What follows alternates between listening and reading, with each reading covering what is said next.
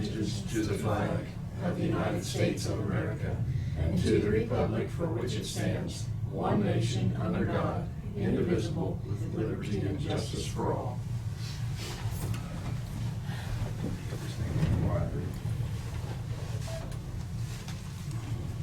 Go off.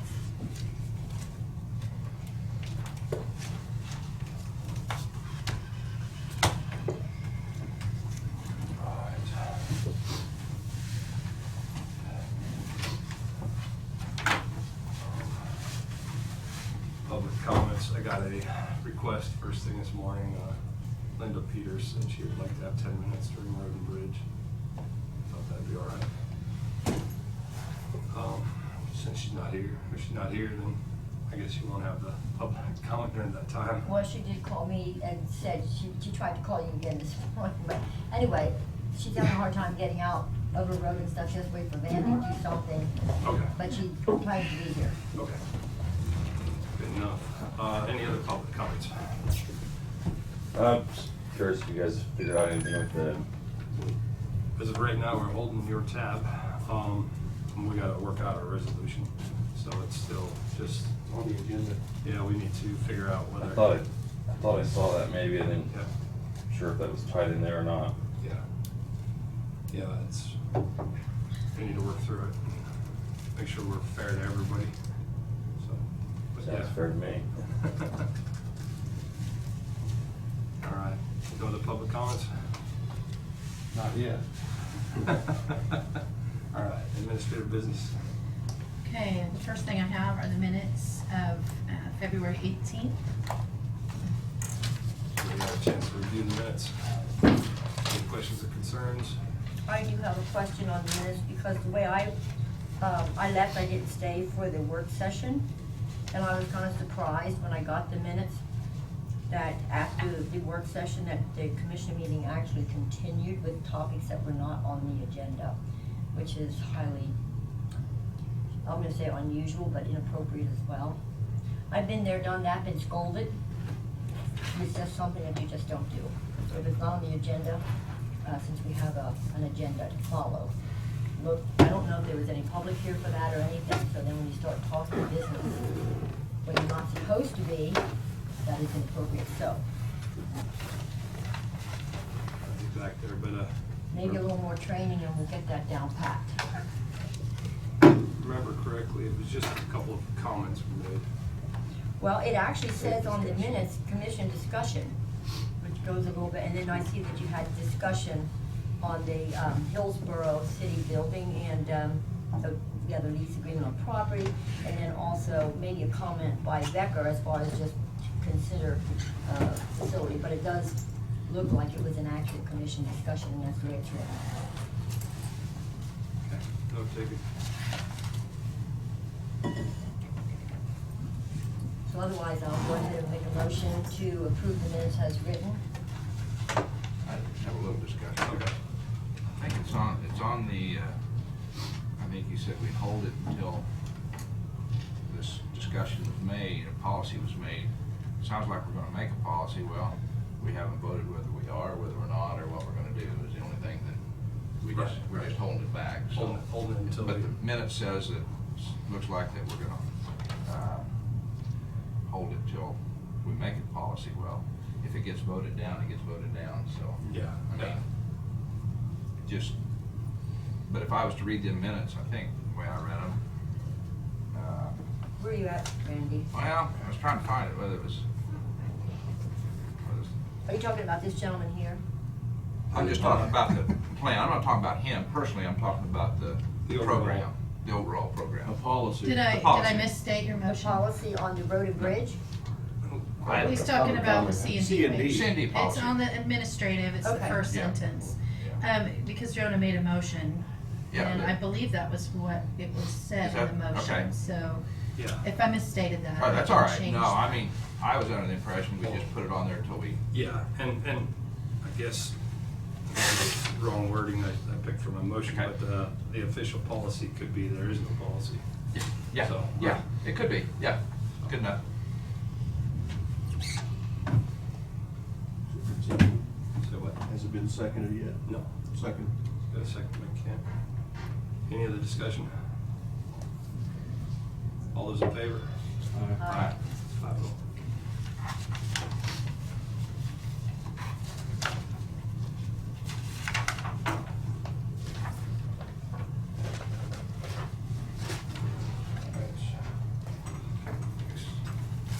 Change orders. Yes, I do have change orders.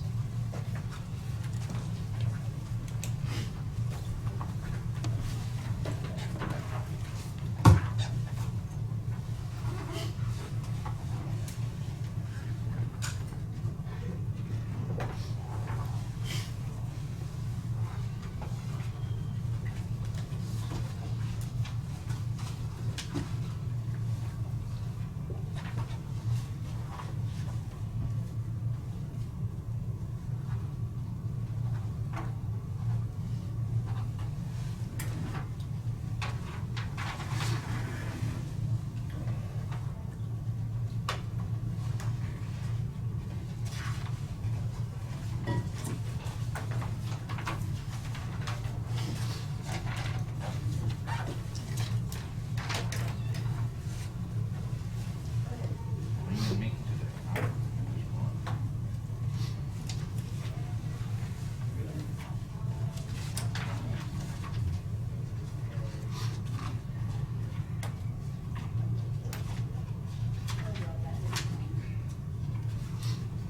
Next on the list is a salary change for Joshua Houghton, Weed HHW and Transfer Station Director. Talked about this last week, from $26.58 to $3,200. New Weed HHW Transfer Station Director, review in 6 months.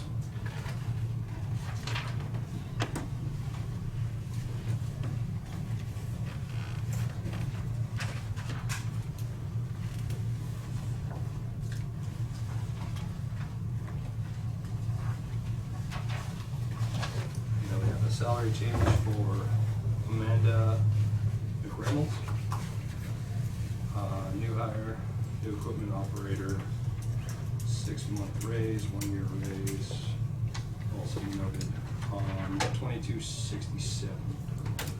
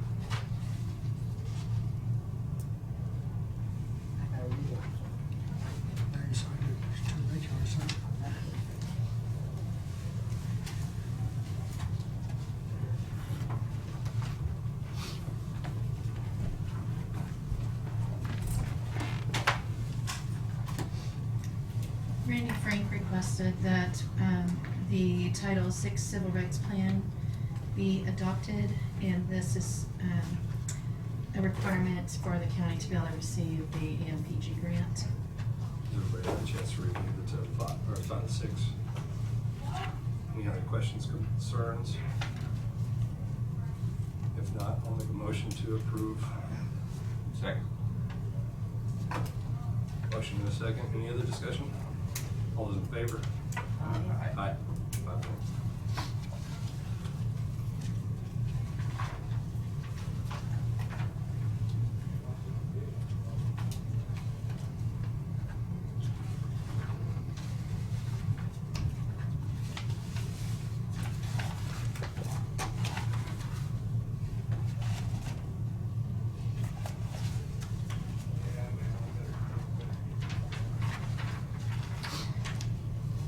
We had a letter of resignation from the Catlin Township Clerk position. Ernie Gray resigned because they are moving, and so that vacancy is filled by appointment of the board. Ross Van Kuren is willing to serve, has been contacted, and is qualified because he lives in the township to serve in that position. And so that would take official action of the board to appoint him. I'd make that motion to appoint Ross Van Kuren to that board. Got a motion? Yeah, I'd make a motion. Second. Got a second by Dave. Any other discussion? All those in favor? Aye. All those opposed? No, aye. Five. Be quiet when I said it. I'm Donald Trump, and I approve this message. He approved of it. Approved. Mercy. Well, Donald, Perfect timing. It's good. Boy. He jumps in every now and then. You gotta watch out. Watch out. Might be a second. Glad I could lighten the mood. Yeah. Seconded it. Yeah. Oh, my goodness. Things just work out once in a while. It happened more in the city council meeting than you ever could imagine. I always forgot to shut it off. Deidre has, at the health department, has the annual grant application to be approved and signed by the chairman. And this was, we had it Friday, we intended to send it, but missed the attachment, so it's in your email this morning. But, this is for the immunization action plan, public health emergency preparedness, state formula grant, total funds, $25,966. Make a motion to accept the grant.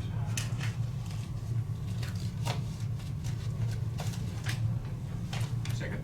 Got a second by Randy. Any other discussion? All those in favor? Aye. 5 of them. Just the one spot. Yes.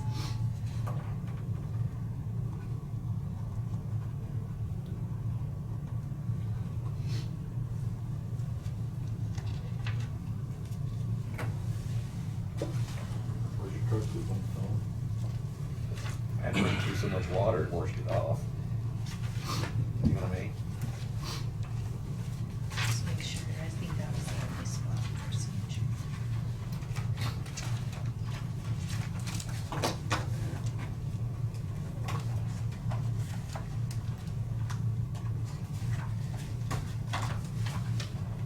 Okay. I do have an employee that has been off for a approved medical leave, and we have a leave request for that employee, a shared leave request. Employee does qualify, so I would just need an action of the board to approve a shared leave request for a qualified employee. And if you want to review any of that information, we could do that in executive session, so that's up to you. I will take Tina's recommendation and make a motion that we approve the shared leave. Second. Got a second by Ken. And any other discussion? All those in favor? Aye. Okay.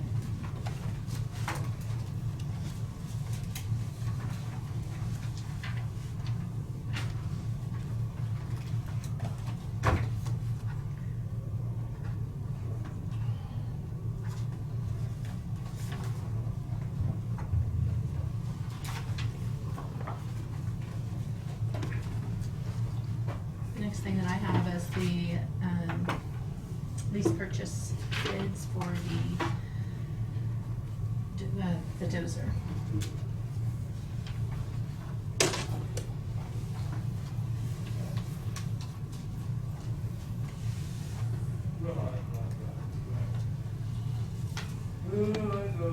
Lease purchase for the 2019 Caterpillar. We got interest rate. I'm gonna hand this one off to Ken. My bank. Low interest rate, well, there was five bids on lease purchase, ranging from a high of $296 from Emprise Bank to $233 from Marion National Bank. Fees, Marion National Bank has $100 fee, but they still would have the low bid because Community National's second lowest, $236 with a $100 fee. So I'd make a motion to go ahead and accept the Marion National Bank at 2.33% with a $100 fee, a 5-year fixed rate lease. Second that. Any other discussion? All those in favor? Aye.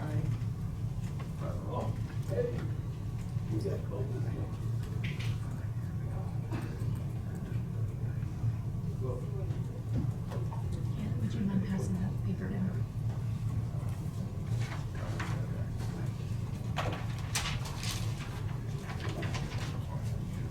Just say- I think you can. Figures up your alley. Pretty competitive, really competitive environment right now.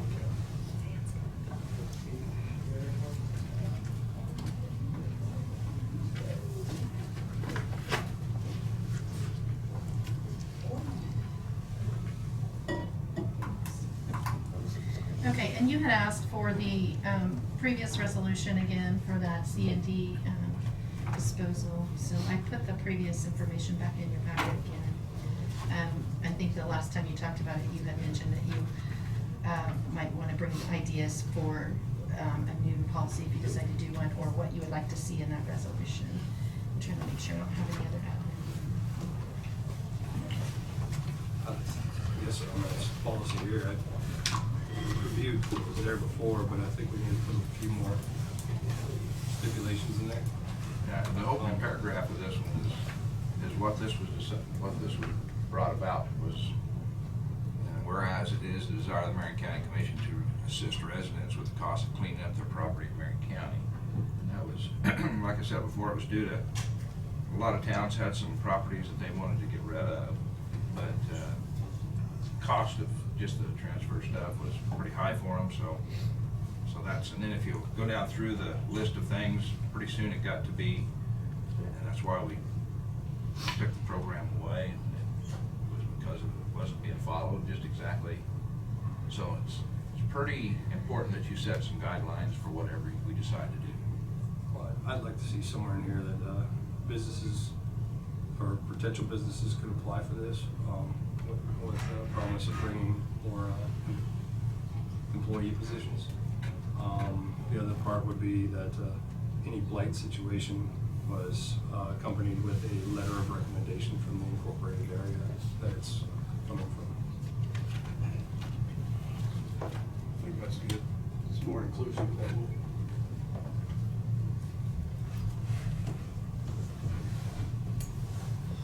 Does anybody else have any other opinions and thoughts?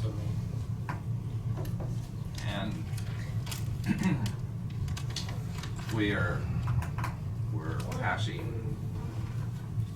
expending quite a bit of money for this transfer station. Do you set a minimum so much per ton? I mean, it's $40 a ton now. Do you drop to $10 a ton to pay for your truck just to get it down there? Is anybody interested in that, or you just let it ride free of charge?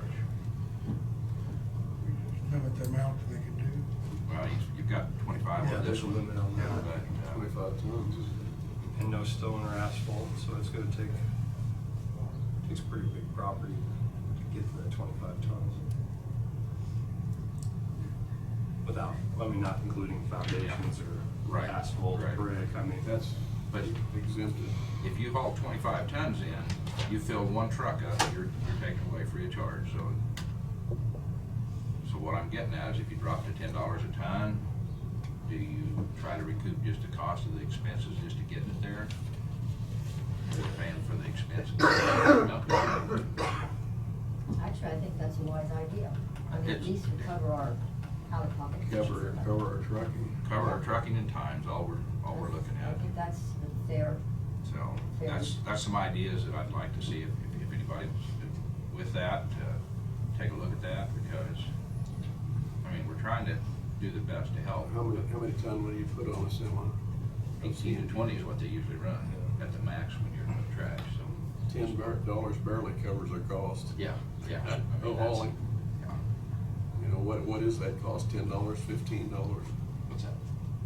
A ton. We'll take $5 a mile times out of the distance and get you what it's costing. Yeah, it's 35 miles, $150, $200, so it's. So I guess it'd be closer to $15 a ton than 10, but Probably. here or there. Mhm. It's just a guideline, shoot $5 a mile. Yeah. So, And then, are you good with the amount of tons that we do this if we do a program? That was Overall. 250 before. Yeah, To stay in budget at the end of the year. well, I don't know that we've had a whole lot of applicants, but then, again, this could open up floodwaters too by opening this. Mhm. It's an opportunity. But, you know, when Roger was in here, he had some recommendations on how we could have a cost share. Can't remember what that policy was on. Yeah, but the city of Marion had 2 last week. 2 structures hauled off. Which I haven't had any for a year before, but, It looks better now. yeah. But, yeah. okay, now, that situation there. Yeah. There's supposed to be, if you have fire insurance, some cities have policies to where that, the amount of money comes out, it's supposed to be right out of that insurance policy to pay for that. So, it depends on the city. Some Yeah, small towns don't have yeah. it, some of the larger ones do have. So, but I don't know about Marion's or I mean, Hillsborough. I don't have any details on Right, the house that burned. but, right, and I don't yeah, either. the taco truck had 30 tons. Is that Total. right? Yeah, I think it was around 34 Yeah. tons. Out of 2 houses, 2 small No, houses. Yeah, the 2 small houses. His project, what it was. That weighed a lot more than I But think did he's- that count all the concrete and everything, the foundations? Justin took any concrete and rock somewhere to That's take Who over. uses that? Probably for a washout. He uses it for other stuff, so Yeah. he took all that. I think all the waste they took over there was just all the wood and whatever was, cleaned up from the You had to jail, gut it out so. some too. And It was pretty gutted out already. So, And I think, Joni, you'd be surprised if you really watched how much one of the large houses talked about the other house that caught on fire here in Marion, just a block away from that one. I talked to the owner of that house quite a bit, and there was quite a few more tons than 25. So, and that was, I don't know about the foundation there, whether they took the foundation elsewhere, or what they, I think the foundation was set there, so I'd have to revisit that. But a large house can run into, they can use that 25 ton. That was a big house. Yeah, it was, yeah. Yeah, it had a lot of garage. Yeah, that let it burn down further first. Yeah, yeah. So, Probably wasn't the driest when they hauled it in either. Probably doused pretty good. We just took down a 2-story house and it took 6 of the big containers. They had it hauled off. the dumpsters, Yeah, they're. Roll-offs. roll-offs, yeah. And it was a lot of money, Yeah, yeah. but it was from way up north and And did it come to here, or did it go somewhere else? they came to us and brought it. We got it from Chapman. Okay, but they hauled it off, didn't Oh, bring they it. hauled it off, They yeah. didn't bring it to Marion County. No, because it would have been way too much. Yeah. I mean, they were the big ones. Thank you. They were packed hard and tight. I think C&D in Harvey counties down around 25, or was down around 25 or 30, and I think other counties give us a cheaper rate when we destroyed the schoolhouse down in Florence. Or somewhere, they give us a cheaper rate for some building, maybe it was for the jail, I don't remember. But it was down around 25 to 30, so. C&D in some places a lot cheaper than our 40 or 45, whatever we're charging. That's no, you have to know what their rate is for C&D, or for our rate going Holland. It's 40 or 45.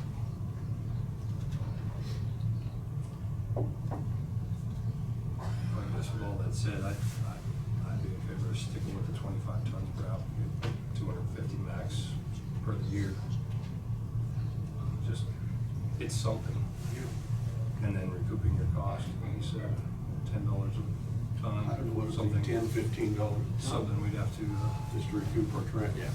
we'd have to task Josh with it a little bit. Give us more of a firm number or a ballpark that. I mean, you kind of figure it, if you're gonna haul 20 tons, 60 miles, and, you know, hour rate, I mean, I'm just ballparking it, I'm thinking around somewhere around $15 a ton. And I'm not saying that we have to recoup all of our trucking, but we have to have some fee.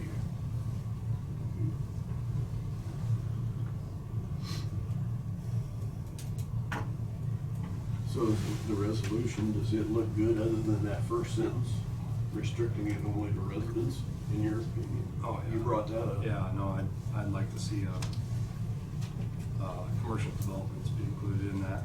And like I said, I'd like to see a letter of recommendation with an incorporated area accompanying the, application for a blight project. So, What if it's just- not in an incorporated area? Then it would be on, I think we would have to have Sharon and have a letter of recommendation, treating it fairly, just so, not just everybody coming in and saying, oh, this barn is a blight or something like that. It has to have some legwork put into it. But who would come in and say this barn is a blight if it wasn't their barn? Well, there's an application. They would have to start with an application. Yes. Right, it would be it would be And then- theirs, but it shouldn't just be open season. And somebody should have to check off on it. That's- Yeah, Sharon should, because we don't wanna do Dickinson's County barns, we don't wanna Right. do Harvey County barns, and Right. things like that, make sure it's in our county. Right, it needs to have a verification that it is something that needs to be dealt with, whether that's a city saying so or Sharon throughout the county. Also, when you're talking Josh, we did have, I don't see it in here, and I don't know if it's ever turned into the county as a record, but whoever was at the transfer, I think it was Rollin at that time, kept a standing of how it went, whose list of what they hauled in and stuff like that. I think that's pretty important to us. Until they maxed out the 250. Until they maxed out the 250, it's pretty important to keep us up to date and see what's happening with it. Okay. I think on your previous program, the applications were submitted and they were reviewed for approval by planning and zoning and the transfer station person. And then they just reported back on which ones have been approved. And so if you're gonna have that same process, I wouldn't recommend having Sharon do the letter of recommendation if she's the one that would be making the decision on the approval of that, jointly with Josh. So if you want a letter of recommendation, you know, if you're requiring it for the incorporated areas from like, the governing body, for instance, I mean, you could look to the township board for that letter of recommendation on those others, but I don't know, a lot of our township boards are not very active, and so, Exist. I don't know if that's something that you would necessarily want to require in the rural areas. I just don't think it would be, probably very appropriate for Sharon to do the letter of recommendation and to do the approval, so. Because she's gonna have to make that decision, Right. whether it's viable, whether it's got any asbestos or anything like that in it, stuff like that, so. Right. And she just walked into it. What other department would be one to sign off on, to keep the conflict of interest without? I mean, would that be something that appraisers office could sign off on, or? It would certainly be hearing from the property owner, I would think. Right. Lowering their taxes. I don't know, just throwing it out there. So did you hear what they were talking about? I didn't. Okay. So what they were talking about is, on the C&D program, potentially re-implementing something, allowing, doing it similar to how it was done in the past, where there's an application, We track all of that information when they take it to the transfer station, and you need to keep good records as far as what's being disposed of and how much, and costs, etc. But basically, what Jonah was looking for was that as part of their application, if it's within an incorporated area, they would need a letter of recommendation from the governing body or someone in that incorporated area that's saying, yes, we support this. And then, but if it's in a rural area, that's what I was asking for clarification about, where that letter would come from. And initially, you know, the suggestion was made that you would do the recommendation. But our past program, the ones that were approving those applications of the properties, it was Rollin, so it would have been the transfer station person and planning and zoning person were reviewing those together with all the documentation and deciding and making the decision on the approval. So I just mentioned that if that's gonna be the way the structure is again, it probably wouldn't be appropriate for you to do the letter of recommendation and the approval. So that's what we were talking about. Yeah. She wouldn't let me throw you under the bus. If you're gonna have an application, do you need a letter of recommendation? And the application go directly to Josh and Sharon? That's how it was done in the past. I mean, Is the letter of recommendation just to get approval from other jurisdictions possibly? It's just to put a little extra in there to validate that this truly is a necessity. You know, not just so somebody can get out of a building. Okay, you bring that point up, and I think that might have been somebody bought some property to build a house. I think that might have been one of the situations that sort of, the house, you know, to them was demolition. But to another person, maybe they want to live in. So just because somebody bought a new house, property, and they want to build there, where do we stand on that? So, and if you read that first sentence, again, it was blight and properties that was in desperate need of coming down.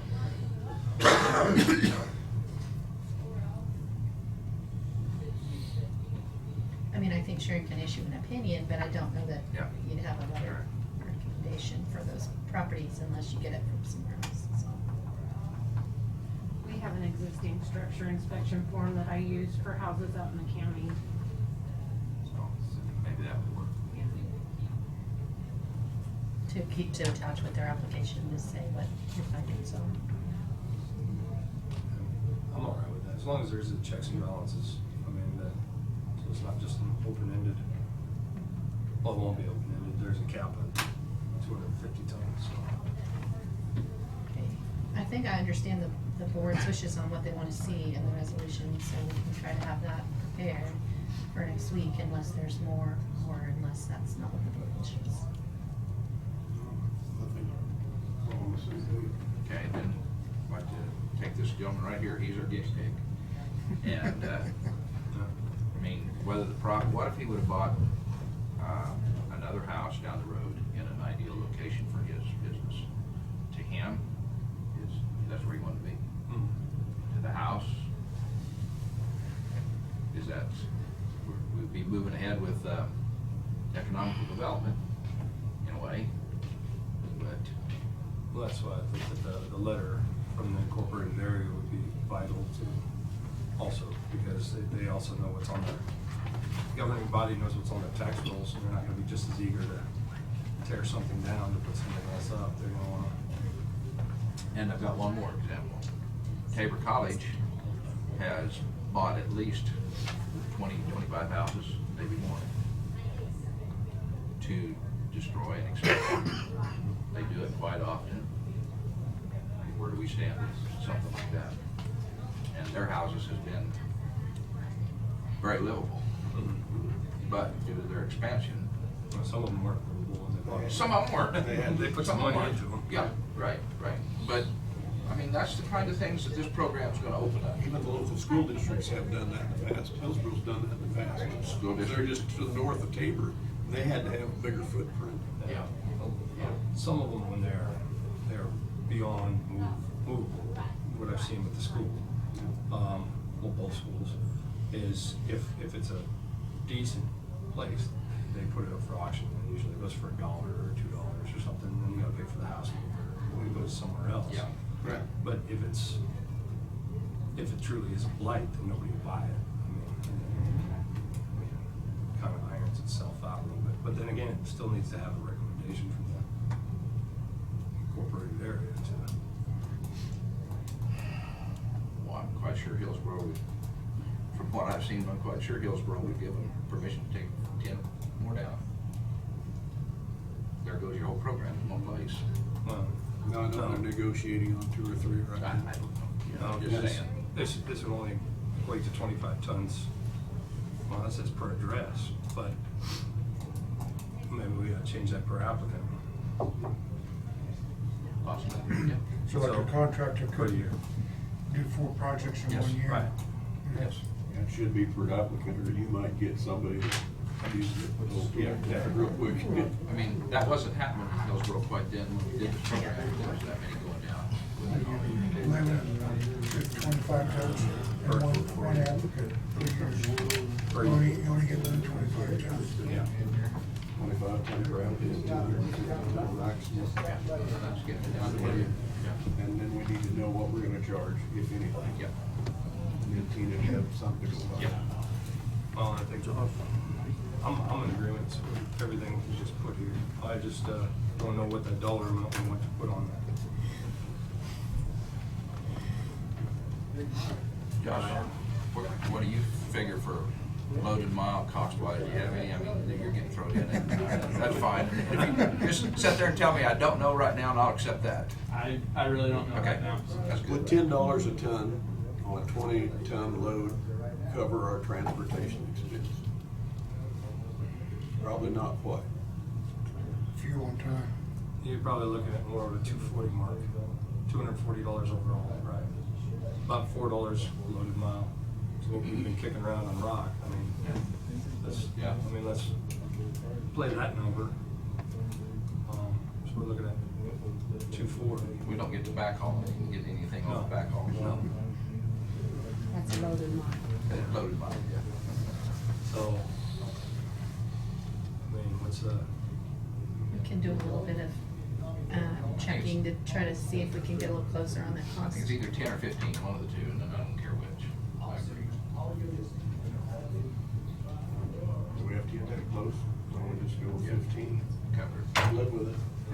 I mean, the program's not gonna last forever unless we renew it. Right. Yeah.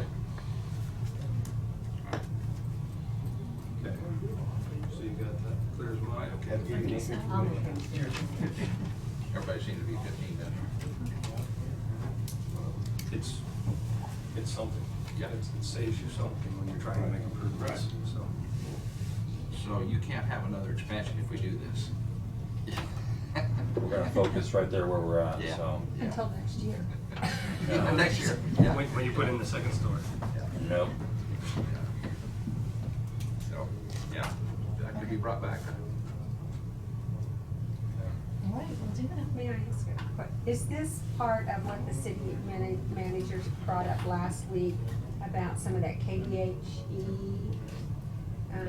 Was it? Is this part of that? No, this is our This program. would be, That's yeah. It's a But- county program. But at the same time, hopefully, we're looking into that also to help the taxpayers in Marion Right. County. Right. I don't know what that application process was, or, Something along the lines of $10,000.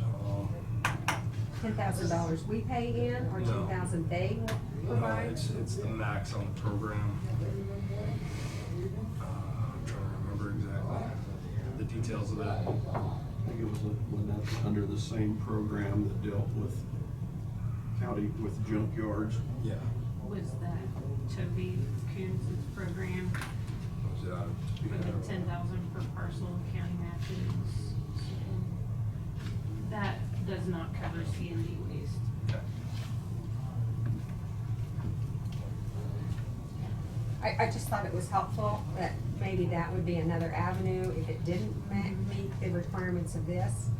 If someone, so, anyway, just another avenue for them to pursue. Could you check on that? Sharon, see specifically what that would cover. Under We heating. brought up two. We brought up two. Yeah, and I think Toby will be here later this morning. Yeah, we could probably, he would probably know if you ask him. But I believe what Roger was talking about are two separate grant programs that the county could Right. potentially apply for. It sounded like one of them might be a CDBG grant, which I think we've tried to apply for before, for a blight frost program, and we didn't receive, so. But I don't know exactly which programs he was talking about. We can get information and maybe. Because he said it was competitive. Right, So, yeah. so that just means we just need to keep reapplying. Yeah.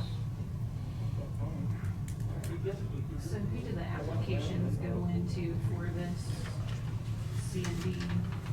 I think that they would go into, to your office. That's the way it was done before. So,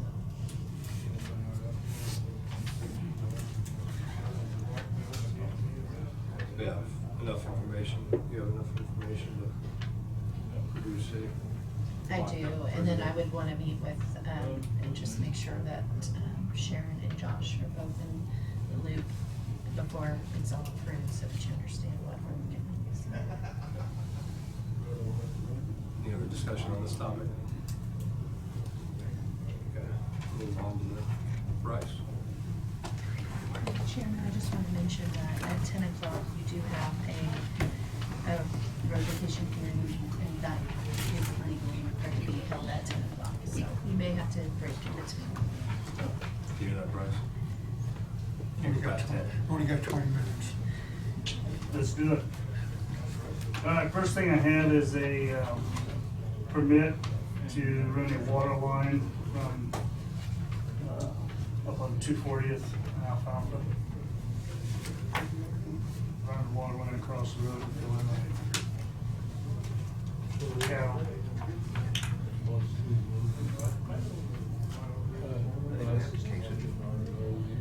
Didn't know, he was still looking at that, but he was gonna go through the line. He said there is a Shawmar gas line and then there's a fiber optic line. So he's going to work with them to check that out. Yeah. Our road policy don't make the case. What's that? Does our road policy make the case? Don't want to Well, cut if you- fiber if optic you- line, I know that. Yeah, no. Can't you stipulate that in your approval, that it would have to be cased, if that's what Yeah, the yeah, commission yeah. would like to do? I'm just saying that if you case it, then they can pull it back out and redo it. That's what you want to do. I mean, Yeah, I thought it was on our policy to require it. I was not aware of I've that. heard- A permanent sleeve? Yeah. Is what you're talking about? Yeah. Like if they're gonna put a 2-inch line, you make them put a 4-inch casing or something like that. Yeah. Right. I'm guessing they'll probably bore it with those two things together. So the petition is to dig in a water line across 240th and at 2814. Antelope, 240th east of Alfalfa. With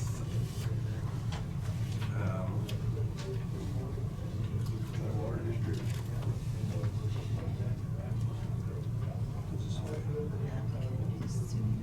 Howard. Howard call it. Yeah. With the exception that they put in a sleeve when they do so. Or is that needed? Because this should be a part of our policy. I think it should be part of our policy. But I'll just look it up and see. Love to review the policy. Like I said, if you want it to be part of the policy, we just start saying that we're gonna require that from now on, hopefully, we'll put that in here. So on this one, I'll make it with that requirement on my motion. Do you want to require a certain size, like twice the size of the line or bigger, at least twice the size, or? I mean, they're, Yeah. you say we can go with an 8-inch pipe, but they don't need an 8-inch No, pipe. you're right, no, twice the size probably. Cover it. Okay. Second your motion. So can I just restate, can I just verify that I have your motion as you want it? That, the motion is to approve the permit application with the requirement that, it be encased in a sleeve. Yeah. For the rest of you that's Twice the wondering why size I'm of the pipe. Okay, asking that is because you have a water break right out there in the middle of the road, then you wash your road away. If you have casing, the water gets leached to the ditches. So it comes up before it comes up. so you added to your motion that it would be at least twice the size of the pipe. Yes. Okay. Second.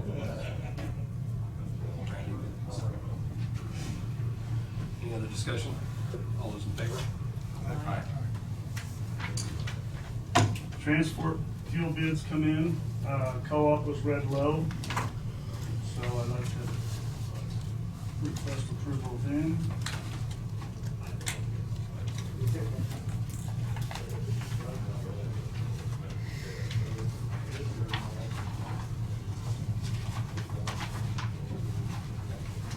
Something I would like to bring up on this. These bids are typically falling in between 1% of each other. Is there any possibility we leave it up to the department heads to make that decision when a bid is within a certain percentage? Oh, that way we can just pull the trigger and go. I don't have a problem with it, they've always gone to commission approval, so. Right. Well, I'm just saying, when they're tight enough, I mean, if they're out of whack, then maybe something needs to be looked at, but. I like it to stay with commission approval myself. You come out of your budget? And right now, your fuel's pretty low, but you get to dealing with $4 a gallon fuel, and that price gets ugly. Yeah. And so, But it should get ugly across all of them. So. well, it will, but I mean, just for us to realize what kind of money we're spending. Right. I mean, yeah, I mean, we're probably gonna have to have it anyway, but when you blow your fuel budget plumb out, just like you blow your rock budget plumb out, then we got problems at the end of the year. Well, I just thinking maybe the head could make the choice and bring us the fuel purchase for that month instead of reviewing the bids. Why would that make a difference? I mean, it doesn't take that much time. I mean, I just like to be in the know as to what we are spending. I'll make a motion to approve the co-op rate bid of $15,397.40 for diesel and unleaded. I'll second it. We have a motion by Ken, second by Dave. Any other discussion? All those in favor? Aye. All right, area fuel bids, co-op was also low. Two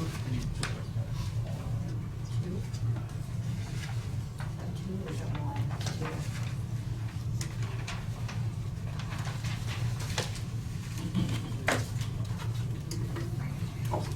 I'm sorry.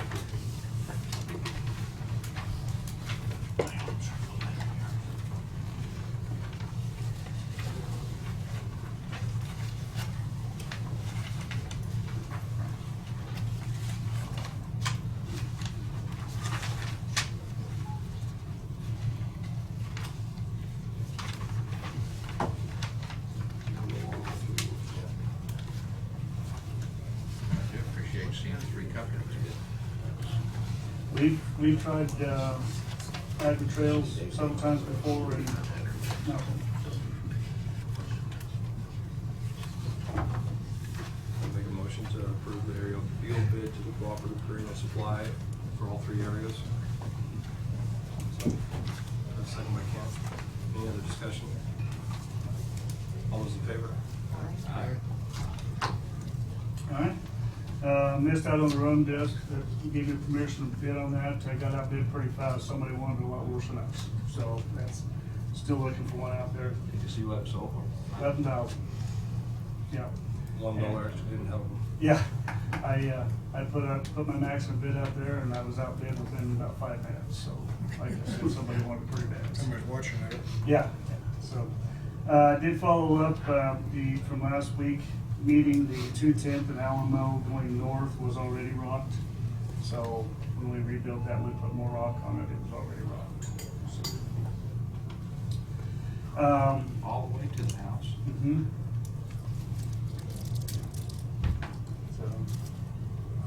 I was gonna talk to the commission, I would like to, The city of Marion is going to be mill and overlaying the west end of town.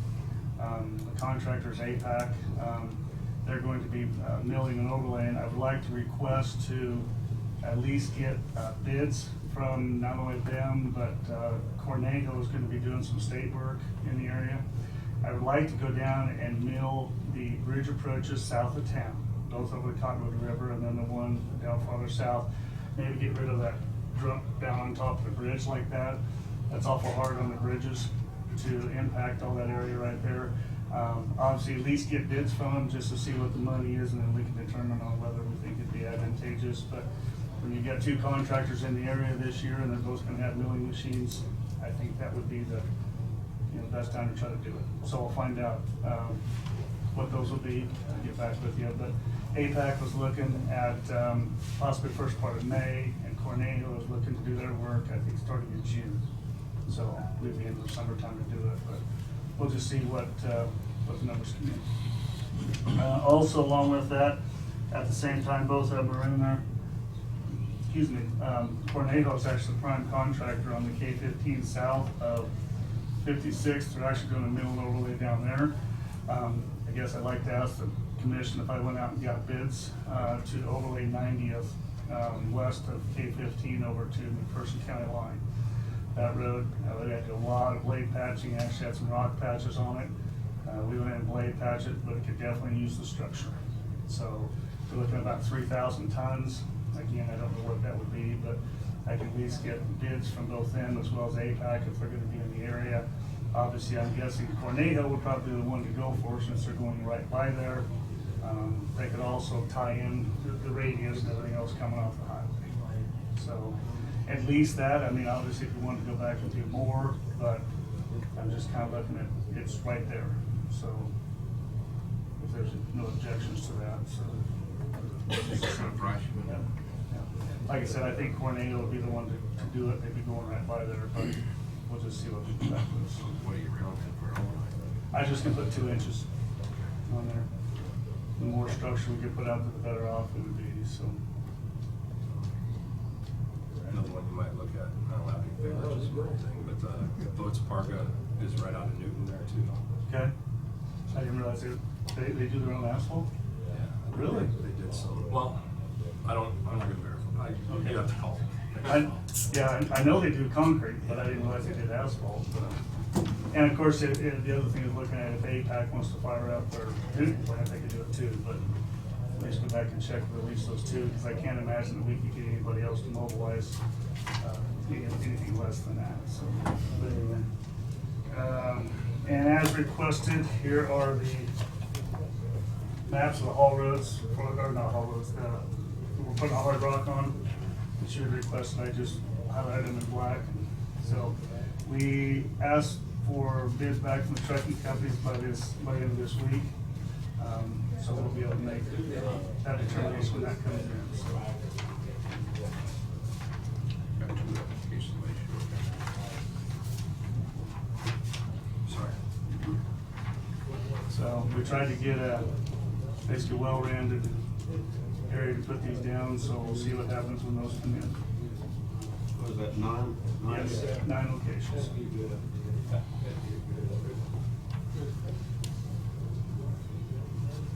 So, other than that, that's all I had. So, you guys have anything else you wanna go with that meeting, that thing at 10 or whatever? That was a request for 10 minutes, but we only got 6, 7. I can show you something else that I come up with and then have the 10 minutes after the road meeting or the road closing. It's up to you. I just have, there was always questions about, what can be done on the county roads. This is the law. I got this from Jesse back when we did the road and county commission, when I did that. That talks about the law and how it's written. At that time, we were also talking about, share. So, but they were talking about that is the law that actually, I just gave you a copy, so I'm gonna have to look on one of you guys. It talked about how, I'm gonna do this. Okay. It talks about unlawful obstruction, excavation, removal of materials, dumping trash or other materials, or plowing of roads. The penalty, we brought this up at the time with people were farming the ditches. So we looked at, was there a law that kind of helped that? This is the law that's in the books. This was given to me. But it also talks about, there's no place in there that says it is against the law to someone fix their road. It is more if you can't go past that road or if they destroy the road. But it doesn't, so I just wanted to make sure that the commission, when we talked about this, this is the law. So there is a law that can be held accountable for people that are farming the ditches if we want to abide by that. But this law does not say anything about fixing the road, so. Yeah. What will come up before was we needed to address anybody that would work on the roads needed to be at our standard. But first we have to establish what our standards are. Right. Yeah, so I just want to make that clear that these are two separate things. Right. That's what I was trying to get at. What's that, Cassie? Oh, sorry. That's all right, I just want to see. We can make another copy. You can email.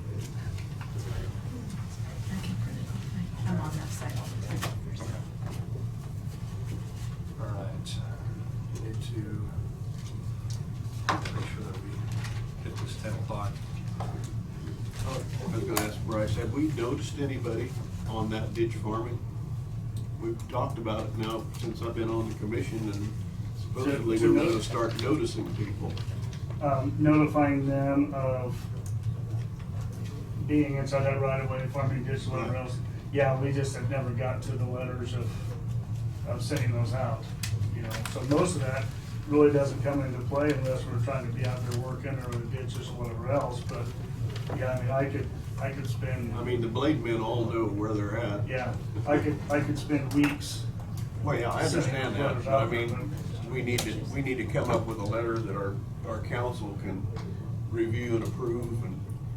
And actually, when we discussed that, we did give a directive to Jesse at the time, because the road grade operators know where these places are. Right. And they were supposed to report that Turn in a to list or Jesse whatever. of the places, and then therefore we were gonna take it from then, and of course it never happened. So just to get the ball rolling, if we can get our blade men to write it down.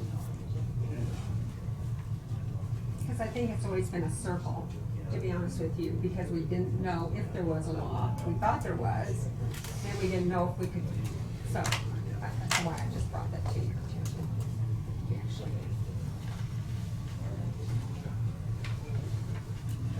Thank you.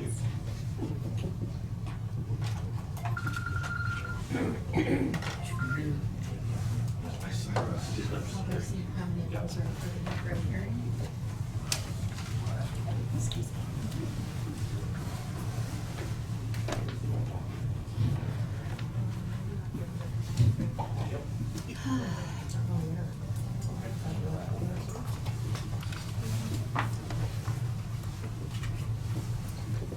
All right, it's 10 o'clock. It's time for the road vacation hearing on 360th.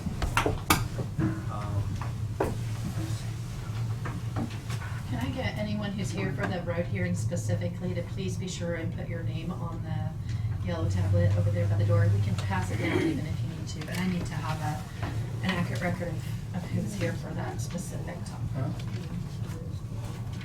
If anybody's here to speak to it, just make sure you clearly state your name so that she has another chance to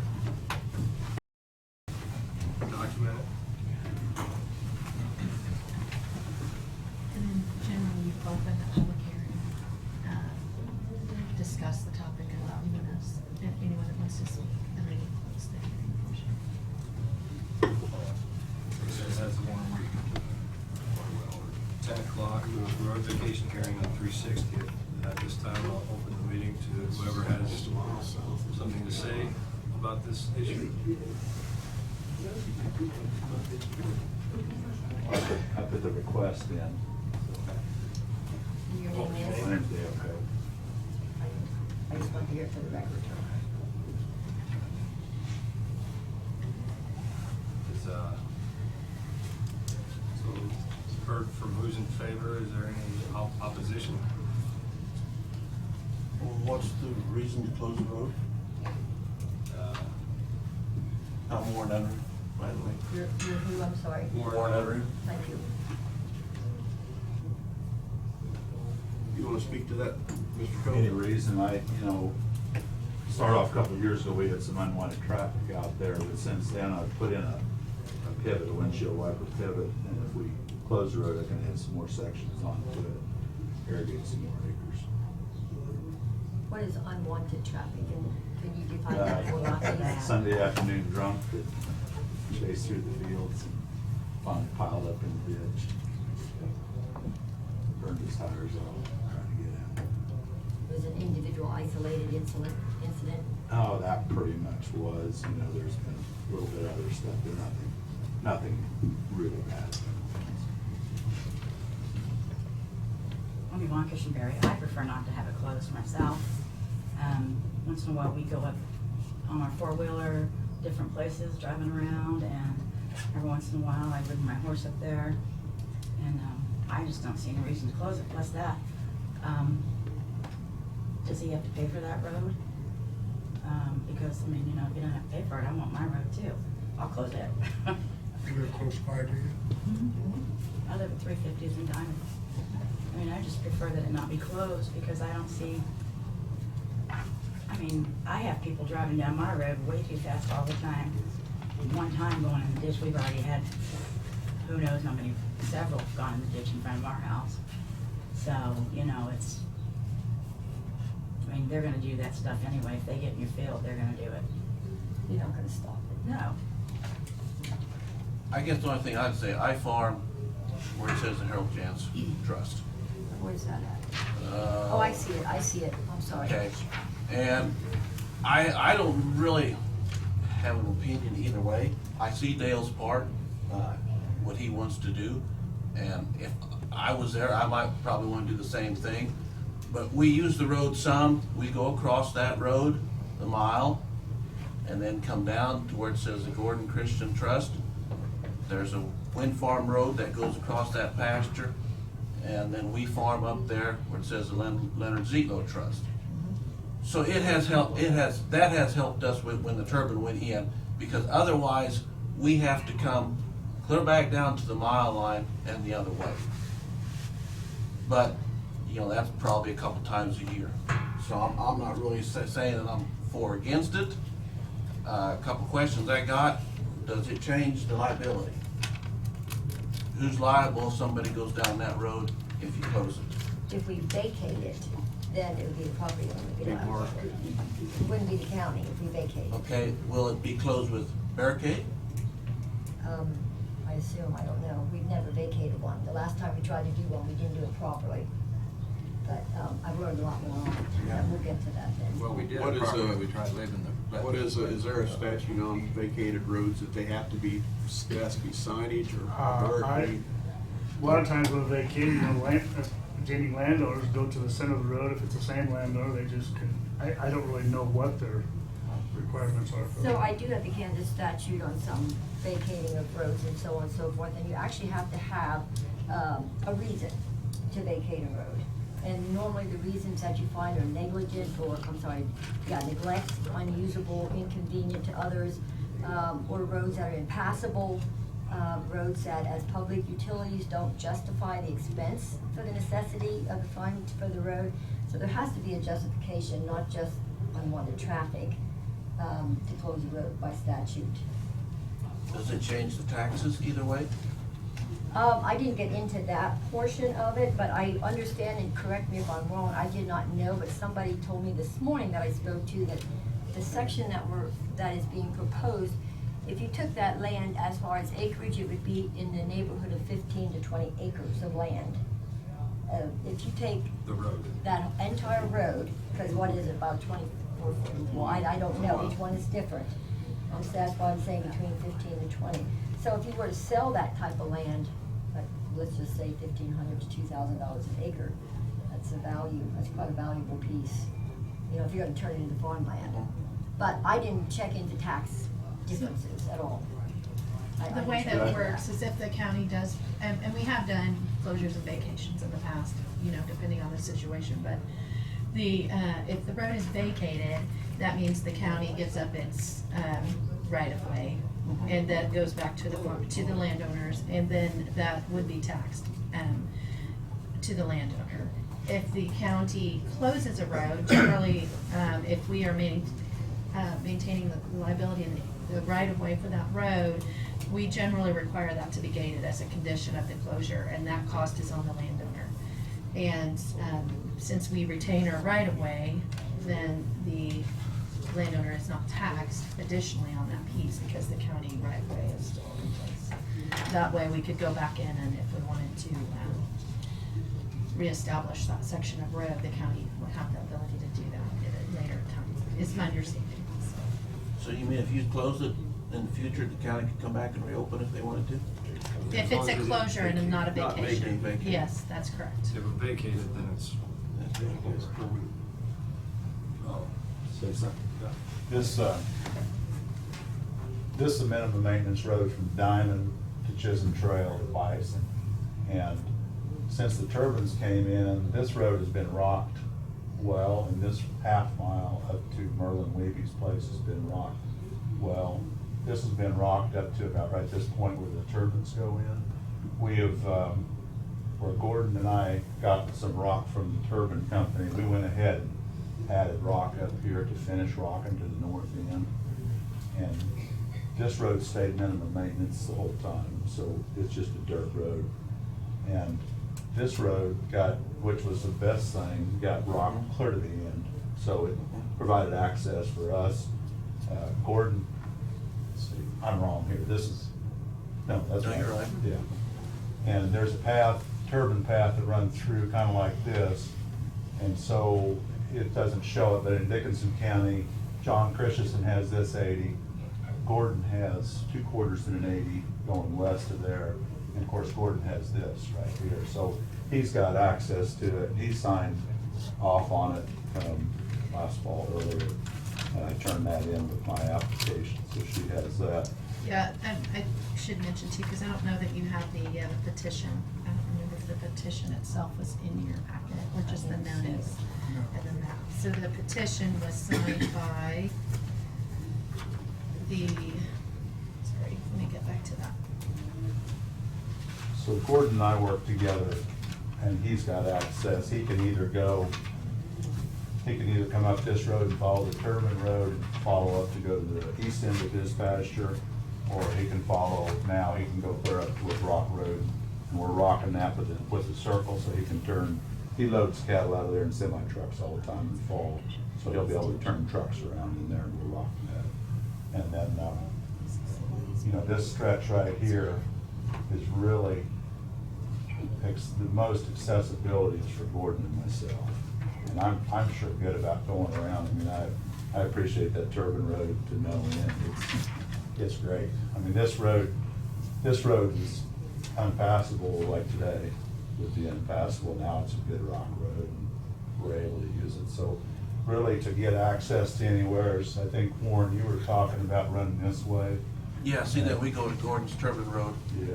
But I mean, And now it's rock yeah, on Chisholm and Diamond. Yeah. I mean, Chisholm and. that was just always a shortcut for us to get across.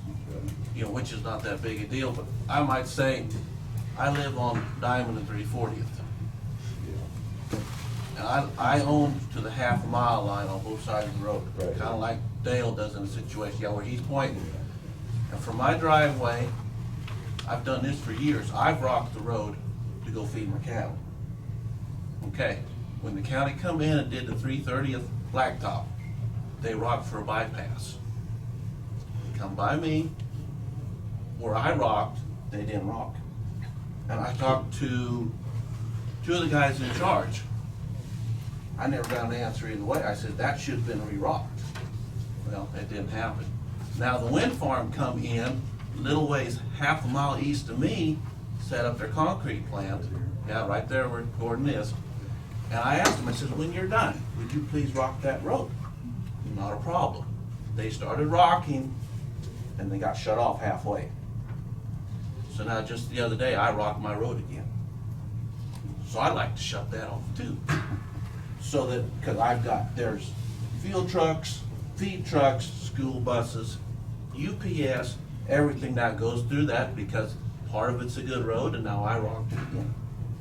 I'm gonna rock it because I'm not gonna tear up my machinery going to feed them cows and then hog all that mud back on my road. Got a solution. Instead of dragging this road a couple times a year, just give Warren some rock. There's a guy behind you. Yeah. Bryce. Bryce, to ask you a question. Yeah. Is there any utilities along this stretch that would need to be a concern? I know once upon a time I heard about fiber in our road I didn't know about. That's on 350. That's running along this road right there. And all electric utilities are all, Yeah, I don't know of anything. In fact, there's very little maintenance done on this road, because there's not many people who use it, and I think that's why, so. Is it posted minimum weight maintenance?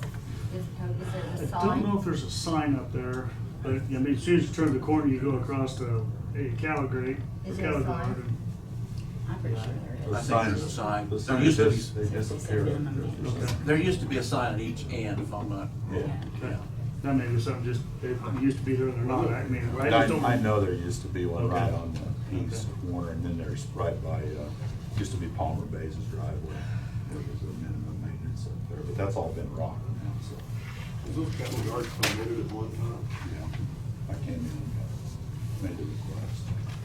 So I also have a letter here from Lane Dick, who says that he is strongly opposed to closing this road, and so are several of his neighbors.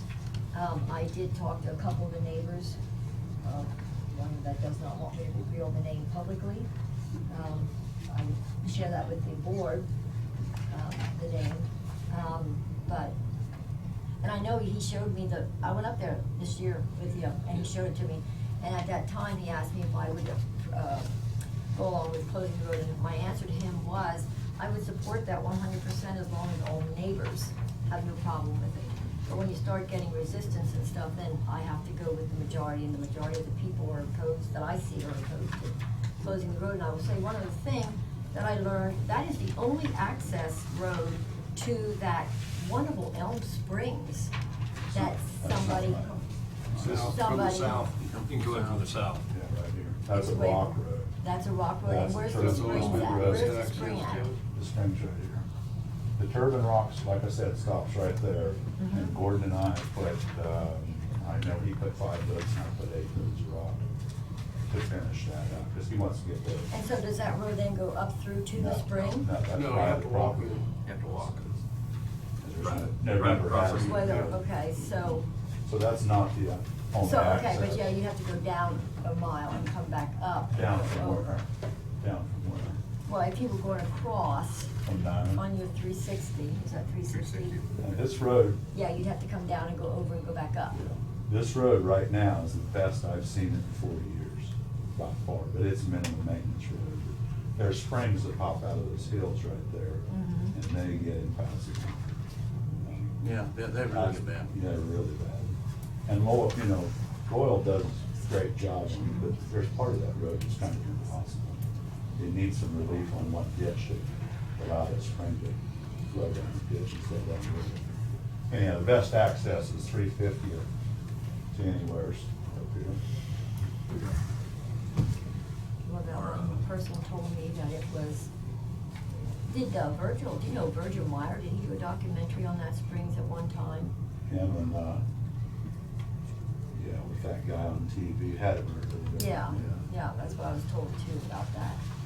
It's quite a historic Virgil site. Virgil didn't go down that road his last years when he got stuck in there and ruined a couple of wheels on his pickup. So in Logan Township, we have Lane Dick is the treasurer. I just bring that up because, on our petition for vacation of the roadway, we also have Gordon Christensen and Larry Cushenberry. And Larry's also the clerk of Logan Township. Larry signed it, did you know that? I didn't know that either. So, He told me he was opposed to it, then when I seen his names, I said, didn't go. So I don't know where he stands, I don't know where he stands. so we need to, He signed it for me, and Gordon did too. I had talked to Warren's dad, who was on the That's board right, yeah, also, yeah. about 2 years ago in fall. And he said that's fine with me at that time, so I have not talked to him since. Yeah, I don't think he'd have, big objection. I had a call from Dora, is that your mom? Yeah. And she just had a question about it. She didn't express an opinion one way or the other, and I said that if she wasn't able to, or if they weren't able to attend the hearing, that perhaps if they had comments, they could submit it in writing, and I never received anything from them. Is it a question I can answer? Yeah, I don't think today, because I talked to Dad the other day, he's in a nursing home in Heston, and I don't think it'd bother him either way. But he was concerned about, the only thing, if you start closing roads, where he's gonna stop. With the road situation that it is, you might have a few more people come up and say, hey, if we can close my road, I'd be more than happy.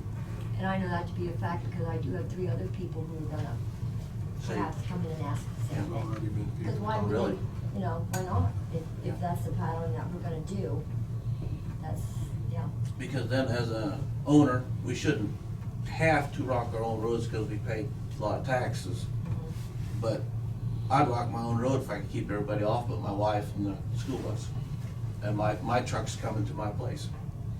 Yeah, as I was inquiring about this and just talking to other people and stuff, I have several other farmers that, it would be beneficial to them too to close roads adjoining their properties and stuff. And so, Would you allow an irrigation system to go over the road? Afraid it'd be a liability. Well, it would be if someone come through and hit it. For the middle of the night. That's when it would happen. So the, Question? So when we're talking about this road, you're saying that there's springs. I know all about springs coming up in that area. How difficult is it to maintain, Mr. Goble, What's that? the road? How one hard from- is that, we're talking about that road, how much money are we gonna end up spending on that road to try to keep it at a minimum maintenance? You're talking from Chisholm East to Diamond? The one that they're thinking about? Well, there's no- Yeah, that's what I was Yeah. talking There's honestly, it has to stay minimum maintenance because in order to fix it, we'd have to buy right away for 50 foot on either side to flatten down everything else. As far as the springs go, you tell me when the springs are gonna open up, when they're gonna close up, how much they're gonna run, how much it's gonna rain. That's what's causing the problem. They're right. It's got bad ditches on either side and it stays, minimum maintenance. Oil hits a couple times a year maybe.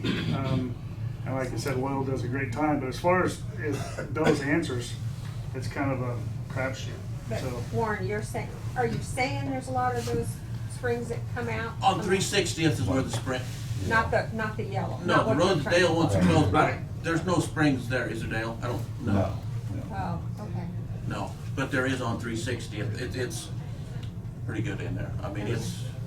There's, This one's, I've never seen one worse. yeah, there's times It during opens summer, it. you think there'll be tracks in there that deep. It just comes down the side of the hills. Yeah, 2 falls ago, I got stuck going downhill with that 4-wheel drive. Wow. And I just hung out that was just gravity. So And if Laurel that road bladed is it, you know. impassable, then the next road, you can't even get on that road. Well, yeah, you can, the one that he wants to close, Yes. yeah. The But way you to know, get there is now come on 350, if you Yeah. go north a mile right there and then across. okay. This used to, up to this mile and a half was minimum maintenance. Oh, And the turbine people came in and made a good road. I think I remember Larry telling him, Larry O'Kanda, because he said we could come up through there still if we wanted to. Yeah, and you're welcome. I remember Your that. neighbors are I welcome, remember because the now. neighbors aren't a problem at all. It's just some schmuck somewhere comes up and So- I remember you saying City that, folks. I do remember Yeah. that. We Wasn't have nice. Gordon in favor of it. We got Mr. Cope in favor of it. I'm looking here at Faith Meyer. Who maintains that? That's my wife's. That's yours also. Yeah. Well, now, is she in favor of it? Have you talked to her? Should have asked her. Actually, the one that signed it is, that signed the petition is Mona. Mona Cruz. Okay. I guess from a financial standpoint, Then the only other property I'd be concerned about is the Herald. Janet's. Janet's? Yeah, I know they got a letter. I farmed that property, and Brad, he's your attorney? I thought maybe he would be here today. Later. So I can't speak for him. I mean, I don't know, I didn't ask this to Dale. Would you ever be in favor of closing 360th at the first mile? Fifth mile? You know, the only two people that use it are in this room. Well, Gordon. Yeah, Gordon, yeah. You know, That's, I don't care one way or the other. I really don't either, but it's, I don't imagine you pull your hay out that way, you no, probably sir. can't see. No.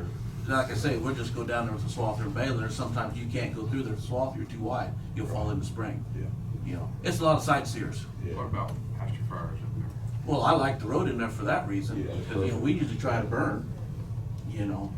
It can get pretty wicked up there. Yeah, it can get pretty Gets away. wicked. Oh, that's all grass. Yeah, I mean, you gotta know what you're doing. Yeah, it's 3 miles deep to the north.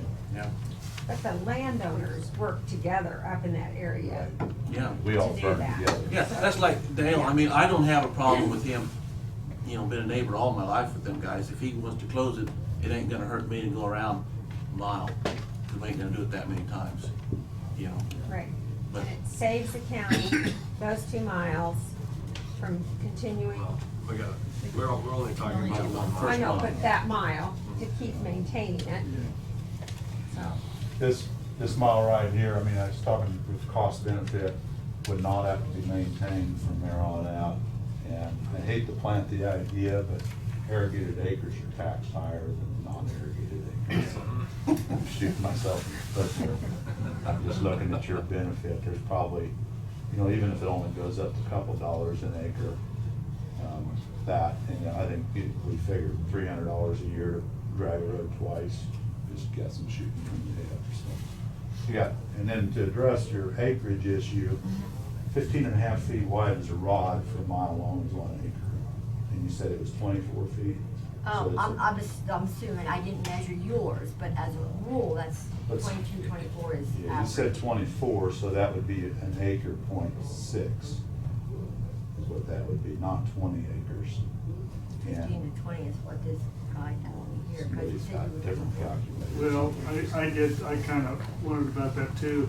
I don't know what the county right of way or the easement, whatever else is through there, but 50 feet long, 50 feet wide and a mile long is 6 acres. Mhm. So, That's right, I said that wrong. 8.5 feet a mile. yeah, so, So but, it's about 3 Half acres. yeah, like I said, I don't know what the right of way. I'm gonna say it's 30 feet, Okay, maybe so yeah. 25 4 feet acres, or something on that. And so if we vacate that, then ultimately that would turn all into one great big pasture No, just a tillage. or a field. Okay, I'm sorry, till field. So you will ultimately be tilling that 6 acres or whatever it is, 8 acres, whatever it is. So that would offset your tax increase. Yeah, well, I don't have, you know. No, I'm just, I either had way to is a throw that problem. in there, I had to throw that there. Well, it'll be taxed a lot higher than the road is taxed. That road is taxed at all. It's not But taxed, it's not not. supposed to be taxed at all. So there will be a couple acres added to the tax roll.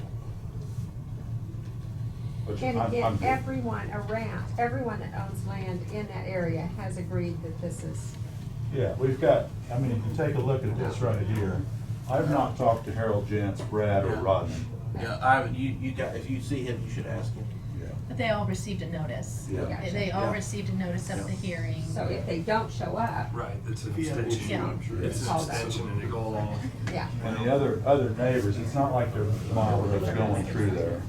So the other neighbors is basically Gordon Christensen and John, his son is right here. So those are, really, I mean, Gordon's the one that's affected, if anybody is affected, by far the most.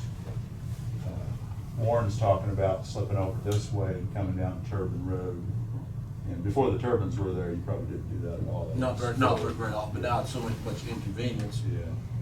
that we can do that. So it's really mostly Gordon. by far the majority. And he's assigned that He signed off and said he was okay. He knew I contacted him, he knew that, he said, you're in. Yeah. So I guess, when you make your decision, I would ask you to do it on the science of it and the facts of it, and not just the emotions of. And what would those facts be outlined for you again? Facts would be an economic reason for the county.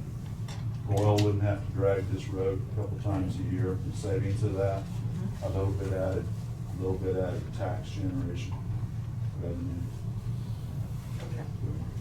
That's. Liability from the county standpoint would be reduced just because you don't have another road to be liable, which I know that's not a big thing. And I just wanna make sure, because like I do know other people who are gonna want their roads closed. Yeah. But I think you have to look at all And for the same those. reasons, I guess, if that's gonna be it, so. Yeah, but you have to look at each road objectively and find out. Well, when you set a precedence, you set a precedence. Yeah. You know, if you close this one for this reason, then you gotta be allowed to close that one for that same reason. I would venture to say that most roads have roads going. And I'm not disputing, I'm not here to argue with you, I'm just simply saying that if this is what we're gonna do, and if this is the way we're gonna do it, you can bank, there's gonna be other people that are gonna wanna do that too, because it is beneficial to farmers. And so, and who doesn't want, if they have land on both sides, or to get to their land and they can get their neighbors to sign off, why they would wanna do that, so. Up in that area, there's a lot of roads that have springs running down them. And, the more of them that don't have to be maintained, because to fix them right to where those springs don't go down the road, it costs a lot. Yeah, but the county never goes in and fixes those roads like Uh-huh. that. The ones that have springs like that, unless there's a house there, the county doesn't go in and fix it Well, like that. yeah, but then They they're just impassable, just as well be closed. We've got a half mile up there that could be closed, the spring Well, runs we down, have you lots can't of roads drive that are it. like minimum maintenance, and I mean, whether it's a spring or whether they're rocky, I mean, they're horrible, but they're minimum maintenance for that reason. The county don't go in and rebuild those. Just like 350th, when it came through here, it was a minimum maintenance. And if somebody would have wanted to close that, I would have objected, even though I couldn't go down it today. It's dry 95% of the time we could, and Warren would object to that. Well, I'm here, excuse me. But, this is completely different because it allows access off Diamond to, the residents that live here and all the rest of us that have property up there. Yeah, So those that's- turbine roads, like what he's pointing at, you can't imagine, all the traffic from those people in that corner are going to Diamond and coming this way because of those turbine roads. I just hope that those roads stay maintained. Because that has been a benefit that you can't imagine how. I mean, for Dale and for me, for feeding cattle in the winter, outstanding roads. Well, they did 350 is between, Diamond and Chisholm, and it is not stayed. Well, they did put the stabilization in all of those roads though, they only did it in some. Yeah. Some of them were Big just, mud mess some of them and- were just good, thick I'm rock roads. gonna have to pull this card, because we're gonna always get criticized for not staying on point. Yeah. So, I guess my ending, I just say there's an economic benefit. I'll pay a little more tax and you'll spend less money. And I just ask that you be objective and considerate. Will you leave the gates open for the neighbors, unlocked for the neighbors, or? I always have. You have, okay. I remember talking to you now. It's a good I conversation. saw you, yes, we're gonna need that for the record. Bryce, do you have an opinion on this? Doesn't matter either way, like I said, we don't hardly maintain it, and, the signs have been up, I don't know if they are now, we could put signs up, but obviously depends on your decisions. I mean, like I said, Marion County has too many roads. If you make a decision, you need to pass a resolution to either close or vacate. History. And it sounds like what they're requesting Every is. state has a mile there. And go to Chase County. What's your name? Because I wasn't sure which way you were gonna. So you didn't tell me your opinion, My what? your opinion on He this. doesn't have that. You here for Okay, I you did. here for this reason? No, I didn't, yeah. You're just here to observe. I'm just a guest. Oh, okay, I just never seen you. Well, awesome. Actually, I have a. So I'd rather state for the record that you're. On this issue? Make sure something. what was the number? Totally on each. Yes, but I then would I'll like to make sure make you sure stay. that I have that in there, whether it's closing or vacating. And I think in this instance, if you're gonna go through the road, you probably need to vacate rather than just close in that section. Everybody, take a look at this first. That would be same up there. If you vacate it, you take completely, lose it completely. Yeah, you don't have the right of way anymore, and then that reverts to the landowners, and then they are taxed on the property. If you close it, they can't form a cross. Well, let's talk about some other things in this here world besides just that little piece of, we have closed roads that have had bad bridges, bad access. At that time, the owners owned both sides, but now, the one down here, right down here, east of Peabody, the owner decided to sell out. So he split the property, way it goes. Now it's two different owners now on some of the properties. So take that in consideration. Today's today, tomorrow's tomorrow. And what's gonna happen, there's not one of us in here that can tell us what's gonna happen. Hopefully it don't split the ground. I mean, I don't think you want to split it right now. I don't think Warren wants to split it or anything right now. Wants his family to continue on. But I think that's what we have to look at is what's down the future for some of this ground. I've been up there, Dale's called me before, and I went to that, I didn't even walk out to the springs the last time I was there, but I know that road. We put the cattle guards in. We didn't, you did. And I thought that was pretty well to leave access, but we just had it last week with this gentleman sitting right back here about four-wheelers going down and being the pain in the rears that they are and tearing things up. And so I have some real hard feelings on vacating because we just now seen what the wind farms come in and did. What happens if something very important wants to come across and goes to across that road? You would have to be the one to give the rights to that person to do it, or whoever owns the ground, not you in particular, but that's what would have to happen, where if something beneficial come in for the county up there across that line, I don't know what it's gonna be, what it might be, what it might not be, but the county can get permission at that time. And that's pretty important to me too, because everything's changing. From 30 years ago, 35 years ago, the way we do operate the gas company, it's different. Telephone companies, fiber optic companies, the world is changing so much in the last 20 years even. So even though we're the last ones here in the center of Kansas to get some of the stuff that comes from the coast. So I have some tough times unless there's some sort of bridge, some sort of major problem in the middle of the road that's really causing us, the county, some problems. So, and then there seems to be one of them is going to step right in the door right there, Mr. Eitzen. He keeps buying more ground, so somewhere he may be in this ballgame down my area. He has a couple roads he wants to close. So, You bet. so that's He's one of that's some of the things that I really cherish. She come in with the attitude that she'd like to go down that road. Now she's changed her attitude because her husband's on the signature.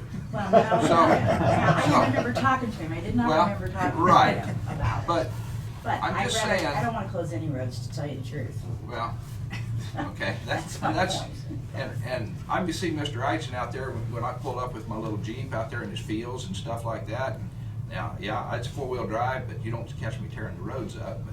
But anyway, I'm just saying that I look out for this kind of stuff for the future, not just for today with my vote. We have closed some, they put gates up, we closed them, they put gates up, and that stopped a lot of the problem. I don't think it stops your problem, maybe because of the open fields up there probably. So there's two ways to do this, and you mentioned something earlier. One way is to vacate it to where you never had rights, and the other way is to maintain rights, but You have to close it. Close it. So one of them is you could come back in the future if progress happened. Yep. And a city was built there over Elm Springs, that you need access. So I'm not opposed to either of those ways, really. If we closed it though, you wouldn't be able to run your irrigator through it. And we would be liable if we just closed it for any damages. No, the only way you can We run have your to be irrigators is if it's liable. vacated. Okay.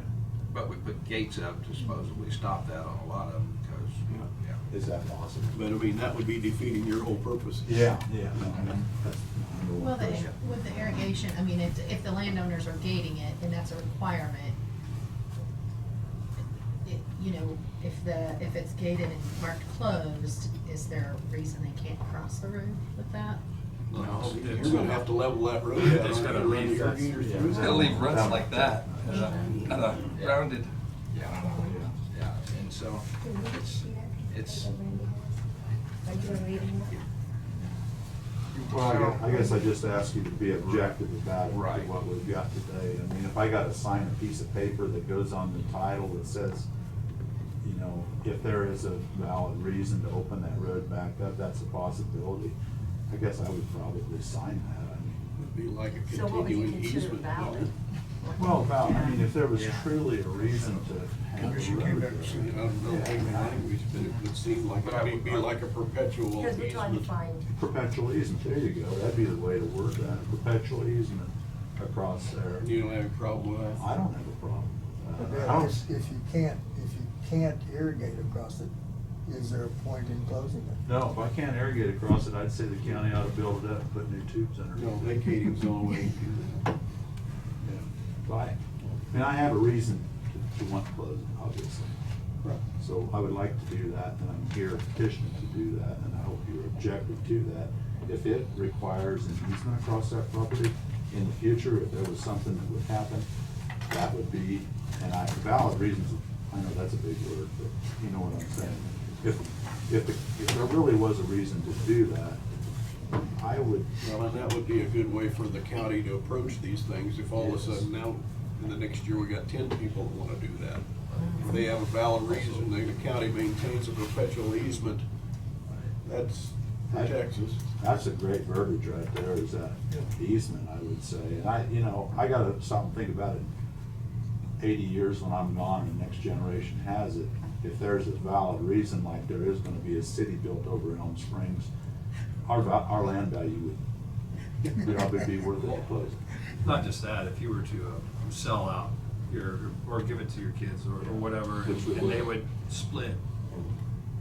You know, families fall out sometimes, and they need to have that easy access to this one and to that one, and that's what I think Randy was addressing. Well, I can probably address that in our will. Well, I'm wondering if we could address it more of a first right of refusal. Okay, If- I like that. No, I think you need to stay with a perpetual easement, because that just goes with the land. It stays with the land, whoever's titled, it's in there. And that would relieve you of liability. Well, it'd relieve us of liability, but it would open it up to all of a sudden, yeah, we've got a settlement wanting to go in, we need to make a road out not all of this. And the authority still would lie right here, perpetual easement. I think that, you'd probably wanna ask your legal counsel if you can require that on a vacation. Yeah. So the petition was to close and or vacate, so. Right, not all this other stuff. Well, but I mean, if you decided to vacate, if you did it with a condition on it, that's, you could potentially do that, or to close it with the So- conditions, so. one more decision here. We've got one township up here. How many townships we got? 20-something? Something like that. So we got somebody in every township coming in doing it. Yep. I, How many roads you wanna close, Randy? But every situation. Different, correct, correct. So I mean, that's. But how long are they, Randy? But finally, that's the job of the board is to. Would you let Randy run his four-wheeler on your road after? Sure, just as long as he does what I tell him to. That was a joke, Randy. I know that. But hey, and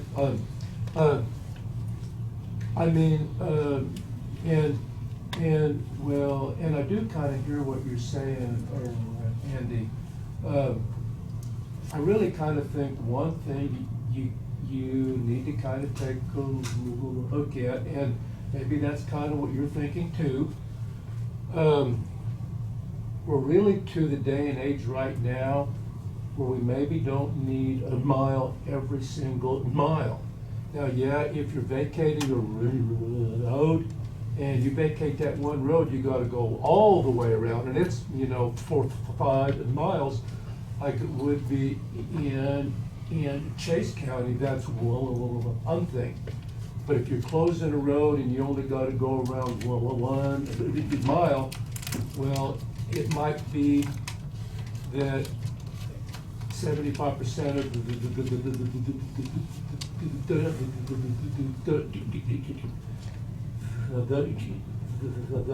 the time, it's maybe faster to go around that 1 mile anyway, rather than have a road that it's like I was telling him, he's not here anymore. And I'm not saying all these roads need to be shut down, but I've got a road right east of where my house is. It's terrible hard to maintain. It's just, how do you do it? I told him, I just kind of said, hey, if you don't want to maintain it, don't. Oh, and I'll understand. There's just. Now, one other thing, thank you, Randy. One other thing, we've got the same decision here coming up with the bridge. The bridge is gonna be in our outlook here. Bryce didn't mention it today, but we've got it turned in for the section that we looked at up there, 300. 290. No, 310th, where we went up, looked at the bridges, the tunnels. Oh, the culverts, Culverts, washing yeah. out the. Yeah, washing out the road, Yes, so. yes. So now we've got that same problem. But that's a justification if it didn't say Well, that, there's only yeah. one person Well, I caused that understand, road right, to I understand close. that, but what I'm saying though, what's our justification gonna be of spending money for bridges there now? So, in that mile section, so it's a justification. The tubes is apparently not gonna stay, the way from what I hear so far. But that same decision that we're gonna make on this road is the same decision that we're gonna make down there too. Whether you go around 3 miles, whether you don't, and that was the reason why it was left open, was because somebody come in here on the day of the hearing and wanted that road left open, as the gentleman talked about. Right, there were several people that wanted it closed, but instead they went with the one person that didn't want it closed. Yeah. But wasn't that one person a landowner? Yes. Yeah.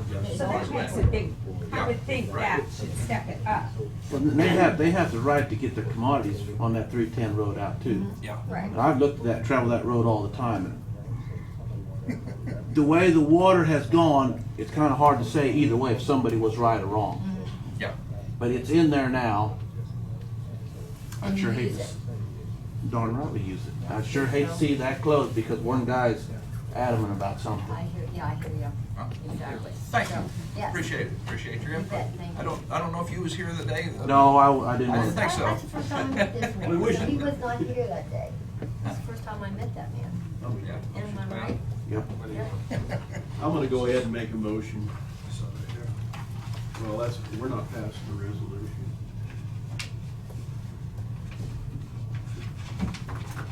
Upon further review by our county council, I'm gonna make a motion that we do a vacation on 360th between Bison and Chisholm, contingent on obtaining a perpetual easement on that road for perpetuity. Get my legal orders right. You want to repeat that? Perpetuity. Yes, please repeat it. You know how to spell it, Ashley? I'll second it.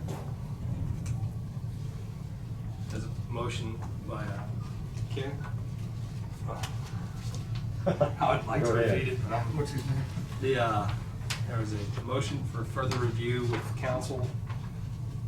Based on further review and contingent on the easement on that property in perpetuity. I make a motion to vacate 360th between Bison and Chisholm. We have a second by Dave. Yeah, discussion. Any other discussion? Legal counsel brings a lot of new items in, what happens then? Well, we may have to wait till next week to pass the actual resolution. Well, Is there a I'm just saying, what resolution? you brings a bunch of more different these different discussions that we haven't thought of. And you're in a pickle. a big pickle. I think we can address a lot of that with easements. Really do. My position. So then are you also, in the discussion period, are you also okay with other people coming in to close their roads because they want to? You have to petition. Well, I understand that, but then you're gonna go ahead and approve it because we're doing it now. So we're gonna allow this to just be a policy of the county. This is based upon being, if we can't get a easement on that, if our council says we can't, then the motion's no good. I understand what you're saying, okay? But I'm just saying now, future people can do the same thing. Every case is Certainly. different. Wow. Certainly, it's a free country. I was talking to somebody else. But anybody has the right to come in and petition. Yeah, anyone. We Right, can't but we're stop setting, that. we're setting precedents, is But what what I'm you're saying is this But- is gonna cause a wave. I'm saying, well, I'm telling you it will, so I just wanna make sure that when other people realize this, that we're not gonna say, oh, no, you can't, but you can. No, I mean, if we've got a process of looking at it and a way of handling it title-wise, I don't see it as a big deal. Dave, did you have something to say? Only in my ear. Well, no, I just No, he wanna was make sure. talking directly to me. Okay. No, I mean, every case is gonna be different. Okay. I mean, the reason why they wanna close and who wants it closed. But, and you're right, Dave. And this one here, you know, 98% of the people want it closed, it sounds like. We're not against it. Well, everybody that has an Maybe they interest, don't want it closed. everybody that has an interest in the road as far as land usage Yes. it's 100%. What? It's 100% based on landowner usage. It's 100%. There might be somebody petitioning, but I could live in Hillsborough and decide, no, I don't want that road closed because I go out there and joyride.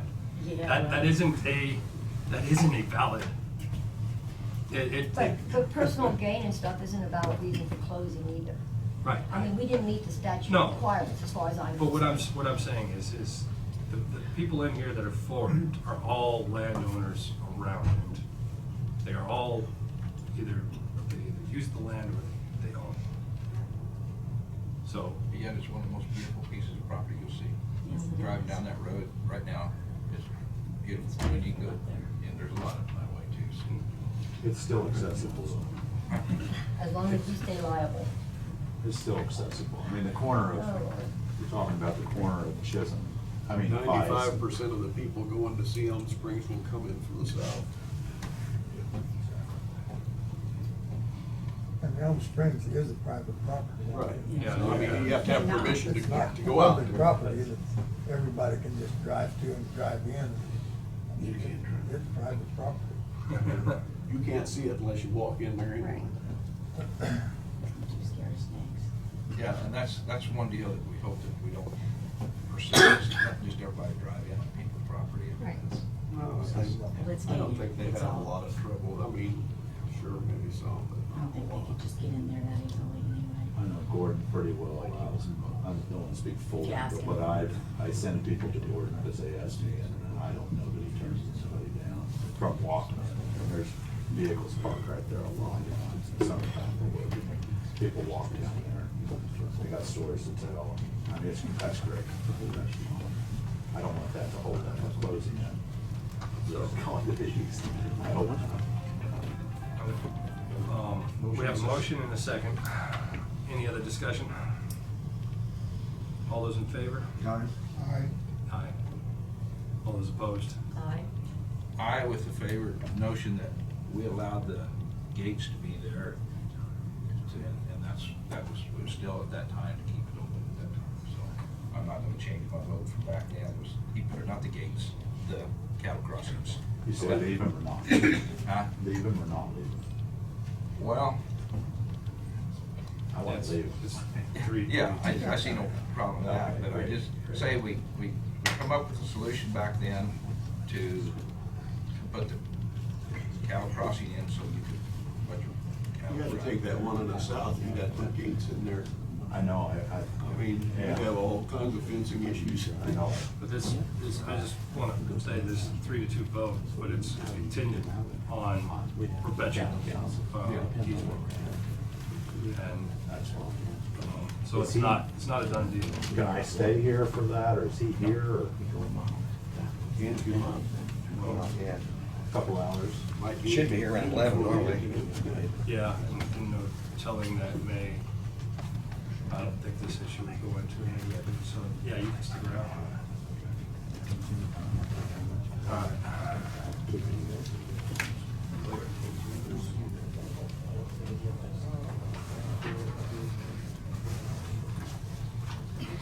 The, okay, Bruce from Blue Cross. Oh, what's closure? Oh, yeah, close the road vacation hearing on 360.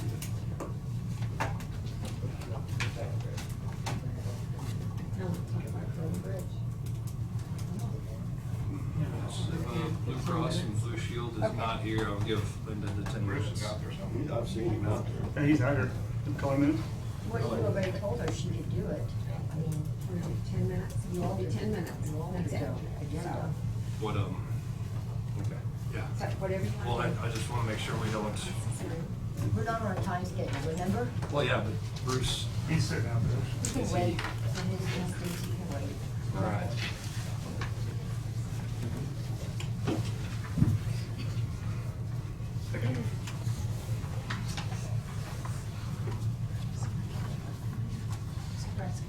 Oh, nice.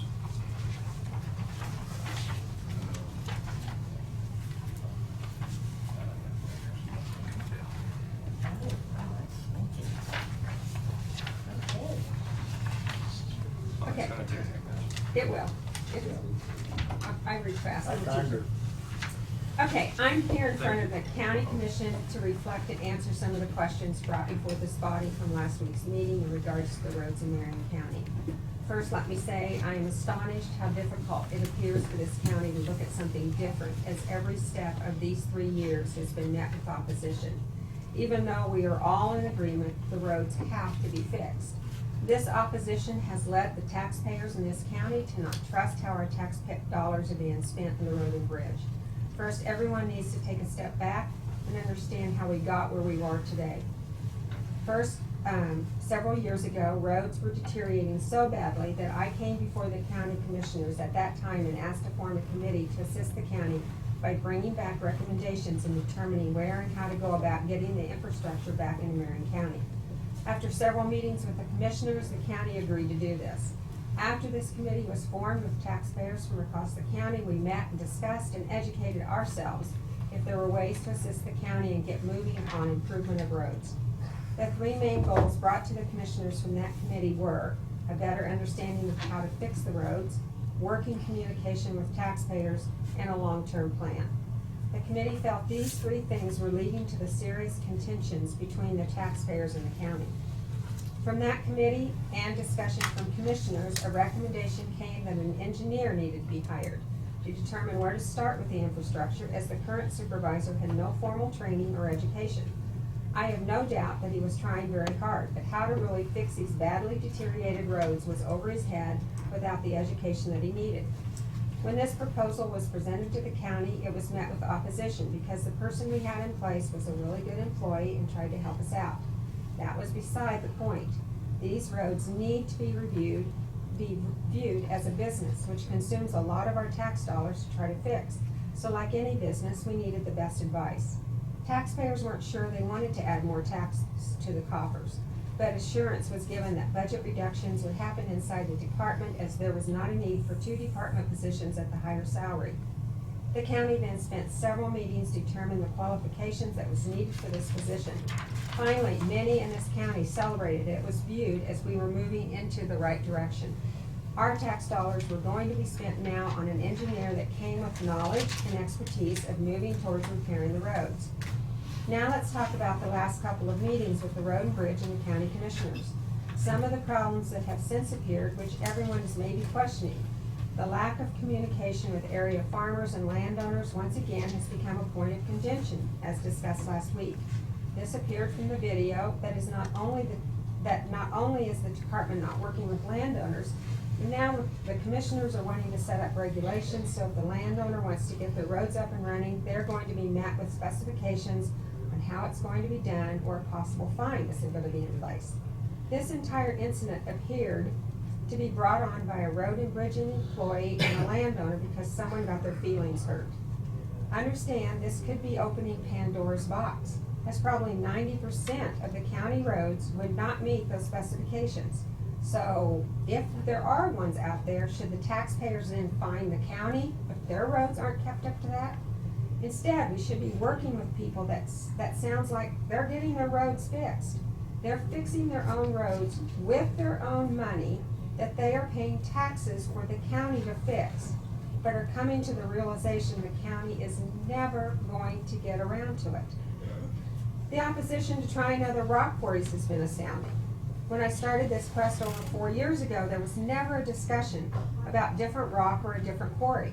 It was almost a forbidden topic met with outlandish explanations of why we couldn't use different rock, how it was done in the past is how we've always done it, and then a further discussion about the possibility of the rock, the road and bridge at that time would bring out the scare tactics of, well, if you want to break the bank, if anything else was tried. Thank goodness the county had one commissioner that persisted.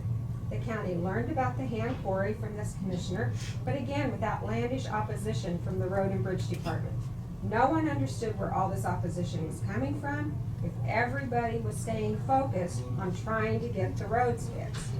It was only after continual pressing by one commissioner through research on her own dime brought information to this county that the rest of the commissioners and public now understand about KDOT standards and how that related to the rock that was being put on the roads. The Road and Bridge Department did not bring this information to the meeting, even though this information would be extremely valuable as we continue to move forward. After the commissioner presented the information to the public and the rest of the commissioners, discussion led with maybe what we were putting on our roads was not moving to be successful in getting the roads rebuilt. This was met with severe opposition from that department. So why so much opposition? Finally, Mr. Harshman himself stood in front of the commissioners and told us the quality of the rock produced at the Florence quarry that we were putting on the roads would not hold up because of the structure of our road system is currently in. I don't blame Mr. Harshman, as again, he's a businessman. And if the county wants to buy his rock, which in his own words said it won't hold up with our conditions, he is going to sell it. Again, I don't blame our engineer, as I told the commissioners at that meeting. Our engineer inherited the rock problem. I know that the Florence quarry is close, and it's easy to call up and bring up a load here and there, and it's cheaper than the others. But if we're looking at the big picture, shouldn't we be looking at quality and overall wearability? What I can understand is all the opposition. I thought part of the reason we as taxpayers fought hard to get and pay taxes for was to have someone look at the whole picture. Thank goodness the county commissioners moved forward and is now looking at different quarries, thanks to one of the commissioners finally making a motion which was approved to find the best rock using the highest standards of the freeze-thaw and the wear test, which we now all understand, at the best price using the best trucking rates. Basically, let's get some of the better rock on Marion County roads to test it. Seems pretty simple. Our county engineer comes back 2 weeks later stating he is trying 4 different quarries that no one can know who he is, 18 miles of road that will not be disclosed to anyone, and wants to be unbiased in his justification. Let's be clear, that is not what the motion was. So again, why the opposition? I would say several of those quarries are in different locations but are Harshman owned, and if it meets the state requirements, so be it. We're not against Mr. Harshman. No one is opposed to Mr. Harshman, only the rock that we're getting at Florence. No one understands why all the opposition to a direct request and instead comes up with his own plan, which he didn't want to do to begin with. Being secretive appears to the public that he does not want to work with the commissioners, and you can tell from the video. The commissioners are frustrated. It doesn't make sense. The county can see from the video. Our engineer is frustrated. It is very apparent when he throws up his hands, puts his head down and shakes it back and forth, throws out statements in so many words that, well, we can break the bank if that's what you want, or tells people that he's ready to write his letter of resignation. He knew this job was going to be tough going into it. But all this opposition that he's putting up makes the job tougher for everyone. Getting better rock, getting the roads back in shape, making sure our bridges are safe, and getting a long-term plan so that taxpayers can see where their money is going will start this healing process of not trusting the road and bridge department. Our frustration is all the cat and mouse antics and pushbacks used, such as not getting emblems on your new vehicles because other departments aren't, coming in front of the commissioners constantly wanting to buy more equipment, but not stating whether it's inside your budget like other departments do, so the public sees that it's not just more money to your department. Or is it? Defending one employee for telling a landowner that they've graded too deep and took the rock off, yet defended another grader for doing that same thing, as that's the way we do it. Pushback, pushback, pushback. Going back to the original request 3 years ago, a better understanding of how to fix the road. We hired an engineer, but yet very few roads have been fixed. Working communication with taxpayers. We're still working on that, as evident by the incidents that happened. And a long-term plan, which we haven't seen yet. The committee felt these 3 things were leading to the serious contentions and distrust within the taxpayers in the county. Wind farm duties should not have been added to the plate. Bridges that needed to be evaluated should have been done by the engineer that we hired. If certification is needed, get that person certified, as the engineer is going to have to figure out what to do with him after the evaluation. Maybe we all had visions of Superman, and now understanding that's not happening. One thing I do know, if there had not been one of the commissioners constantly pushing to try to find answers, I'm quite sure there would be no engineer in this county, and we would not be looking at different rock. Instead, more uncomfortable confrontations of very frustrating taxpayers, which leads to county-wide meetings of taxpayers at the Marion County Lake. Let's go back to the table and stop trying to one-up each other and get some roads fixed. If the commission asks for something, do it. Let's get back to the table and keep focused on the end game. Let's start rebuilding the trust in this county that is so needed. Thank you.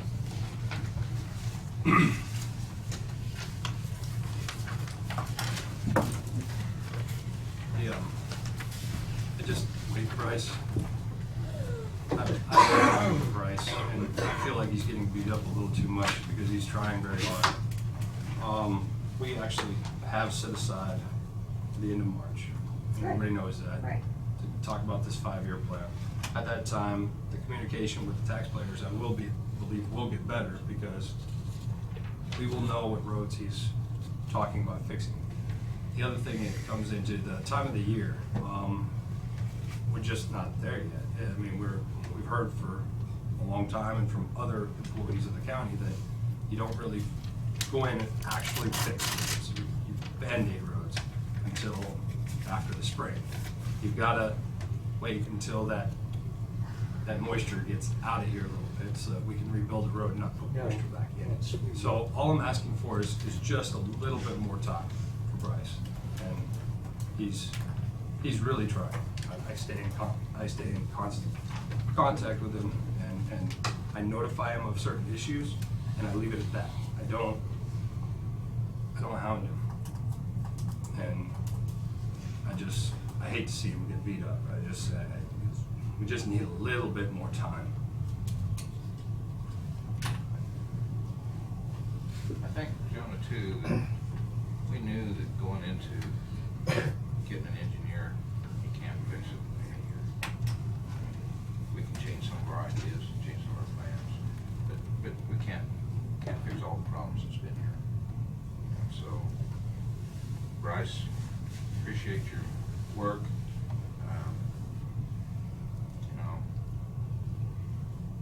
There's this feeling that's here is too easy to just pop out and people and come without. This person's done a lot of work. That person there has done a lot of work too. But we know you're the engineer, and so I think you bring us a plan, stay with it, and these people are willing to work with us. I think we just heard, he's not standing here yet, Mr. morning, he's doing the same thing as gentlemen back there, gentlemen over here, building their own roads. We've got to come up with a plan. We talked about it last week. I don't think anybody here had any problems with it, just how to pay for it, how to get the billing taken care of. That these people are willing to pay for it because they've got to get their product in and out of the work areas. So that's one thing I think that immediately we can help get along with and help these people, because that is their living.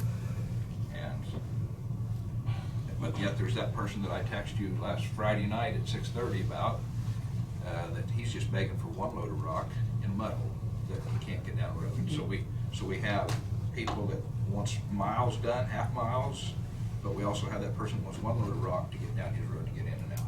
And this person was in your area, but he thought I was still the commissioner doing it, so.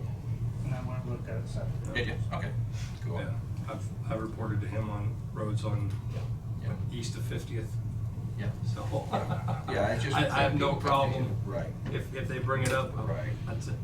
And I just bring it up. And so I'll just also say that in defense of the farmers out there and the taxpayers, frustration is on both sides.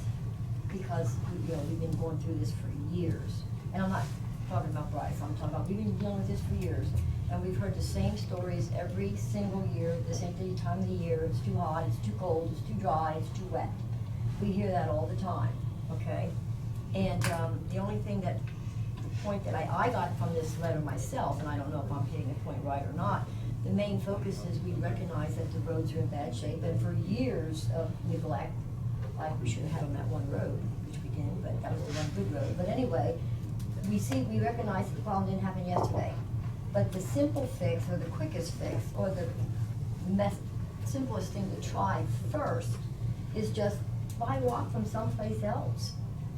That's what the people are saying, and then the opposition to just try something. We're not asking extra roadman, we're not asking for extra work, we're just asking to try a different quality material. And so that seems to be, I hear you, but this is a month later already. And look at that little dolly there. I'm just saying, it just seems as though you got those 18 miles, and I'm sure those people are gonna be happy, but then you've got other things you as can't well. just. I'm just saying that this is the simplest fix that we can see to get started, that all people would recognize.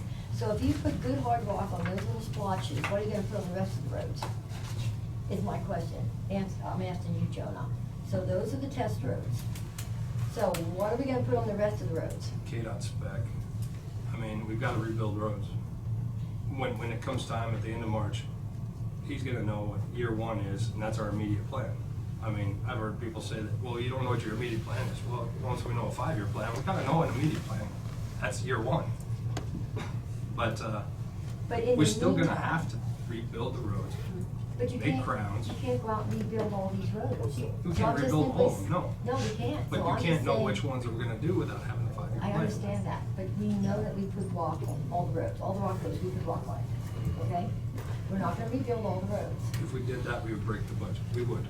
I understand, that's what I'm saying. If we didn't even cannot- attempt to rebuild roads, we would just break the cannot budget. rebuild all the roads, okay? So what we're saying is, we're gonna have to put rock on them anyway.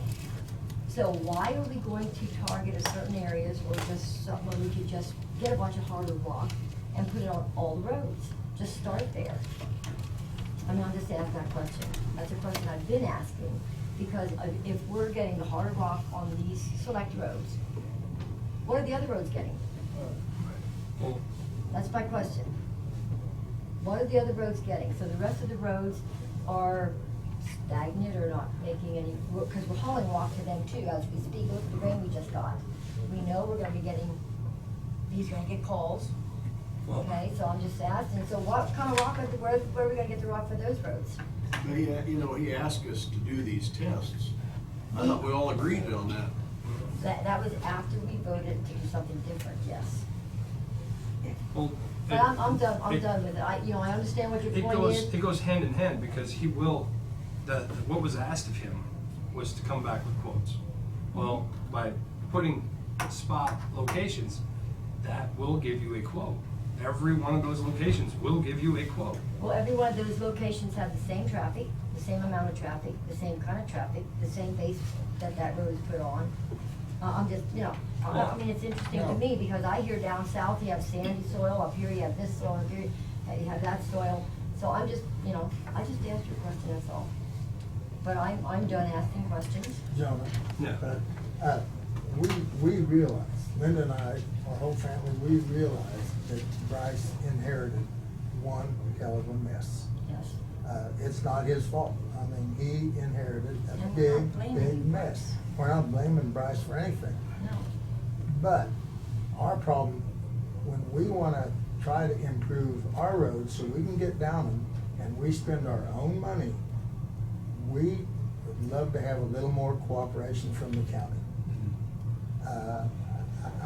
We've spent thousands of dollars and We're not hundreds of throwing pounds. that out because we did. and No, ha, ha, ha, no, you know. we're not Yeah. bragging, we felt like we had to.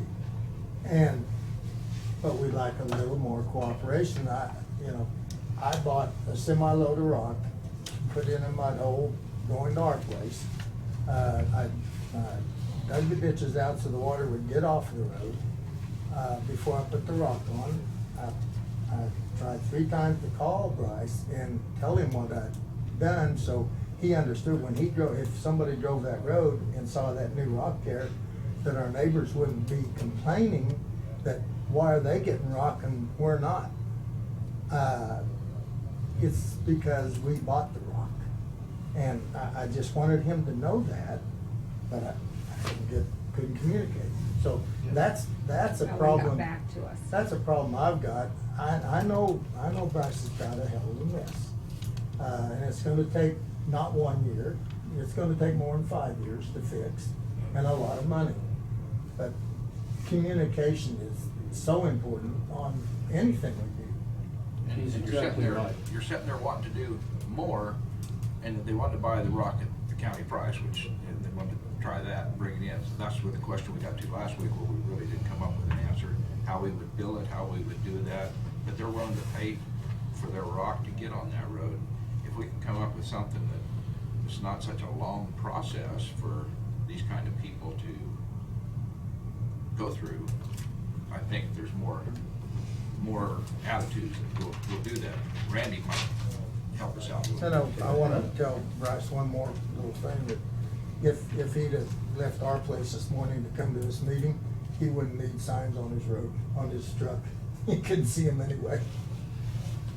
I think the whole reason I wrote this was because I felt like we take one step forward and then we take a couple steps back. And then people get frustrated and think we're out to get I mean, I have never been so happy as to get an engineer. I've taken a lot of phone calls of why are we spending more money on an engineer? We're not gonna get any roads fixed. I mean, I've heard a lot of that. I've then put myself out there. And I think the thing that we've starting to lose sight, that's why I wrote the letter, is we need to get back to the table of, we're here to fix the roads, not one up somebody, not to make somebody frustrated, not to beat anybody up. We need to stay focused to what we're doing here. And if it's rock, you gotta try it. And it shouldn't be, well, I'm gonna do my own plan. I don't get where all that's coming from. It ought to be all of us working here, so. Oh, I appreciate it, Linda. I think Bryce knows that you try to help. It's just, when this issue keeps coming back up, it gets viewed as nothing is getting done, but stuff is getting done. It's just not in front of your house. Well, and I mean- I'm frustrated with the county commissioner because, which I put in the paper, we had him in here 6 months, and we started adding other jobs to his job. Well, he hadn't got the roads fixed, and that's what he was hired kind of for.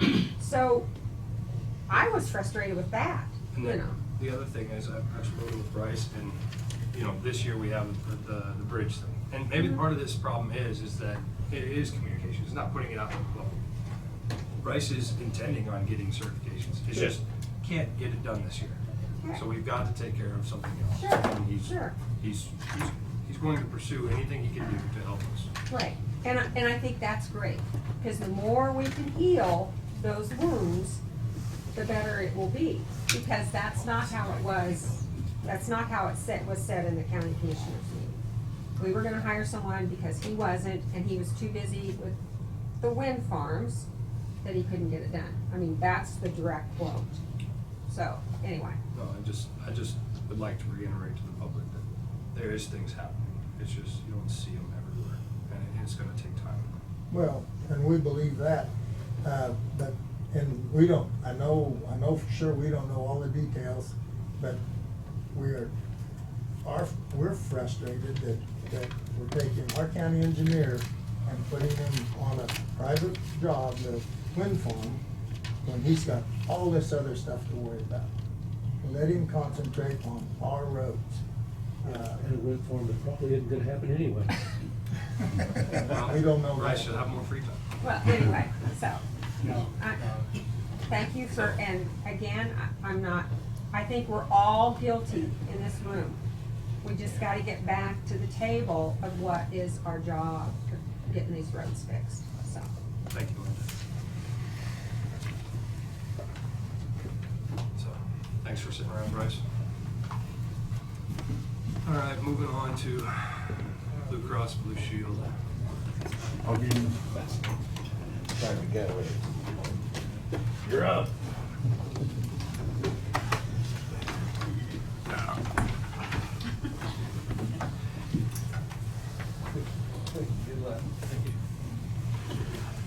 Is Bryce, Brad gonna come today?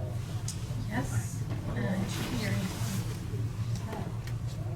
Watch out, sir. No, you sit right there. Hi. Your legal attorney. Am I on?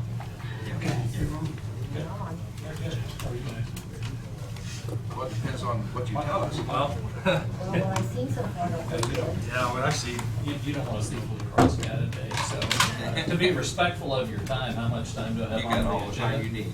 Yeah. Good. Good. So, I think I have 6 of these made up, so. Actually, I have actually quite a bit of information I'd like to talk to you about today. There's one for Tina and, there we go. So first of all,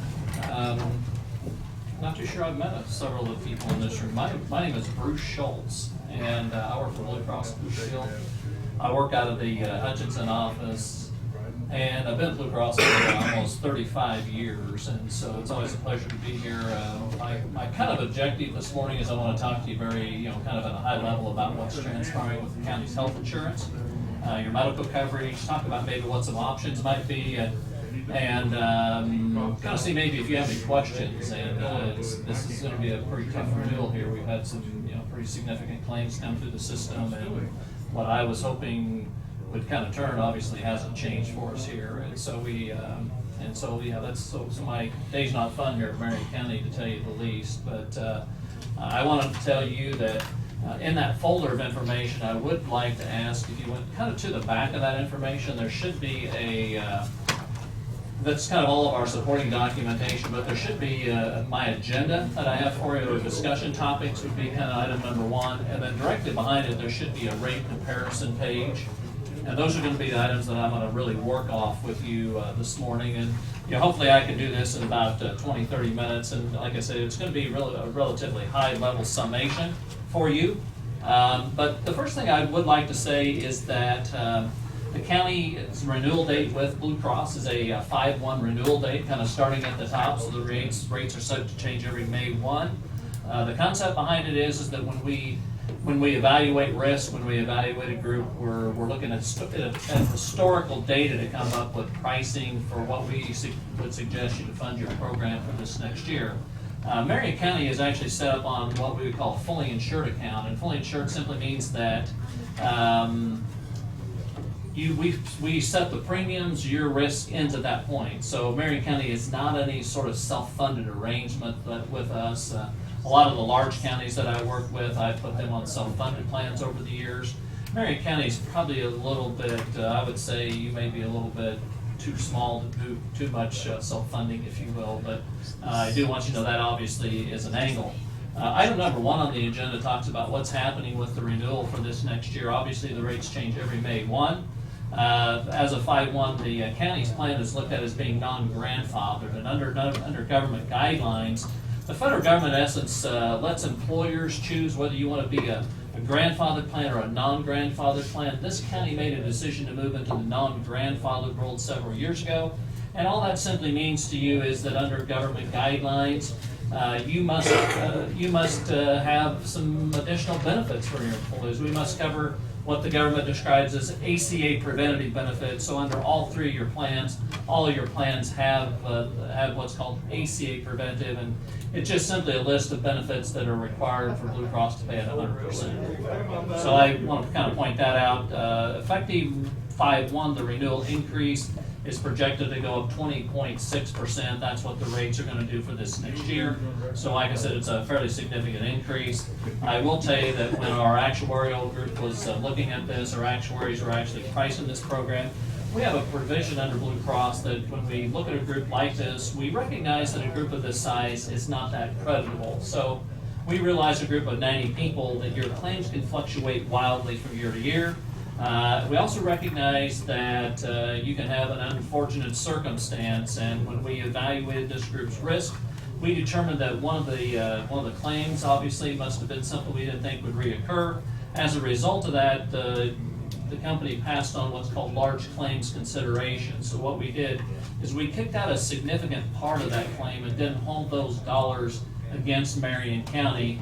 And what would have been about a 36% rate increase, I was able to negotiate that down to about 20.1. And so, wow, hard for me to say that, but that's a tough one. So the large claims threshold, we know a group of this size is to some extent a little bit unpredictable, and claims can fluctuate rather wildly every year. And to illustrate that point, if you look at line 2A, kind of in that agenda, you'll notice I've over the years kind of tracked where your claims have been. And I'll be the first to admit, I'm not here to be critical of any employee, spouse, kids, whatever. That's why you buy health insurance. But I do want you to know that part of the rating methodology that insurance companies look at is they do look at what your claims experience has been to formulate pricing. And it's obviously a fairly proper, common protocol in the insurance market. But in the 2013 timeframe, our paid claims were in the $440,000 range, and you can see in the 2016 timeframe is when we really started kind of spiking up our utilization. And you'll notice that at the end of last year, at 2018, we were at $958, and at the end of 2019, we ended up paying out over $1.3 million. So we had almost a 30% increase in payout, and it wasn't just one person. It was there was a significant number of people that obviously had a demand for health care. And I respect that. Your Blue Cross guy here is I've used healthcare myself significantly, so I've had a couple hips replaced, and so I can relate to that very, very closely. So I do want you to note that. I would also point out that on item number 2, it talks about projected loss ratios, and that's what I was alluding to earlier. I've tried to track this since the 2013 timeframe, but if you look at the 13, 14, 15, 16, and the current timeframe that we're in the 2020, we're projecting that your medical loss ratios are at about 153%. Your dental loss ratio is at 87.74%. So, obviously, when you have a significant loss ratio, where you're factoring in that to some extent in our pricing, it's going to drive your pricing. If next year turns around and you end up with a 40% projected loss ratio, you might anticipate a significant rate reduction. So I do tell groups out there that it's kind of a year-to-year basis is really what you're looked at when rating comes into play with groups of this size in Kansas. Does that make sense? So any questions to that point? So what my goal is, I'm a very visual person, so I always tell my support people, I need to have something in writing. I want to make sure that I illustrate that to you so you kind of know where those numbers are coming from. Now, down on item number 3, we also talk about credibility factors, and that's what I was alluding to earlier. I note that this county is set at a credibility factor of 40%, and what that simply means is that when we rate you, we're weighting your claims at 40%. The other 60% is based on taking your rates and looking at medical inflationary trends to come up with pricing. So the idea behind it that we use in our philosophy is that if a group was 100% credible, you would see years of extreme fluctuations in pricing. If you were rated 100% on your own claims, your rates would have went up over $200,000 higher than what they were today. But credibility compresses those numbers. On the same side of the story is that if your loss ratio is extremely low and you would deserve a really extremely low rate, credibility has a tendency to pull your rate up. So the rating methodology that we use is we're trying to compress those huge peaks and valleys that we all know occur with employer groups out there because, depending on the person's claims, the group's claims, are really going to drive kind of your pricing, and that's influencing your overall cost for this next year. I do point out that in the 2020 time period, because you guys are fully insured, none of the information that I have here has any sort of identifiable information. It's all aggregate data, because under federal law, you're not allowed to disclose any sort of identifiable information. So it's really nobody's business that, Bruce Schultz, your Blue Cross guys, had medical problems unless I share those with you. And so what I want you to know is that what I'm talking about would be just simply aggregate data. I have absolutely no idea where those dollars come from, but I do tell you that we can disclose dollar figures, we can show amounts without having a federal HIPAA violation. And I think that's important that the county knows where your dollars are going, and that's really kind of why I'm here today. If you look at that note on item number 3, you'll notice in the current time frame that we're looking at, we had 7 large claimants that have had claims to the tune of about $3.4 million in bill charges that Blue Cross were billed by medical providers, and we ended up paying about $770,000 on those 7 individuals. What I want to point out to you is that those bill charges are simply what the medical providers bill. Blue Cross then negotiates on that, and we negotiate a negotiated payment, if you will. So I always give the example that when I had my hips replaced a couple of years ago, I think the bill out of the Wichita hospitals and my doctor were about $120,000. Blue Cross's negotiated pricing ended up getting those at about, I think it ended at about $30,000, so each hip was about $15,000. So what happens is that when your employees go to contracting Blue Cross providers, those providers have already pre-negotiated a set amount of money, and those providers in Kansas agree to Blue Cross's negotiated pricing. And I find it astonishing when you look at, I didn't think you'd ever see $1 million claims. Today I see $1 million claims daily. And it's very humbling to me. It's really what's driving the cost of healthcare. $1 million claims are quite common. Prescription drug claims hitting $1 million have become quite common. I just came out of a meeting on Friday in Dodge City. I had a $1.2 million claimant and a $1.4 million claimant, and a prescription drug on one individual that was $840,000 last year. So when I started, you'd never see, 35 years ago, you'd very rarely see those kind of dollars. Today, $1 million cases are quite common, and that's what's kind of transpired in healthcare. That's why healthcare is expensive for all of us that are involved in trying to provide coverage for our families and your employees. And so what I want you to know is that we at Blue Cross, we devote a tremendous amount of effort and time in trying to pre-negotiate that pricing to keep your dollars in check. Because if we weren't negotiating it and you were billed $3.4 million, you would probably triple your cost today if we didn't pre-negotiate that for you. It's really why most people and most large corporations in America, they use Blue Cross, because Blue Cross has the ability, has the market share. We use that market share to negotiate pricing.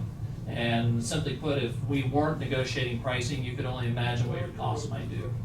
So I do want to point that out. If you do have questions about that, if you want to turn to tab number 2, I'll give you some illustration. Behind tab 2, if you look, there's be like the 3rd page back. On the 3rd page back, it shows that we have, those are the 7 active claimants that you have under the county's medical plan today. And you'll notice, you'll see what's billed clear to the right, what the allowed charge. The difference is that write-off that I talked about.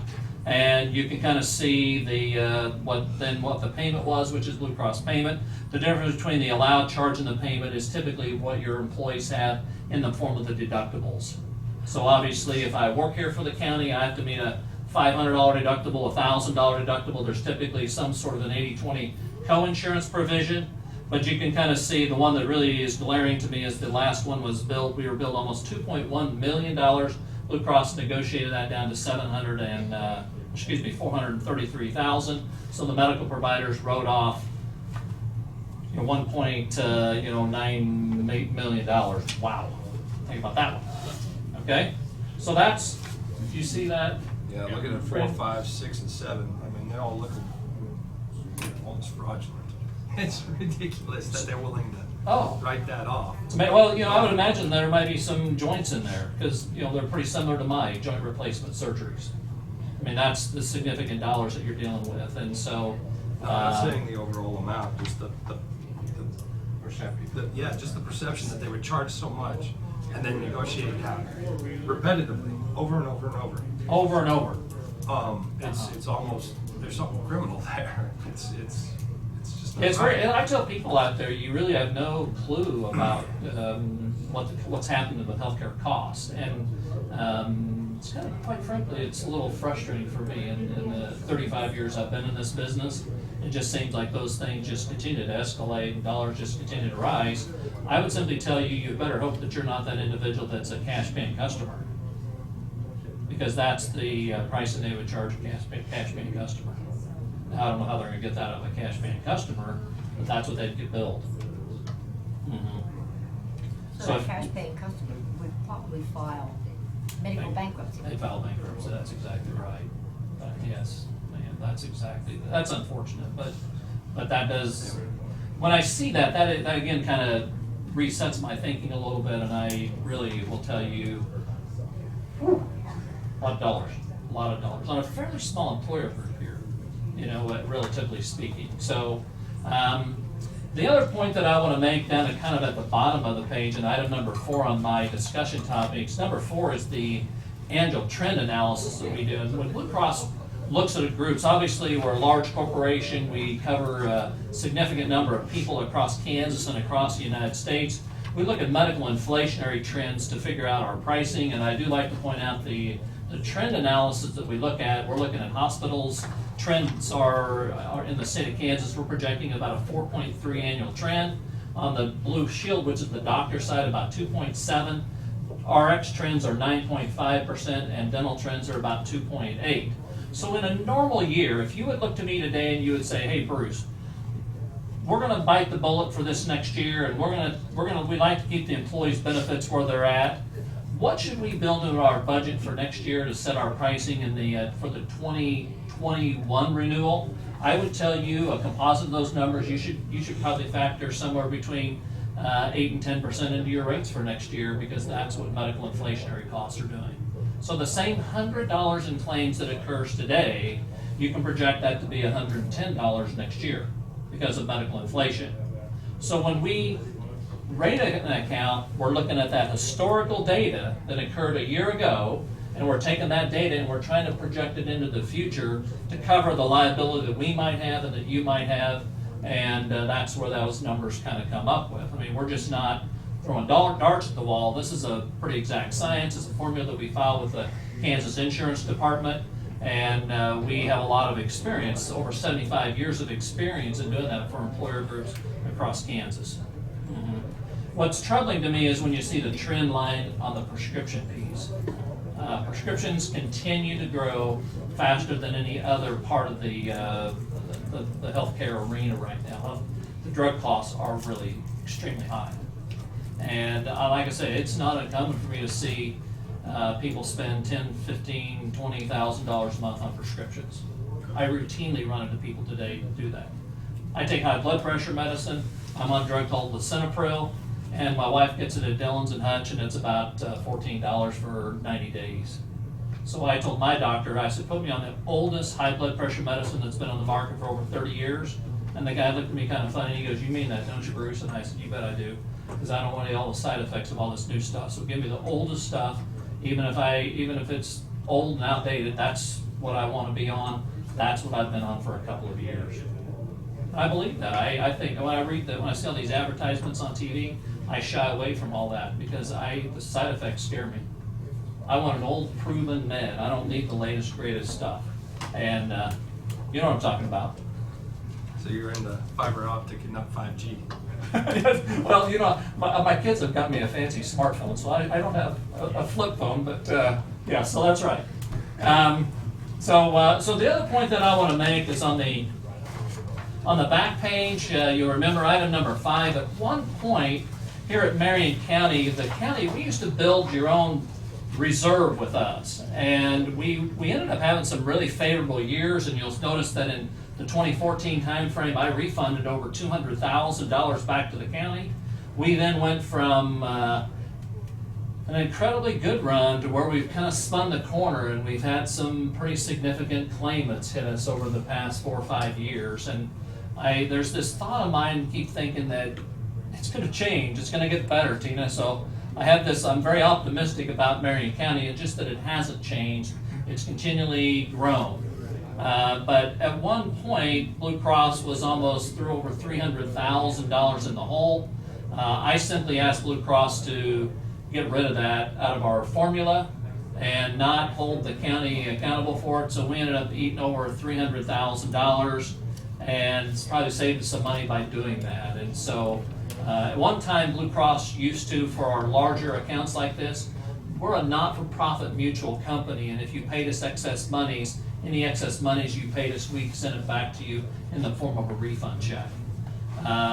We went from having nice refund checks quite routinely here at the county to where we went into a significantly negative position, and that negative position has continued, and I would estimate our organization has taken significant losses, but that's part of the game we play in healthcare.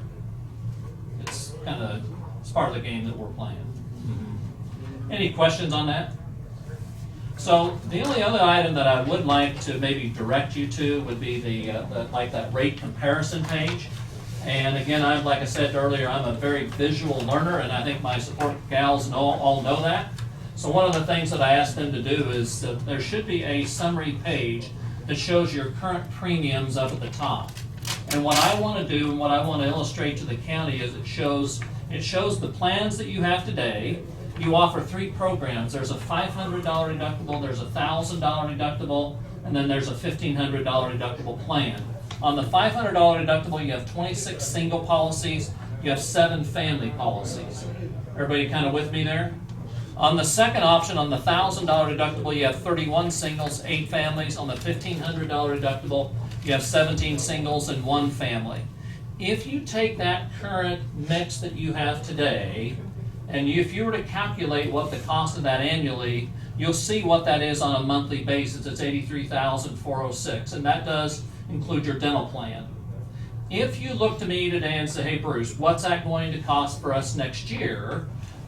Starting in May 20th, the renewal, those renewal numbers will go to the numbers that I quoted you earlier, and you'll notice that it's projected to go up about 20.16% based on that enrollment. One of the things that we did here years ago for Marion County is we moved to a consumer-driven plan, which means that your employees are given the right to pick whichever plan they want. So if I work for Marion County, I'm guessing the county comes up with some sort of a formula that you guys agree to pay X amount of money of these premiums. The employees then make a decision, do you want to be on a $500 deductible, a $1,000 deductible, or a $1,500 deductible? And obviously the $1,500 deductible plan is a little bit less expensive. And you can kind of see you've got a pretty good shift of that. You've got 26 singles, 31, and 17. Employees have taken that chance and they've moved to different plans. The only differences between plans 1, 2, and 3 is in the deductible. Because all plans have the same, they all have a $35 office visit copay, they all have a prescription drug card, and they all have the same dental plan. So the only difference that your employee sees is in the amount of money they'd have out of their pocket should they end up with a catastrophic claim into a hospital. What I would point out to you is that when you look at the deductible on option 1, if you think about a $500 deductible, after you hit the deductible, it goes into a co-insurance provision. up to a limit of $2,500. So if you add that deductible and that co-insurance limit of $2,500, you're out of pocket. If I worked for the county, I ended up having both my hips replaced this next year, I would spend out of my pocket $3,000. That's how I look at that. That's what I explain to your employees every year when we do employee meetings. If you're on option, the $1,000 deductible, out of pocket would be $3,500. On the $1,500 deductible, out of pocket would be $4,000. So the result of that is you get a little bit of a rate break when you move to those higher out of pockets. Does that make sense? And that's kind of why we've done that over the years. We believe, I think most employer groups like to have the employees make some decisions on their own, make that decision, which plan might meet the needs for their families the best. And then every year, we hold an open enrollment, and when we meet with the employees and the employees have the ability saying, okay, Bruce, I'm on the $500 deductible this year, I need to cut some costs, what do? I would look to them and I would say you could either move to the $1,000 or the $1,500. And I will tell you that statistically speaking, the out-of-pocket on option, your third option, is $4,000. Does anybody want to venture what the federal government thinks that your out-of-pocket ought to be? Do you guys know that? You talk about More than Republicans that, or probably. Democrats. Well, I'm talking about current federal law under the Affordable Care Act, Yeah. because I'm not going to get political. Democrats. But I'll tell you, under the federal law, the federal government believes the out-of-pockets for individuals ought to be on a bronze level policy $7,900 for an individual. Anybody want to have an out-of-pocket of $7,900? Because I don't. I don't want that for my family. But that's government, ACA, federal laws. So my point to you this morning is that it's a very difficult balancing act, obviously for the county and for the employees, and it's very difficult to try to come up with something that's affordable for the county. It's very difficult to make it affordable for the employees, and I really truly respect that. And that makes my job very, very difficult, because I could always, and I have rated out some options for you that gives you some rate relief. I don't want to mislead you. That rate relief will come at the cost of shifting back cost and basically cost transferring that back to your employees. And I would simply say to you, if you want to hear about those plans, I could sure throw that out to you. But if you say, hey, Bruce, I don't really know if we want to go down that road, I'll be at your judgment on whether you think that's a good idea or not. But I did rate some alternatives out that could show some relief. The difficulty is that I'd be pushing significant out-of-pockets out to your employees. I'd like to at least hear. Here, okay, I mean, I can do that. So on this cover page, you'll notice that shows current premiums, it shows renewal premiums. There is one red bulleted point on that is a contract change that we're making for Marion County next year. You'll notice that the emergency room copay under this contract is being moved up to $250. So presently, prior to May of 2020, if an employee ended up in the ER at a local hospital, whether it's here or McPherson, Hutch, wherever, you go to the emergency room, you're going to get a $100 copay and then pay your deductibles. Effective 5/1, we've moved those copays up to $250 because we're trying to encourage people to go to doctors' offices and try to stay out of the emergency room if they possibly can. It's very expensive to go to the hospital ER for non-emergency services. The doctors try to go to the ER. They don't have time to see you. Well, and the frustration level that I have, Dave, is that in Hutch, you have something happen on a weekend. Hutch Clinic has, after hours care. Dillon's has the little clinic.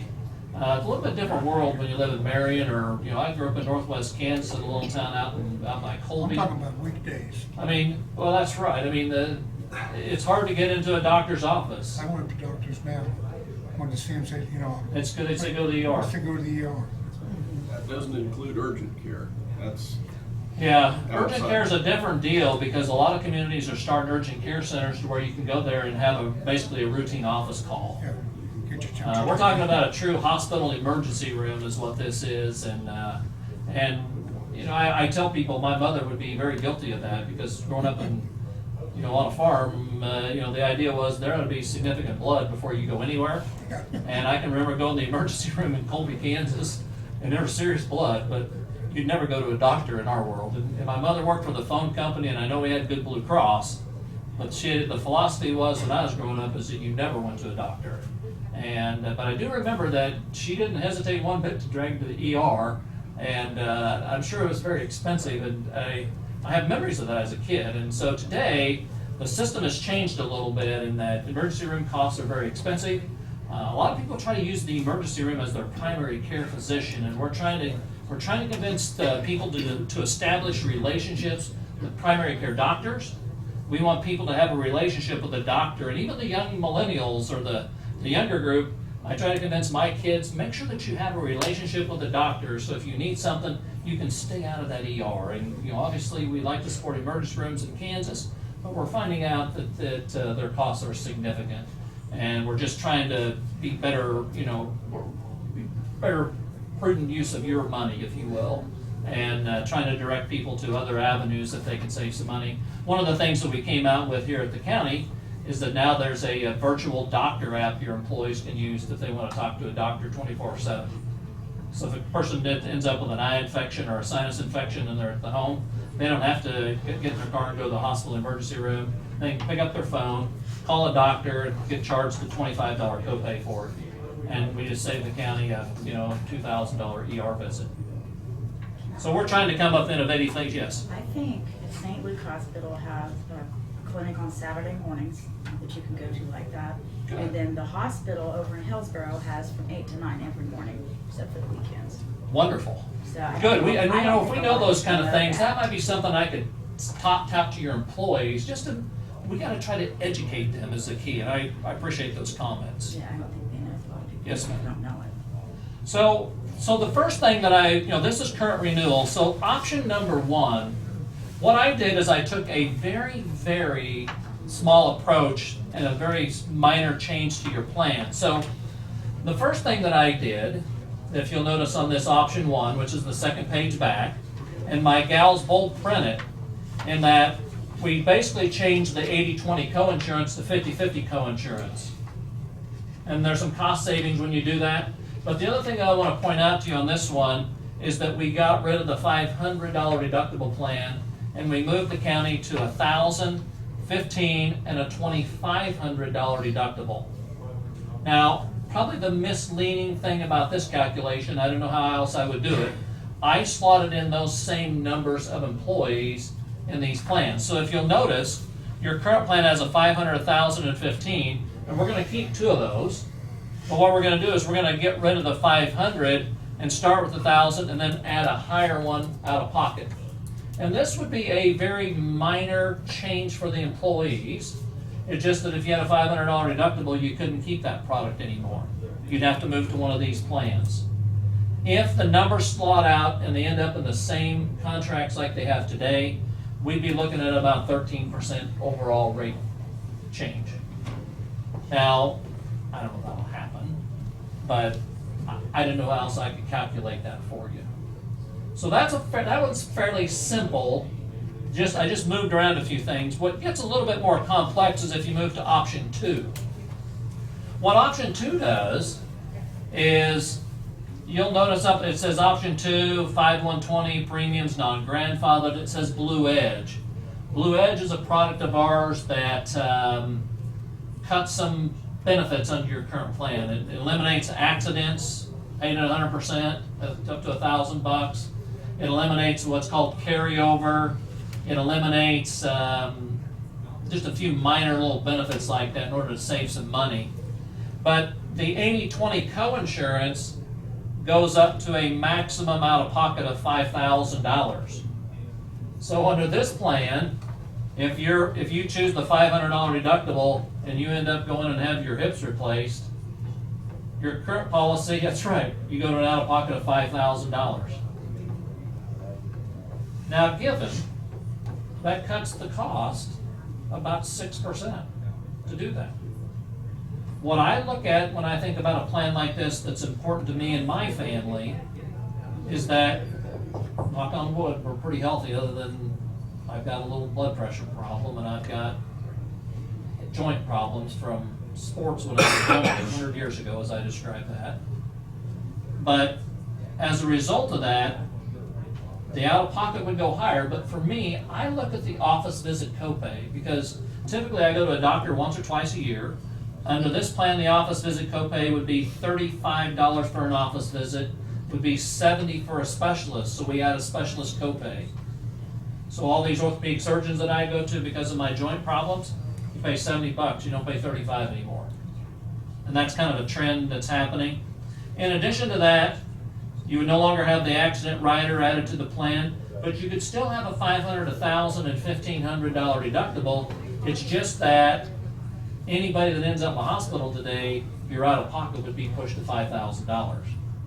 And currently, under your current policy, they range from $3,000, $3,500, and $4,000, so everybody would have more exposure by moving to these plans. It's not horrible by any means. It's kind of an intermediary change. If there's a little bit of a twist in the office copays, the ER copay goes up a little bit. And again, what my assumption was is we keep the same contract counts that you have today in all three of those plans. Can I ask a question? Yes. On that maximum out-of-pocket, does that include prescription out-of-pocket? It really does. That's a great question. Under federal law, when you're non-grandfathered, all plans are required to have, under the government guidelines, what's known as a maximum out-of-pocket, or what I refer to as a MOOP. And when you hear the word MOOP, what that means is that all your deductibles, all your copays, whether that's office visit copays or drug copays, are then required by law to be thrown into this separate bucket for that $5,000. So, give you an example. So let's assume for a minute that I'm extremely healthy, but I take a specialty medication that's costing $250 a month, because that's what your copay is on some specialty medications. And let's say I take 10 of them a month, because I've got serious problems. And I'm spending $2,500 a month. After the second month, I would have met my $5,000, and from that point on, Blue Cross is required to pay all your medical bills 100%. And I will tell you, that's one of the things under the federal government that they did under the Affordable Care Act that, quite frankly, I think is a great idea. In the old days, you'd have policies that have deductibles and co-insurance, and then you'd have office visit copays and drug copays. And in the old days, these copays didn't go anywhere. So if you had a chronic group going to a doctor a lot, buy a lot of meds, they didn't meet deductibles. They didn't go to a MOOP. In today's world, by government guidelines, every expense that you have that's a covered medical expense, whether it's deductibles, copays, they help accumulate to that $5,000. And I kind of like that. I think that helps people, it helps families. Maybe that's why in the last 3 years that ours has spiked. It could be. You know what? I can't really pin it down here. We just had I think we're all an aging population, and I don't think it's unique to Marion County by any means, because I'm dealing with this with a lot of large employers. But one of the things that probably is driving it a little bit is under the government guidelines, the what's called ACA preventive. Now Blue Cross is required to pay. Literally, there's about 2 pages of things we have to pay for it 100%. Pap smears, mammograms, colonoscopies, generic birth control medicine, And I will tell you, turn your tape recorders off here for a minute. If you don't think that's going to drive your cost, you're kidding yourself. Although, I think it's a great idea. I think preventative healthcare is where healthcare really went wrong. So I was not opposed to that at all here at the county, because I think people have to go out, you have to go into a doctor. I think healthcare has been too reactionary over the years. So I'm a huge proponent of preventative healthcare, and it's part of your plan. All 3 of your plans have this ACA preventative benefit under it, which I think is a wonderful thing for your employees. Has it affected costs? Very definitely. Will it affect us maybe long term, that maybe we won't see some conditions long term? That's what I'm hoping for, Randy. Question, sir? I was going to say, in my company, my guys are all about my age. 1 or 2 are a little older. 1 is a lot of them. Everybody else is younger. I got a 21% increase. I'm blaming ACA for all this. I'm not even going to sugarcoat it. I've got young guys. That's yeah.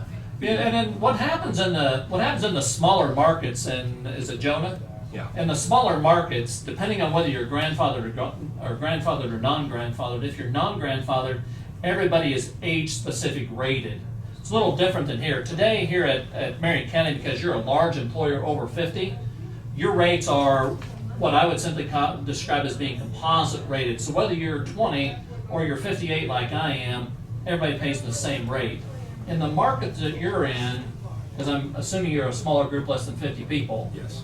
you would have, everybody would probably be age-specific rated. So the 20-year-olds get a bargain, the 58-year-old guy like me gets a little bit of an education. Oh, we all agree the same. Okay, so you must be a grandfathered employer. Good, keep that. Don't give that up. Would be my advice. But we're age rated where I'm at. Yeah, so you're a non-grandfathered plan. So how are the young girls, not the old girls? Well, that's what I describe it. It's age discrimination against some of It those is. guys. Yeah, because the rates are high. If you're old, if you're over 40, rates in the individual markets are really high. So I did want to point out that would be a little bit of an angle. And again, my thought for Marion County this morning is I don't expect you guys to remember all this in this meeting. If you think we need to get back together, if I need to meet with an insurance committee, if there's a work group that wants to get together to study these in depth, you name the time, the place, I'll be over here in a minute because it's that important to me. I want to make sure that you don't miss anything about these contracts. And then the last option that I had my support gals rate out, this option 3, was in essence to another angle. And if you said, hey Bruce, what's it take to get our premium cost back to pretty level? This is what it's going to take. And all I simply did there is I started the deductible at $1,500. So I eliminate the $500 and the $1,000. I start at $1,500 and I go up from there. The other thing that you'll notice on this plan is that the maximum out of pocket under this plan goes to $6,350. And wow, that would be basically we're doubling your employees out of pockets over what they are today. We're starting their deductible level at $1,500. They'd still have an office visit copay. They'd still have a very, very good prescription program. But the unfortunate soul, those 20% of your employees that end up in the hospital, they're not going to like me very well next year. And that's a struggle for me. I hate to suggest that. I hate to recommend that. But I just want to illustrate to you what it takes to get those kind of dollars down. Basically, what I'd be proposing is changing your plan significantly, increasing the out-of-pocket, and the fact is that all that cost sharing goes back on your employee's plate.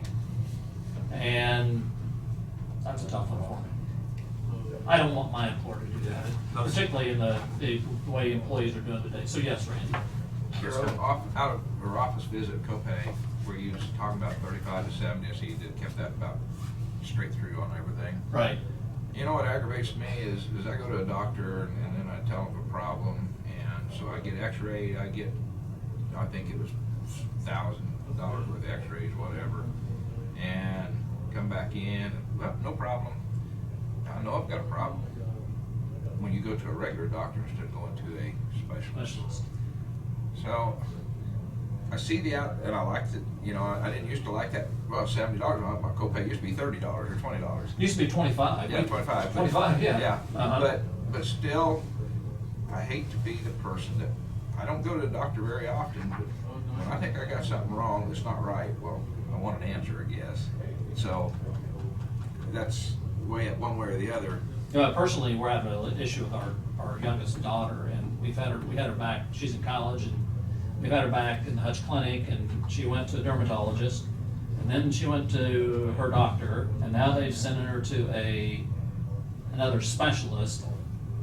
And I almost kind of feel like we're just getting pushed around this, and because I only do dermatology, and the primary care, I only do this, and I keep thinking, I'm not too sure. I told my wife that I'm not too sure I like my experience, and my experience has affected me in the checkbook pretty significantly because I'm getting dinged these pretty big copays and I keep thinking that maybe I should have taken her to the vet because the vet would have probably kind of done everything for me, And so I mean it's like,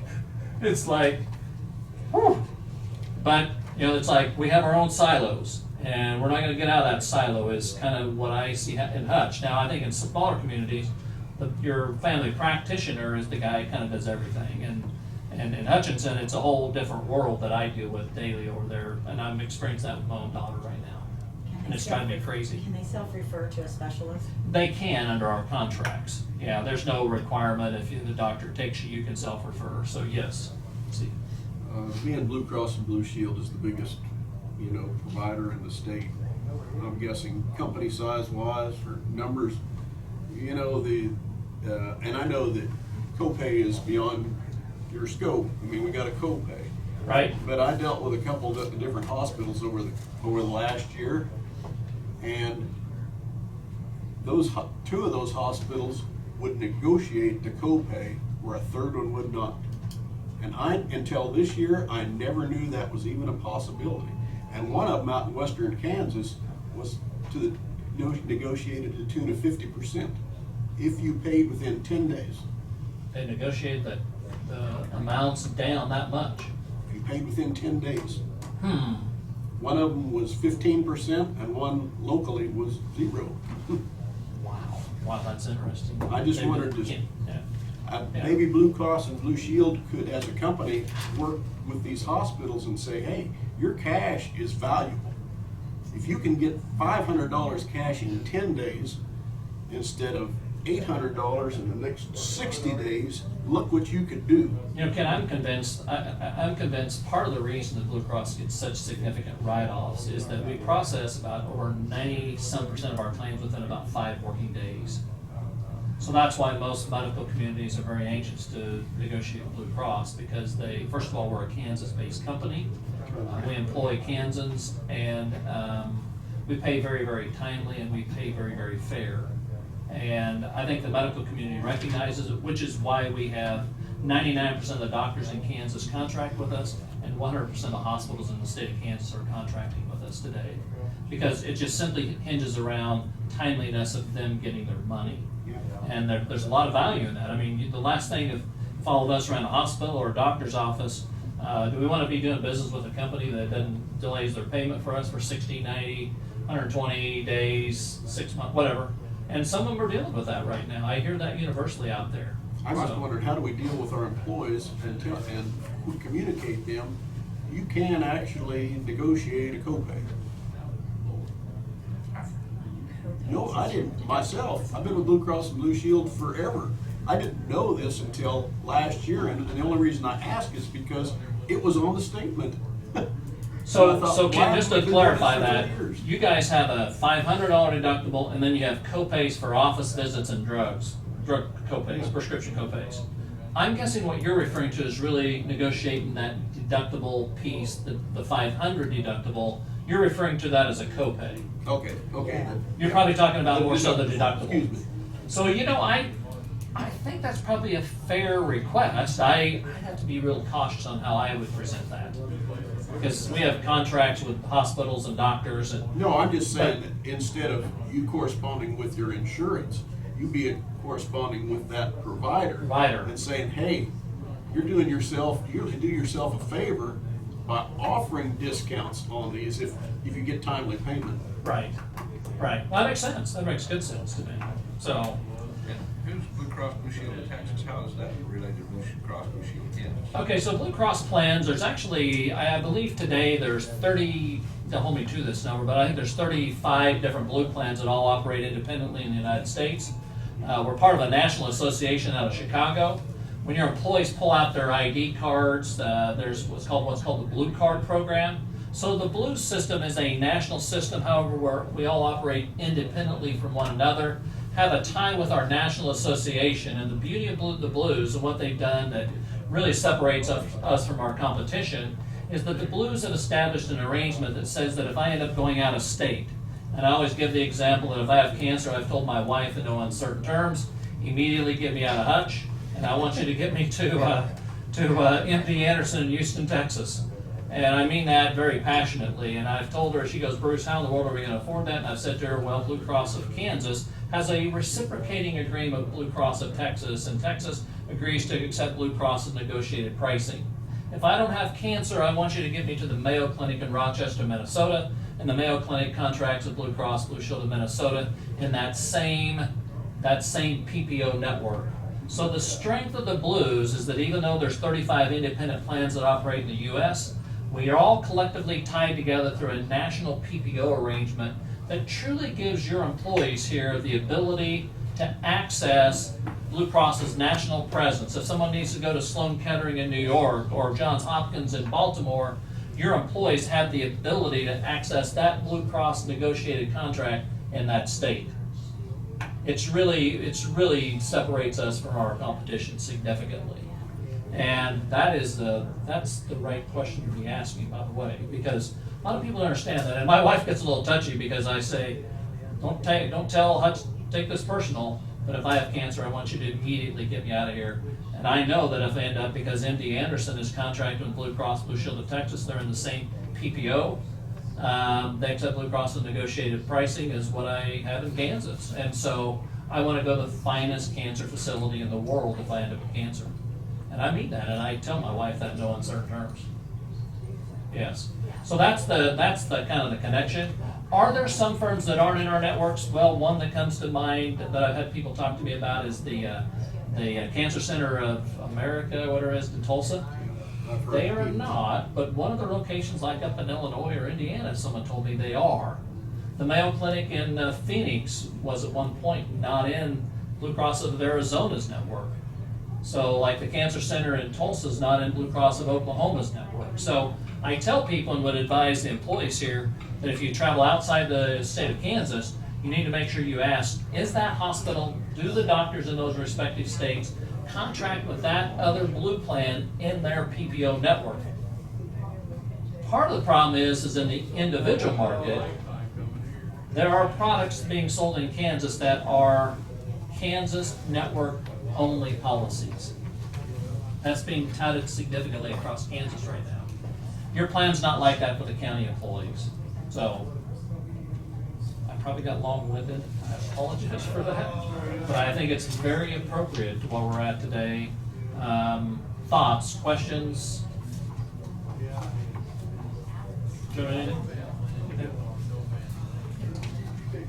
If not, I would extend that offer that if you need me to follow up with anything, obviously it's a May renewal, and so it's, timing obviously is going to be of the essence, and so. The only other thing is, you just said something, like you was telling him he's got a grandfathered plan. It comes to the point with us in some of the big years, if I'm correct, Bruce, that we had to get out of the grandfathered plan. You really did. Under federal law, if you're a grandfather plan, you have to fill out what's known as an attestation form. And an attestation form says that you can't change deductibles, you can't change co-insurances, you can't change co-pays, and you cannot change employer contribution. Yeah. The reason that we got out of grandfathering here is that we were faced with an increase, and we really didn't have the financial wherewithal to do that. And in my opinion, large groups giving up grandfathering looks a little bit different than what happens in the smaller markets. So groups of below 50 in size, it looks a lot different.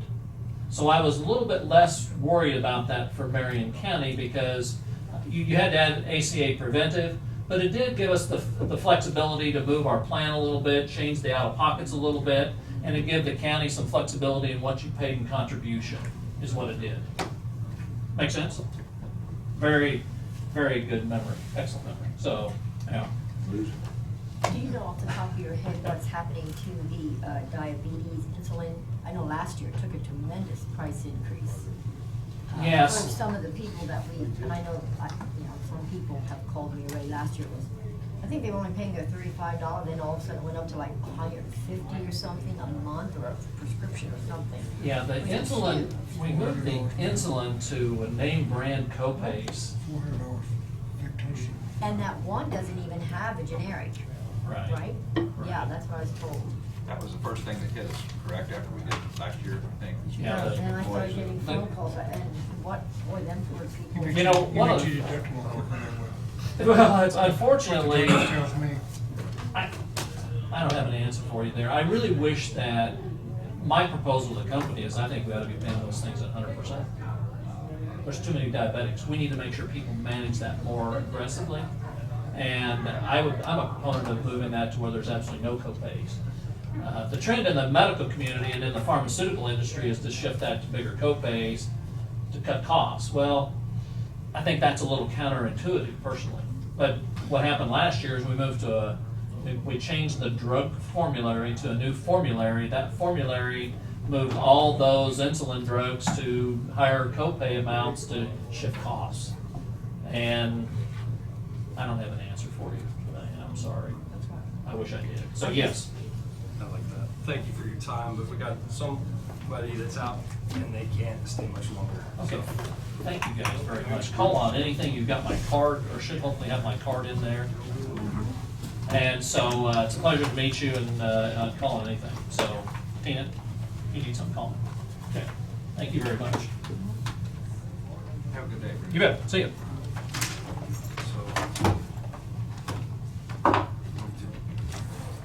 Jump to Toby, KDHE. Yeah.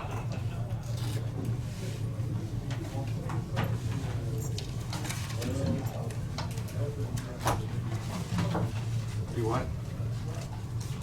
Not that I was talking to shit. Oh. Sorry. Get that KDHE guys out there hanging. Oh. You want him?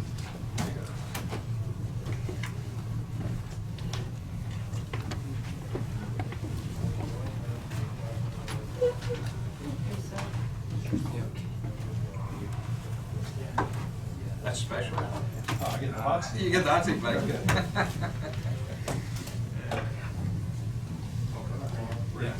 Hi, good morning. My name is Toby Kuhn. I'm with the Kansas Department of Health and Environment. I manage what's called the Illegal Dump Program here in the state of Kansas. And I'm just here to visit with you about a couple of different projects we have going on in Marion to see if the county is interested in pursuing it further. I'll start out with a brief overview of the program, and then I'll get into a little bit more specific as far as what's actually occurring here, what has occurred, and what we're going to be asking for the program. The illegal dump program is authorized by state statute 653415A. Basically, it allows us to enter into a partnership with cities or counties to take care of an illegal dump. An illegal dump is basically what we look at is any property that has an unlawful accumulation of solid waste in violation of our state statutes. We cannot tear down buildings, we cannot tear down houses, we can't handle anything that's inside of a building, anything that's inside of a house. We just deal with the unlawful accumulation of solid waste surrounding a property or on the property. Common occurrences are you have dumping over the side of a bridge in a road where unknown dumper has been, or the public has been dumping illegally onto that property, or you have an accumulation around someone's residence where it could be anything from a hoarding mentality or just anything where they start accumulating a lot of property. If we come in and we determine that it is solid waste, then we can provide assistance. So that's real, in a nutshell, the basics of what the program does. It's a 75-25% match from the state, with the county in this case, where KDHE does pay 75% of the cost. And then we ask for the counties to do 25%, whether it's monetary or in-kind services, to go to help get the properties cleaned up. We're limited to $10,000 per property is all we can spend, not per person, but per property. So for instance, we were contacted in reference to some properties in Lost Springs. I met with the city council there. They requested our assistance. We can't operate the legal dump program within a city or a county unless we're actually requested to do so.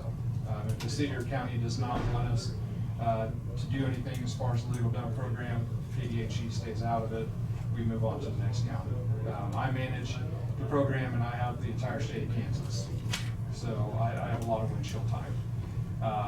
But in this case, we met with the city council and they asked us to start looking at a property. We started working with the property owner, and to date, the property owner has hauled off a little over 16 tons of solid waste off his property, but there's still additional solid waste there that needs to go, and there's 2 other properties that he's responsible for that we need to get cleaned up. I've been working with Sharon. I know Sharon's been working on those properties for quite some time. Through KDHE, we have some different legal avenues that we can pursue to get these properties cleaned up. That doesn't involve your county counselor. Everything's taken care of at the state level. With the properties we have currently in Lost Springs, what I'm here to ask today is if the county would like to pursue the cleanup options on these 3 properties. What that would entail is I actually have a legal dump notification form that I'd ask the county to complete on each property. I've already filled in the legal as far as each one. I would work with whoever, whether it be your solid waste, road and bridge, to develop a work plan to estimate what the costs are. And then we'd eventually enter into 3 separate contracts, 1 for each property. The reason we don't do 1 contract, we do 3, is because of that $10,000 limit of what KDHE can spend. So I can write a contract for each property that we'd ask to do that. We reimburse the county for your employees, for what the rates are at the 25% rate is what the county would be responsible for. So your employees will be working that day no matter what. We would pay 75% of their salary.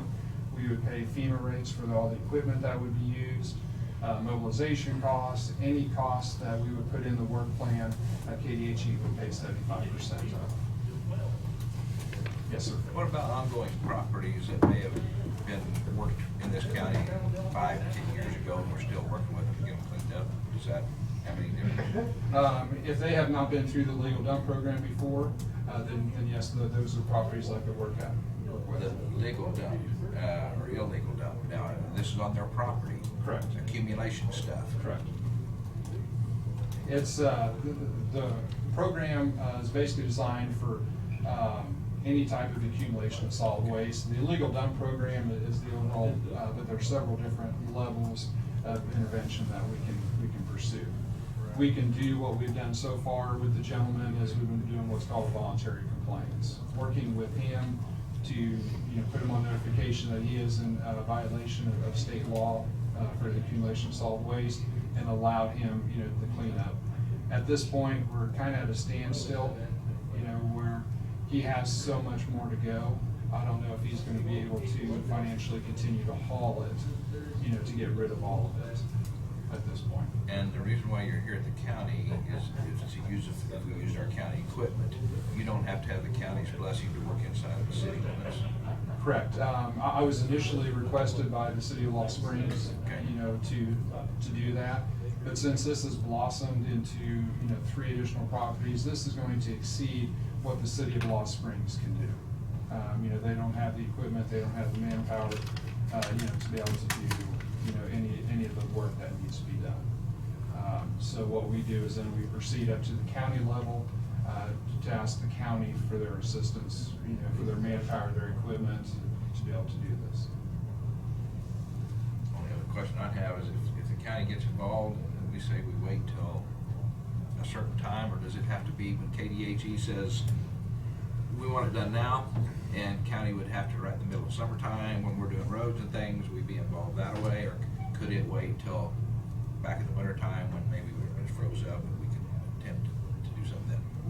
We would coordinate with your road and bridge and solid waste as far as when the work would be performed.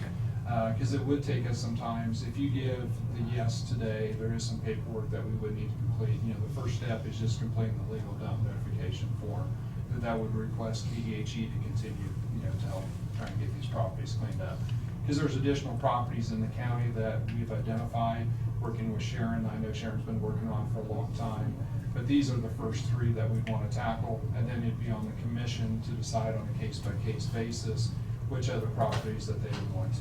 I know this afternoon I'm going to the city of Florence, that they have some issues they're wanting to talk to me about, and we're going to be looking at some properties there as well. And I don't know what the city, I don't know much about the city of Florence, I'll be honest. I don't know what resources they have available. But we try not to make it too much of a financial burden on the counties, because we do pay the FEMA rates for all the equipment, we pay mobilization costs, we pay the county councilor's costs, we pay Sharon's costs. Anyone that is involved with this, we put them on the work plan for the number of hours, that they're actually projected. And then once the cleanup is completed, then an invoice is sent to KDHE, and then, you know, we take off the 25% of the in-kind services, and then, you know, KDHE reimburses the county, you know, the remainder. So in this case, it'd actually be 3 different checks. On the flip side is that the county tells me, no, we don't have the money, we don't have the interest to do this. We step back, and my involvement will actually be done, and it goes back on to Sharon. And then we, as a county, have to bring compliance with the use of an attorney. I had a question on this 75-25. I get that in the county, but you're going into an incorporated community, is Lost Spring Incorporated? Right. And yet the county is take the whole 25%. Can a county go back against the incorporated city and say, we'd like to have a X number of dollars for you to put into this, or is that outside of what you? That would be outside of mine, because that would be Yeah. what you and the city would work out. Because we have a lot of small communities that don't have a lot of equipment and manpower, and we could negotiate that with that 25%. Right. With that community. Okay, Right. that's what I was getting at. I could write the contracts with the city of Lost Springs, and I could do everything with the city of Lost Springs, but they're gonna be coming to you to ask for the help. So sometimes it's easier if we just go to the county and we write the contracts with the county themselves, and let, you know, cause I'm scheduled to go back to Lost Springs for city council meeting in March. I agree. And I would let them know it's easier for us just to have. And he just told us he's going to Florence next week to Albany, next week, and Albany's not incorporated. Yeah. I just got a feeling that maybe. We may have some more coming to us. Right. It's the county's decision and the municipality's decision as far as what properties we work. With the illegal dump program, as I mentioned, we have to be invited, you know, basically through this illegal dump notification form to be able to even start the process, our process. If the city or county does not want us to do it because they don't want to enter in a contract, then I simply just move on to the next county or the next city and, you know, just go from there. But unfortunately, like with the one in Lost Springs, we have made some progress. 16 tons is a lot of material, and that's been hauled off there so far. We just started, we said okay today, and we've got into it, we've done 50 tons, and, oh, wait a minute, this is getting to be way too much for us, can we drop out? Once we start the process, we'll have the work plan. I will meet with your solid waste, I'll meet with your road and bridge, we'll tour the properties, we'll take a look at it. I'll help them develop, you know, what the work plan is. We always try to build a little bit extra into the work plan, and we're not tied to the exact cost of the work plan, because sometimes things do come up. We, you know, we didn't estimate this right or whatever. I'm tied to the 10,000. That's where I am tied. Now, the county has their own purse strings as far as how much they want to spend, but we would have a good idea once we made that work plan of how much is there, and if the county would decide at whatever point to stop, that makes it very difficult for us, because once we start the process, we want to abate the environmental hazard, because that's essentially what we're determining by this unlawful accumulation. It's a public nuisance and environmental hazard that we want to get cleaned up. But you would know going into it before we actually even started what the estimated cost of a property was. And that's per property, so Correct. if we backed out or started on one and went to another one, we'd have the right to back out. Correct. Correct. The way they have it listed here is for every 10,000 that they spend, we've spent $3,333. The county can spend however much they want. We're tied by the statute of 10,000, you know, and everything. None of these properties are estimated to exceed, you know, 10,000 is what it would be, you know, and stuff. Most of the properties, just a rough estimate, would probably be between about the $5,000 to $6,000, you know, dollar range, and then the 25% of that. But with the FEMA rates for the equipment, and then, you know, the FEMA manpower, you know, because we allow the full compensation for employees, that includes a benefit package, which generally is the 1.5 times their normal rate. It is what is charged and stuff. But we try to make it financially viable, you know, for the counties as much as we can, without it being too much of a burden. I'm glad to see you here and offering this. We don't get this every day. Well, Usually when KDHE comes in, it's like, oh no, what do we do now? Yeah. It's wastewater, waste, something along those lines and everything, but it's a great program. The main thing is that we want to get these properties cleaned up. We want to do what we can. It's up to the county to decide whether they want to or not, and how much they can afford, because each county has different, obviously, spending levels. I think we need to start somewhere. Well, yeah, Some of otherwise these we'd be properties are responsible for horrible. all of it at some point. What's that? Correct. Otherwise, we'd be responsible Yeah. for all of it at some point. That's right. Correct, because if you tell me no, I turn it back over to Sharon, and then Sharon and your, county counselor, then do the process. And actually, some of these people, unless you really get into it, they're just not gonna. That's the other thing, that's a good point also, is that us bringing someone into compliance can take months, if not years, to get to that completed point where, we're looking at developing a plan, getting contracts signed. The actual work days may be only 2 work days to complete this entire project. So it's a lot quicker process. My only problem with this is I would like every one of our towns to know this, smaller towns especially, because he's going to Florence today, and like I said, some other town, Burns may have something next week, and so how many we got. Generally, what happens is, once I appear at a commission or city council, there's something in the paper that KDHE was here talking about properties in a certain community. And then I started getting anonymous calls and different things about additional properties as well. And because right now I'm working with the city of Marion, on a property here in town. We're just beginning the process. They've sent the legal notification form. With one property, the gentleman we're talking right now, he has been very agreeable to everything we've done so far. Like I mentioned, 16 times he's hauled off himself. That's a lot of waste. Unfortunately, there's a lot more to go. I think with this one, we can do what's called a consent access agreement with him, where the county comes on the property, we get everything cleaned up, through KDHE, get all 3 properties taken care of, and then, we can move on to what's next. If he does not agree, and then we have the administrative order process, which is an order signed by Secretary of Health and Environment. It's a legal order that gives us the authority for KDHE and our representatives to come on the property. And that one person has 3 different properties, so you're doing it three different properties. Correct. Because that way, I could do it as one, but then I would have to worry about our $10,000 limit that we would have, and then it would cost the county more money if we broke it up into just one. It's cheaper for the county if I do 3 versus doing 1. So do we need to take a motion to have Sharon pursue this? Or is this? Sign something. I have taken the liberty, hoping that the county would be interested in taking these over. It's a very simple form. It's our legal dump notification information form.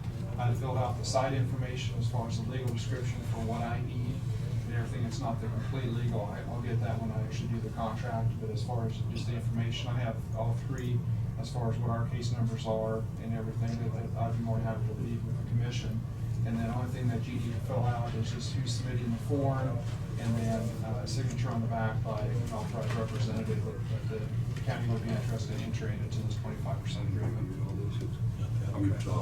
So I'm fairly sure I won't have an issue with it. I would suggest putting that in the Friday meeting. Yeah, I would like to put this to the Friday meeting and have, at least have him overview it, our legal counsel. Sure. This is just the first step. I don't know if Right on down the street. Not short, sir. Okay. Everything stops down there. But I don't know with the other cities, if the other cities have different properties or anything, they might be requesting, the county's assistance as well, and then whatever cost share that you work out with the cities. You provide the same information to incorporated cities as you do the county? Yes. So, I mean, it's not like they don't have any information about it. Correct. Because like in this case, Lost Springs was our first point of contact, And then once we realize that, with Lost Springs, we're gonna request that, the county's, assistance. I mean, we could write the contract with Lost Springs, and then the money would pass from KDHE through Lost Springs to you, or we can just go directly to the county. This is not in-house removal. Correct. That's the number one question I'm usually asked is, can you tear down houses, vacant buildings? If that was the case, this program would have to, our budget would have to probably, I hate to imagine what it would be across the state. I wish we could, but we cannot. You don't know of a program? I do not. There is, I see where you're going. I can say there is none through KDHE. Okay. All right. Thank you for your time. Thank you very much, I appreciate your information. So when we see you, we won't hang our head and say, we'll say, yeah, come on over. Yeah. Not to talk about it. I do have business cards if anybody would.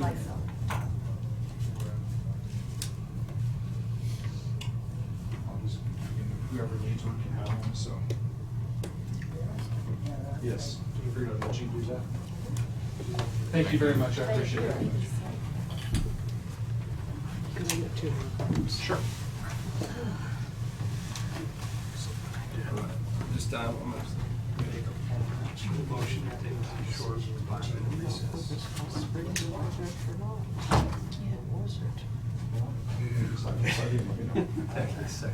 I don't think you have to make a motion to take that 5-minute recess, do you?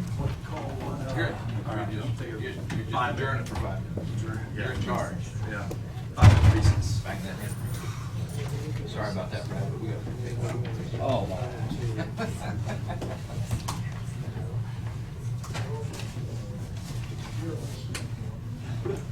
Old man can't sit that long. It's been 5 minutes. We're gonna resume our meeting, and we're gonna go on to the county counselor. Few items to update you on. I've been in contact as late as today with Jeff Pimer regarding the Diamond Vista resolution.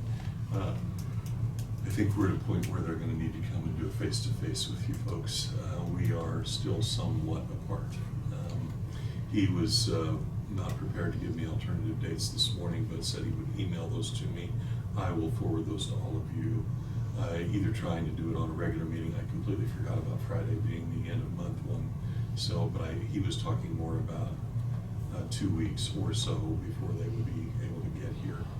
And I'm not even sure who all the contingent would be, but try to get some kind of face-to-face resolution of this going back and forth. I think it's something that's going to be faster to do that.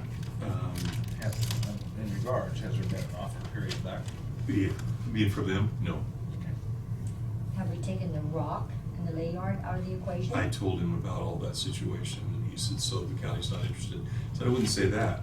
I would say that it's really not on the table because the owner of the premises has actually already started to exercise rights over that. There's been disposition. So we're not looking to buy the argument. Ours is more of a, if you've got to deal with him. And he said, well, he was definitely told that was the county. I said, well, again, might be good for us to sit in person and talk about that then, because right now that's not his impression at all, and not what he's acting on. So, I had KDHE's presentation on here. I talked to Toby at some length, and so obviously that one is taken care of. Randy and I had a lengthy conversation about Fire District number 4 that I raised with you earlier. I have heard from a gentleman from Mr. Knust from Fire District number 4, and has asked me to assist them. They need bylaws, and that needs to get drawn, and I told him I would assist them with that.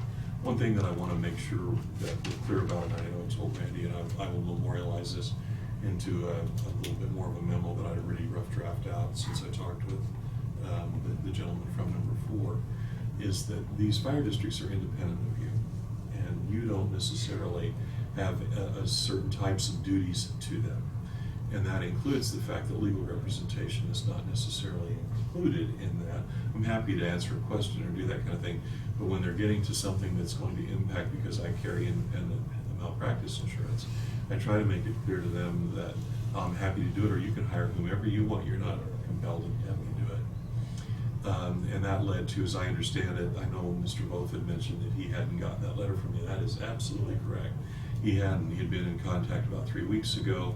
He thought he had sent all the supporting documentation. The only thing he sent me was the form. I sent his email back to him.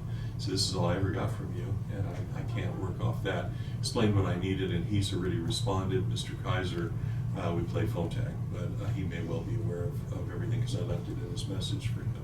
So, assuming that they want me to proceed and give them those opinions, I don't see an issue with them. Tina had Cherry send me everything that we have on hand at the county, and they're generally in good standing. Their minutes could be improved, but I think that the general acknowledgement of what's required there is present. I've got the various project numbers that would have been assigned to these through rural development, so I'll be able to prepare that for them. That has no cost to the county. So I have to ask you, because yes, I've been contacted on this, and they're under the impression that you're gonna be charging them for your services. And so I'm gonna ask why that was not disclosed up front, because they had no idea. They had no I idea did that disclose they it up front. were- The only person that I really talked with was Matt, and he said, I've got this, and I said, well, okay. And again, I don't know that there clearly wasn't a clear understanding that, I said, I don't do this as the county counselor, because you're asking for a legal opinion as to your entity, and you are not subordinate to, per se, the county commission. You guys have independent authority. You're placed on your boards in pursuant to your bylaws. You establish your budget. You acquire your equipment. You do all of those things. So each of these I've ever done has never been assessed back to any of the governmental entities involved. See, they had no idea. I had no idea. Well, and it's just been very, very limited contact. I had one email and one phone call. That was it. And so beyond that, that's as far as we've gotten, and that was at the end of January. So I called both of them back once I heard that there had been that concern. And I reached Matt right away and explained to him. And again, it's really not costing them per se, it's costing all of us collectively. Rural development, very much like KDHE, picks up, they include that as part of the grant costs. Any legal fees, any other incidentals, any accounting fees, survey costs. So they won't be writing you a check They could, yeah, once they in get, theory. once they get their grant money or something? Yes. The reimbursement? Yep. So they need to make sure they include that in that grant? Yes. I didn't know that. Yep. Yeah, and like I said, I don't have any, if they want to go ahead and find someone that they use regularly, I have. So you haven't done anything yet that would generate a cost? Oh, no, to I you? have now, as of the last week, but until then, no, I haven't done anything in the way of billing in it, because I hadn't received anything yet, other than the form, which I've seen many times before and issued previously. So. Is there any other entities in throughout Marion County that would fall under the same type of umbrella, so that people know, before they go into this, that they're gonna have legal fees assessed to them? Other like cemetery boards or anything like that, Yeah. that they think they report to us or something like that, is what you're saying? Yeah. If they come in annual and provide a report to you, and you exclusively maintain their budget, and whether they exist or not is dependent upon your continuing to provide that permission, then it's gonna fall under what we do. And I consider that part and parcel of the county. If they have a school district, for example, operates within your county, they're completely independent of you, and I would never expect for them to use the legal services of the county for their purposes. Any of these quasi-judicial or quasi-independent entities, I've always viewed those as independent. I had no idea, and then they were surprised. Well, I think it's a good thing that some of these fire districts that we have around our county needs to open their eyes up and be prepared for some of this, because it's always been saying, well, you're under the county commission, we can use county legal counsel. Well, if they come in here and ask us, we could give permission to use him, but that, we got, how many districts? 9. fire district? I thought it was 7 or 6, Seven. something like that. I don't know, Yeah, I'm sorry. Yeah, but we've got some, but what I'm getting at is each one of them needs to be prepared for this instead of. Yeah, I don't mind that as long as we knew up front, and like I said, I didn't know, I The just question assumed didn't ask. Marion County Fire District, I just assumed, Yeah, it's, just like they It's its did. own taxing district, and it's a separate. no different than entity. if we followed the theory that they could do that, then every township board can call me whenever they want on anything they've got from any issue that's come up before them. And they can, and in most cases, if it takes 30 seconds, just in the context of goodwill, I'm gonna answer it. But they're asking me to sign off on something that says they're in good standing, and I don't know anything about them, I don't know who's on it, I don't know what they've done, and God knows I've had enough of these where they really didn't maintain a current standard. I wouldn't sign on a bet unless I had seen everything about their current status, which is I require to these two. They're nice guys. Yeah. Yeah, nothing, and again, nothing against anybody, and that's just, if I'm gonna go ahead and give that kind of a legal representation, and then we find out later, when the state comes in and says they're not lawfully organized, or whatever it might be, guess who picks up the tab? I was very appreciative of Brad. He even went so far as to tell me his background, that he has set up a fire district in Burton, and knows Several quite of a them bit. actually, but that's the most recent one. Okay, but yeah, there's others too, but knew quite a bit about fire districts and how they were represented here, so. So District 4 is okay, just they need bylaws? Yes, I'd say that's a good general summary. It's okay, we gotta get a few things done, but yes, I think that they understand what they need to do, and a lot of things got cleared up in the conversations about how they've been operating and what they've been doing. Some of it needs to just be tweaked a bit, and bylaws should solve most all of that. Right off the get-go, Tina has right in that vault right in there, has every fire district when they was formed and Yeah. all that kind of stuff right there, so there wasn't never no question that they wasn't formed, and not like we was hearing from certain people. Even the president called me and said, hey, we don't even know when we was established. Well, they just didn't know the right facts, the right place to go look, and Tina had it right there, so, thank you, Tina. It's suffered from a little inattention, and that's not anybody's particular problem. They just kind of had rolled along and done what they needed to do, and it got to a point now with between the city and them that we really needed to define some things. Okay. It's a whole different issue that really the county should be involved in. Did they get a copy of this letter that I got? Freedom of religion. Could I, Oh, it was in the mail. 7th. Yeah, I bought that. We've got several things from them. It was just for your reference. Yeah. could I? Well, they referenced an original one attached for our review, which is true, but that was from October. And then they said there'd been a follow-up letter dated February 7th, 2018. Well, their first letter was to us in October 2019 that I know of. Oh, no, I have a we've copy got of the this. one. Okay, that so then this is Yeah, accurate. when I was the chairman, we got one Okay. also. And then that's when I learned that we have to go to. Given different, what's already been done, I'm reference. gonna craft a letter so that they at least know, yes, we got it, we acknowledge receipt, and this has been the action taken so far. See if that satisfies them or not. Don't wanna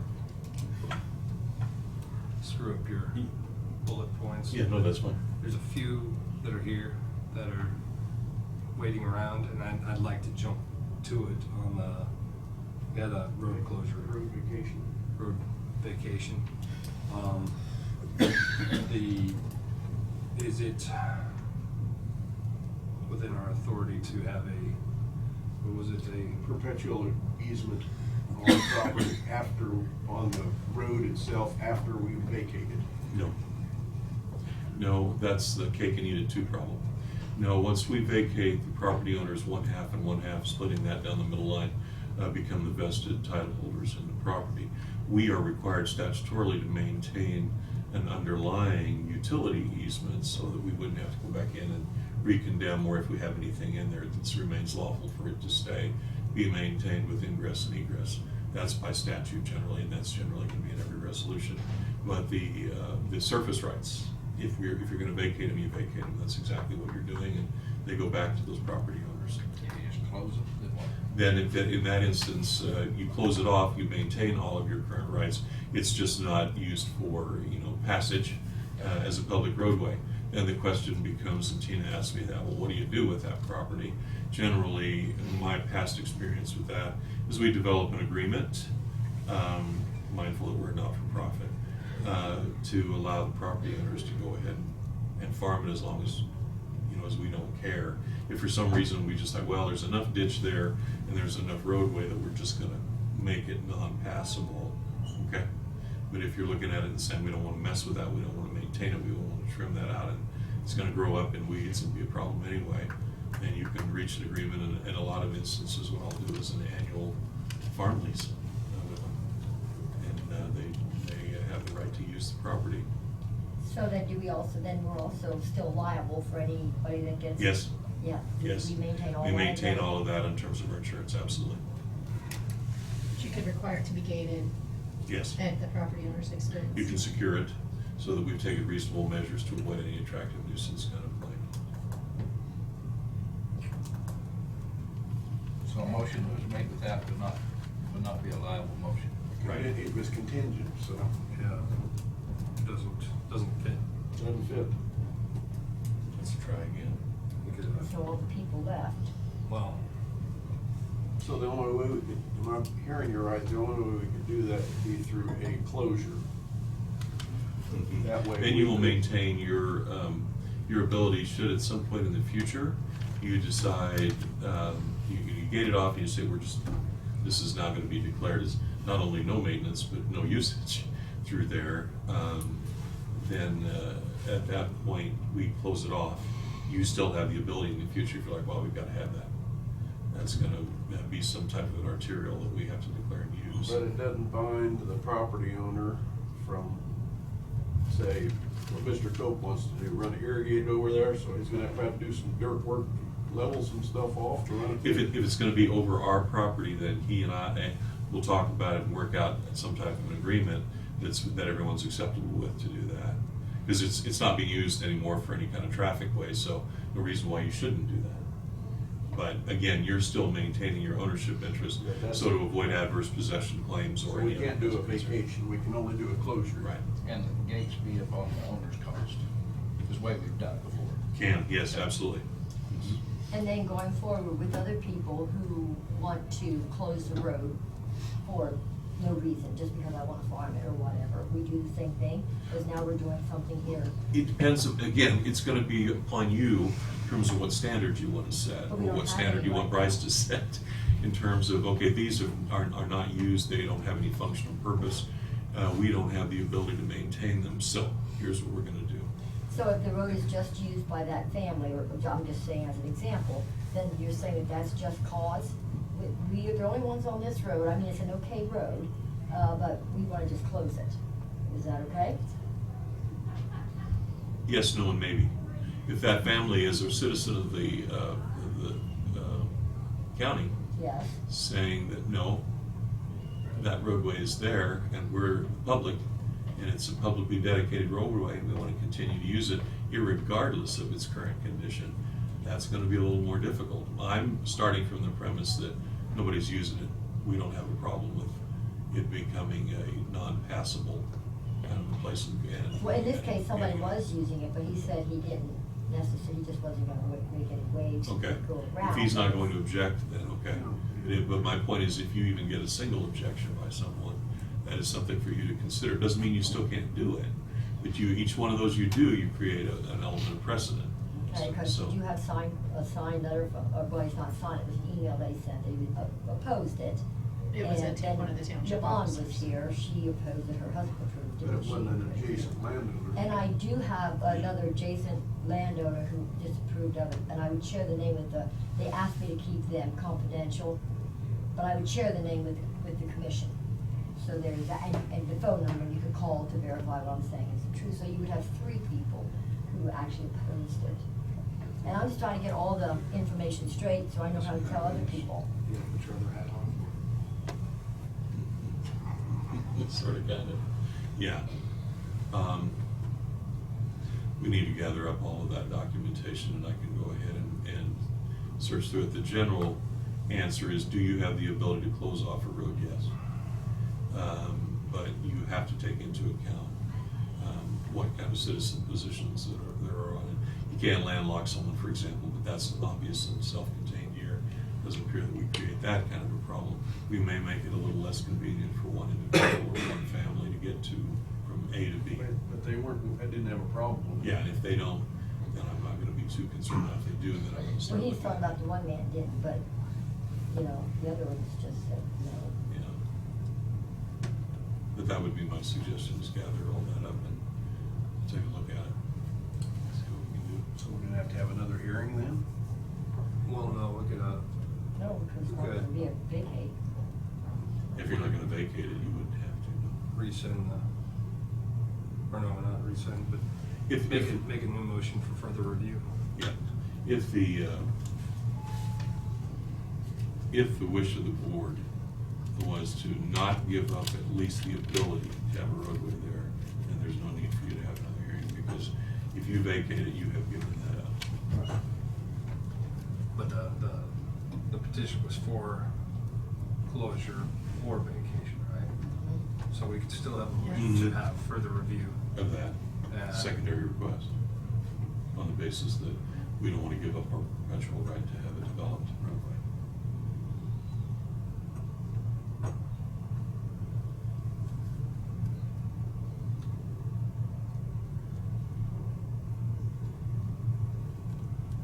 It is what it is. That was the intent earlier, was to get, Intent earlier was to close the road, but not give away the county any, you know, in perpetuity, something Yeah. that might happen 80 years from now. Yeah. but what he's just explained to us is that, just a different way of saying it, that you would maintain your easement. Yes, you do a road closure, but Yes. not a vacation. Right.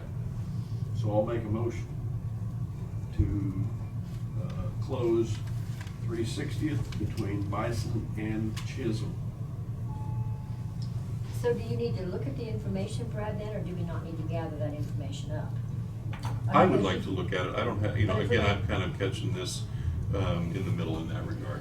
But, you know, what the motion you're making is not necessarily illegal or inappropriate at all. Okay, well, I was just wondering, if you're gonna make a motion and we vote on it, why would I wanna bother people again?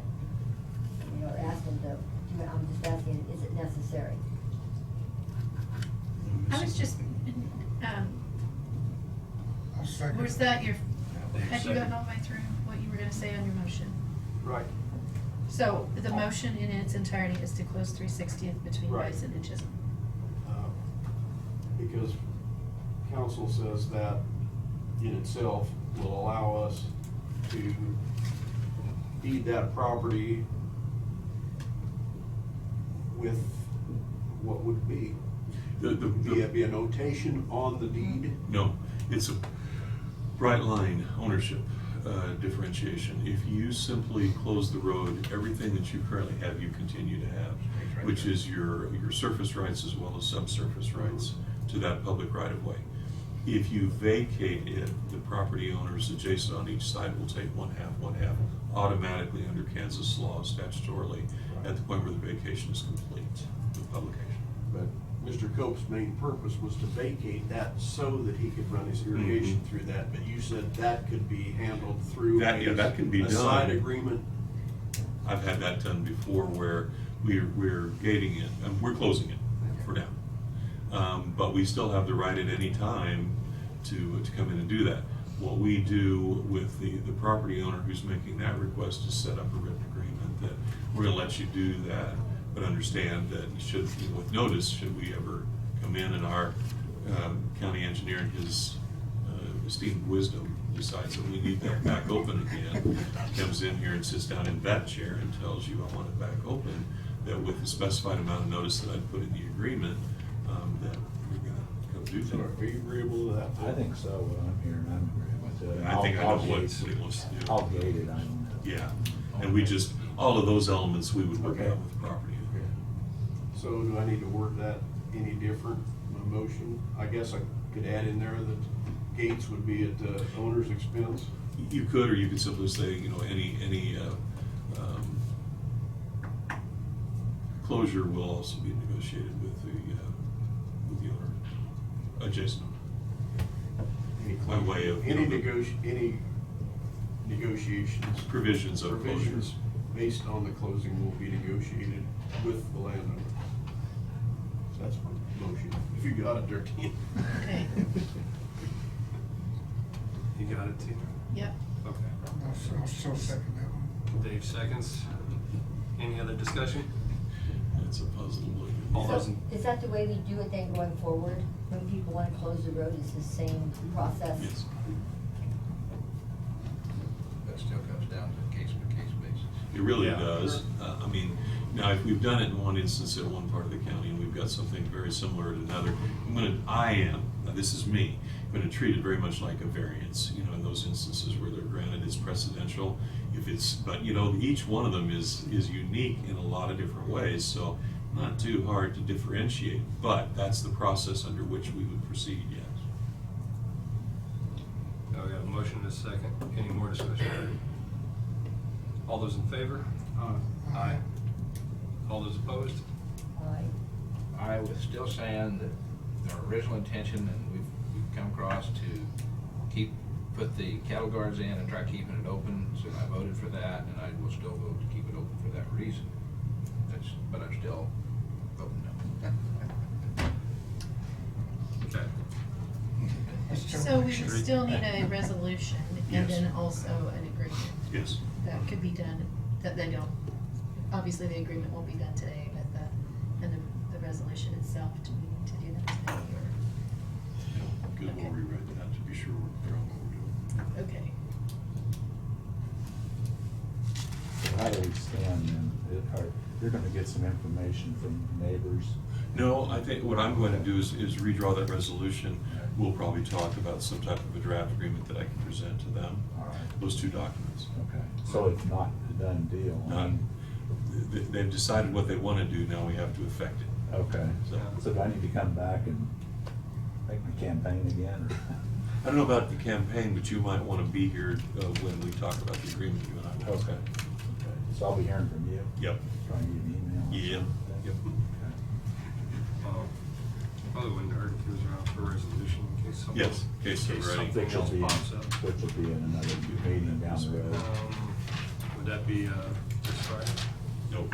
No. He's only here on Hold on, man. 2 minutes from this. That's how quickly he and I get to, yeah, either, let's say a week from March. A week, yeah, would be great if we had that much time. You know. Mid-March, is what I'm saying. Maybe the second meeting. So you'll have it in a couple of weeks? Yeah, the agreement isn't complex, so. Probably a boilerplate. No, not boilerplate, but I've written so many that it kind of just becomes rote. Yeah. Okay. So you want a phone number too? Yeah. Can you give him a phone number too? Oh, yeah, sure. And your blood type. Next to Kansas. Social security number, Chevrolet. Bank balance.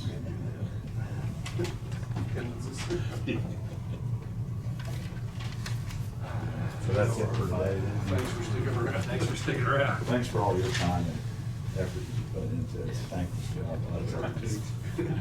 Thanks so much. All the time. Yeah. All done, we'll see. Yeah. Meet you. I'll let you get back on track with where you I were. think I'm pretty well. The others, we have, which I've discussed in privileged communications, multiple legal actions ongoing at this time. Nothing earth-shattering other than each of them are proceeding on course at the moment. I probably will send out periodically a privileged communication to you collectively as a board via email, just so you kind of know this is where we are, this is what we're doing, what you can expect. And so, Brad, I do have another question for you. Yes, ma'am. We had talked a week or two ago, well, you weren't here, 2 weeks ago or something, on the 5-member commission re-election coming up. And I was thinking about that a lot, and I did call Leavenworth to talk to Janet, and they are gonna go with the, For 1 year is what I understood. yes, yes. And so they had thoroughly investigated that, and I was talking to some people around the community and stuff, and there are people already out there preparing for campaigns. Okay. For these other, for the new guys. And I was also, and what I was thinking about was, even if it was normal, the 3-2, when we had a 3-member board, there was 2 of us up. 2-1. 2, so there would still only be Yeah. 1. So it's the same scenario. You It know. changes a little bit with the dynamic of 5, but you're absolutely right. The phenomena really doesn't change because the majority of the board are up for election by definition when there were 3, when 2 were up. Yeah. But it goes a little further. It's a question of degree. We can always do 3-2, and it's the same concept, right? But you make it 4-1. That's not quite what anyone ever contemplated. What I was running into, just for everyone's edification one last time, is when you look at the statutory scheme, going to a 1 year is very justified under the statutory system as it's addressed. The problem is, they didn't say that that would obviate or eliminate the absolute prohibition on ever having, in a 5-member commission, having 4 up at once. There's a statute that is unequivocal, says you will not do that. Okay, so we have a conflict of laws issue, which is what started this with me. We've gone back and forth on it, and the determination ultimately is, well, we're going to violate the law one way or the other. Yeah, that's what Jack was telling And me. so, given the expectation on, which is what I told Tina, I think we're going to just do the 1 year, even though it would seem more practical to do 3, but especially if there's also citizen expectation. Yeah, I It's understand. just as legal as the 3. Okay. And because I said I would make clarification on that, because like I said, they're already. Yeah. But anyway, and then she also said to me that what they were doing was on the next, when the other 2 run, that somehow she's bringing in like an unexpired term or something, so you Yes, get it on that's a the way it would be. rotational type Yeah. They're all up. thing. Yeah. Okay. In order to get them back on schedule, that's correct. And then after that, it's okay. It just.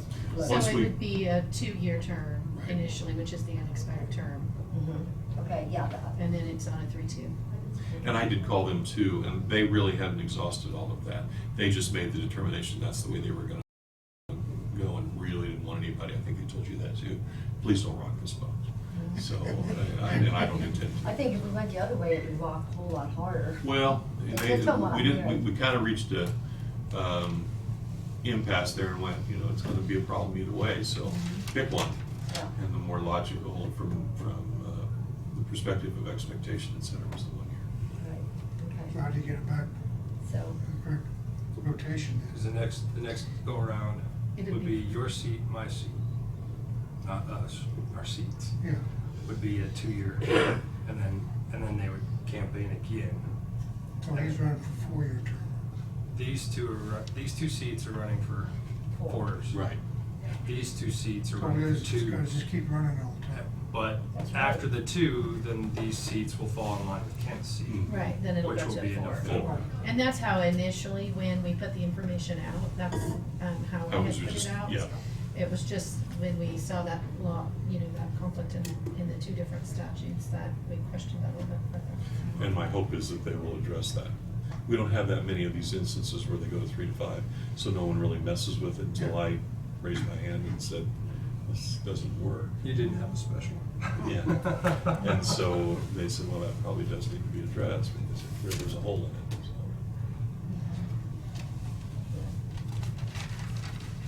So. I'm frankly very much okay with it. I think that's what everybody expected when they, went to the polls this last time. My seat would only be available for a year. Yeah. That we want to get rid of you. Yeah. Just make a few waves and leave. Come in and clean up the house. And Brad, can I get you to, nothing urgent, but I was doing several things was brought to my attention, and I'm not sure, I was trying to do some work on it this week maybe, but anyway, the difference between an abstention and a recusal. And so far, everything that I've read, abstentions, based on the Bradley and the Robert's Rule of Order are perfectly fine, and they cite reasons that abstentions, like if you don't have proper information or something, you can just simply abstain. Now, if you recuse, then that's like if you have conflict or something. So, and I don't know, I read it both ways, and I found statutes that go both ways. I do actually have Attorney General opinions Yep. that kind of actually verify that, but I thought maybe that's something that I think we really need to, and I have talked to and I've even called Jay Hall and talked to him about these things, and he says abstentions are perfectly, they're not a yes and they're not a no. So I really would like to have clarification going forward, one way or the other, based on the law. And based upon what you've been told, obviously I don't know all of it, but there's elements of accuracy in that. And it depends on how it's done and how it's set up at the point, and also what else is done. We start from the premise, and I'll give that much of the answer, and then I think I'll probably do this all in a memorandum form, because I've had that question come up before. Give you something I can use just for sheer guidance in the future. If you start from the premise I don't have enough information, then one of the expectations is, in terms of full involvement and commitment, is move to table. And a lot of people don't do that. They'll just say, well, okay, if you guys are gonna go ahead, that's fine, but I'm gonna abstain. Not enough. I'm gonna give you the whole, here's what you do, kind of a thing. Recusal, you're absolutely right. The bright line there, recusal is I legally should not in any way, shape, or form respond in this case or participate.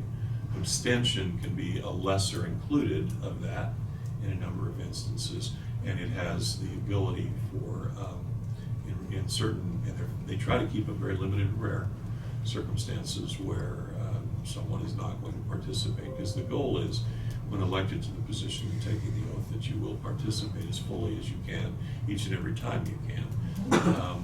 The lack of knowledge, if it's not on your part, it's been withheld, or it has in some way just not been available, or it's just recently discovered. That's where that motion comes in, and you Okay, make that. that's excellent, because that's what I thought all along, and yeah, because some of the subjects that we do in the past, that we voted on, I mean, they're deep subjects, and there's a lot of moving parts to them, And we're gonna need to make it very clear when it's one or the other, because generally Tina's obligation is going to be, if someone doesn't vote, to treat it, like your typical recusal. Okay, yeah, and I was reading on that too, that they go with the majority, and that's another subject matter that we'll have to deal with. Yes. Because, I hear that that's not always the case either, but, that still works Yeah. it's in the works. So, but I'll go ahead and prepare that, and it's something that, goes through all of that, hopefully in enough detail without confusing everybody. Because, personally, for me, if I don't, let's say I don't have enough information, or let's say I get information, but I know there's other information out there too that could be pertinent, and especially the way we get our packets, normally speaking Friday night. So Saturday and Sunday, you can't make phone calls, you can't reach out to those people, and then Monday morning you have your meeting, okay? So how could I, if I'm gonna say, I'm gonna abstain because I didn't get a chance to get my information that I wanted, for somebody else to say, okay, that's a yes vote, or that's ridiculous. In Because if I want a order yes, I'll say to avoid yes. the potential for that at all, at the time, rather than say, I intend to abstain, however, at this point I move to table this because the specific lack of information is the reason for, okay, that bright line And to that you. justifies the abstention. Okay. Yeah. Also, one other thing you could do, you Got can that. move the meetings to Tuesday, so that you could get that information on Monday. And then also, the past reason, one of the reasons why is because the paper wouldn't have it on Tuesdays. That's a good reason. Well, what I'm saying is, the paper gets the information out, gets out on Wednesday, sometimes before anybody else ever, when the people don't know about it yet and stuff. So we're, at least, if you have a meeting on Tuesday, you could possibly, it would be a week before the paper would come out. Then the people would know about it, because there's been things happen we voted on that the people don't know about when they get the paper Wednesday. Yeah, I have no problem with either day, I'm saying that. That's a possibility. That's good. One final thing that I was working on, which I brought up before, and that is when you have commissioners who sell their wares or provide services or stuff.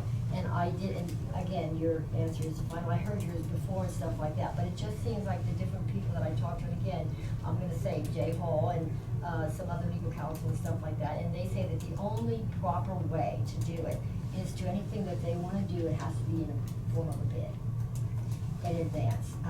Then that would be fair and equitable, and the commission would vote on it to accept their bid, or their bid would be a proper bid, or whatever. That would be something that would absolutely take care of that situation completely. I'm just saying. Okay. Yeah, because they confer that it does, you know, give a lot of appearance. Put a dollar amount on that? I mean, No, Well, our procurement policy in the county does not require a bid unless it's over $1,000. And so,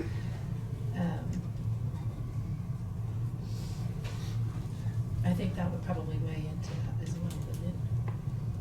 Yeah, I think it will come down to a board decision on some elements of this. And again, there's so many ways that I consider and give you exceptions. If you are like, we want absolutely no possibility, which is usually the case, of any kind of impression of malfeasance or inappropriate behavior, then we will do this, and everything will always be by bid. The problem with that is the pragmatic approach to it. On occasion, you got somebody that provides something for $75, and you're putting it up for bid. You take more staff time than it took to do it, and that's where that procurement policy weighs against the bidding process. I don't disagree. Generally, if it's anything of any consequence, I'm always going to advocate bids anyway. Gives you appropriate, I don't want to say it quite that way. I was going to say gives you appropriate cover, and I don't mean that in the context of, you know, just trying to have an excuse. It's just you've done due diligence. right, Okay? exactly, and you're just being transparent. Yeah, but the reason that the procurement policies are written the way they are is, again, that pragmatism kicks in, and you're going, you know, if it's a small enough amount, we're not going to bid it each and every dime that we expend, because we'll spend more time on paper and postage and staff time than it's worth below a certain price point. Now, what's that price point? So it begs the issue to some extent with your question. So written it all down, try to see if I can't put that together. And I don't wanna waste your time, so don't think that you have to. It's not a waste, that's what I do here. So. You know, like I said, I don't wanna hold you up for very important business. I don't know. I went to a training in WSU at the very beginning when I was on city council. This was explicitly talked about, and this is the reason why the whole abstention never came to be, and this is why I asked Tina to do it. I abstained from the very beginning on every single issue. And my other thing is we can keep pushing this issue, and then we can start going back and forth on who's more righteous than the other. But we can have a hypothetical, service gets ripped off your shop or gets off your shop. You gonna wait for my bid? No, that's the reason why there is reasoning difference. So I'm kinda getting, Because you're feeling like I'm getting picked on the here. need of service being pulled up and She's picking use me. Yeah, yeah. So, Same way with major repairs at Road and Bridge. See, that's crazy, because, you know, when you ask the question to try to always do things right, just like I made the mistake a couple of weeks ago that Brad brought to my attention, I signed, one of those forms. But what I'm saying is. And I didn't even know it, but okay, so I was willing to, okay, go ahead and undo it. The money means nothing to me, and Millbrook Farms don't need to break, what the hell. If I made a mistake and I signed something I should not have because I don't want the appearance. I don't want to give anybody a reason to think for 1 minute that I'm trying to make money off of the county. Right. And so that's what I'm trying to get at, is just to make sure that we cover everybody's butt, that we do what is right and be transparent. And that's what we try to do in the very beginning, is highlight these issues so that it is as transparent as possible. So that people realize that this is being pulled out separately, that this is something that the public can actually scrutinize a little bit more than the rest. I mean, they don't really see the rest of those. They only see those. And that's by design, by what Dave and I have elected to do. I mean, they don't see the rest. They don't, they're not highlighted like these bills are. These bills would be highlighted at those times, in those Rest meetings. of those the voucher bills for the approvals. county. Oh, that's something new then that you're doing, because the first time it was, and I see it was just under the department that expended it. It was the very first time. Yeah. We had the conversation about those, and I had missed one. You pointed it out. I got her to put that one on there too. It was since the very beginning. Okay, so, just trying to be transparent. Right. If that offends you, I'm sorry. No, I'm just saying. No, that's okay. You guys can elect to not approve the bills, but the three of you can ultimately decide not to pay a bill. And it's no different than not accepting a bid. if somebody performs a service, whoever it is, and they did a good job, who would vote not to pay that bill? That's another side. I would never do that if somebody performed a service But then and there's, say, no, I'm not gonna pay your bill. then there is no appearance of impropriety, because you did perform a service, a good Well, service. okay, so, done on the subject. I'm not gonna keep arguing with you about the point of the appearance. Mr. Chairman, I like the way it's brought out now in the bills. It's a special deal. If we want to vote against it, we can. Yeah, and I think you should always have the right to. Either one of you two, I I have no mean, problem with that. department heads have the budget and just spending the money, and they're not contacting either one of us, at least not me. Yeah, I don't, Cause I got other I mean- people who do this for me. if I do get contacted, I usually ask that the call goes to the shop, gets put on the board, usually gets taken care of by the service Everything's guys. above board. But try to do right all you want, somebody's, I'm not sure. Anyway, next thing, Brad, sorry. That's the extent of what I had, I'm just, in case there were other questions.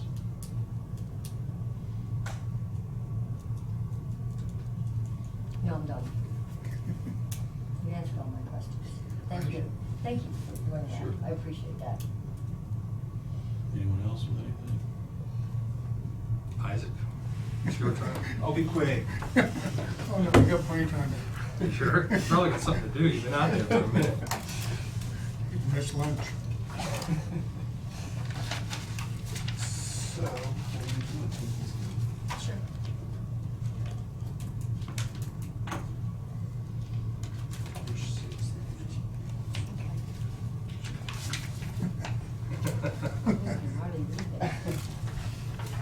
So we got 3 different bids for, I previously had come in here and talked about wanting to trim up some of the trees around the lake, especially like the main focus was the trees overhanging Lakeshore Drive. Some of them are pretty dead. Before you guys get a heart attack, the last bid there, which I first time dealing with Huff, their bid came in at 17,000. It's not a typo. I found out they do pretty much all commercial work. So with all the trees that they do, they chip them. That mulch then would go to the lake. But that is why that is so much significantly higher than the other 2. There was a total of 4 big tree removals and then 9 different areas with trim jobs. Say that again. Got 2 sets here.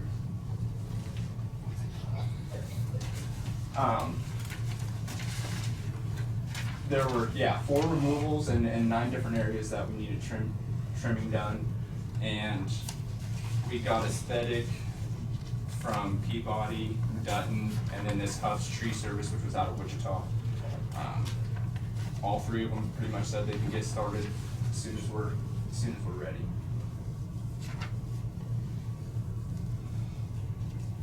Is this aesthetic, does it have insurance? Yes, and I have copies of all 3 of them have given me insurance. Including their work comp? Yes, Okay. yes, and I can get those to you. Aesthetic and Dutton have both done quite a bit of work out at the county lake. Aesthetic, I believe, has just got a new owner recently, is that correct? Correct. Yeah, which his name's Josh, he's from out of Peabody. But both of them have done quite a bit of work out there from residents.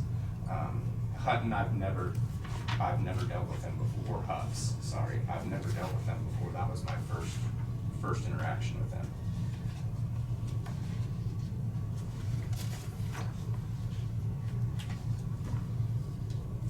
You're okay with any of them? I am, yeah, I really am. What's your recommendation? Price-wise, I would go with aesthetic. I really would. They probably do the most. It's pretty close between them and Dutton as far as the amount of work that's been done out there. But I have never heard any complaints on either company. I'll take your recommendation. If it's the board's wish, I guess, approve a bid. I will make a approve the bid from Aesthetic Tree Service in the amount of $4,400. One second. What's the 750 down to? Is that part of the 4,000? Yeah, it is. He Okay. just, I think he ran out of Okay. room as far as when he was writing what all was getting done. Yeah, but that is part of the 4,400. I added that up just to make sure, because I wanted the same thing when I first got it. Got a motion, a second by Ken, or Randy. Any other discussion? All those in favor? Aye. Okay, I think that might be the one that you have from. Yeah, I'm sorry about that. Are you sure? Not sure. Yeah.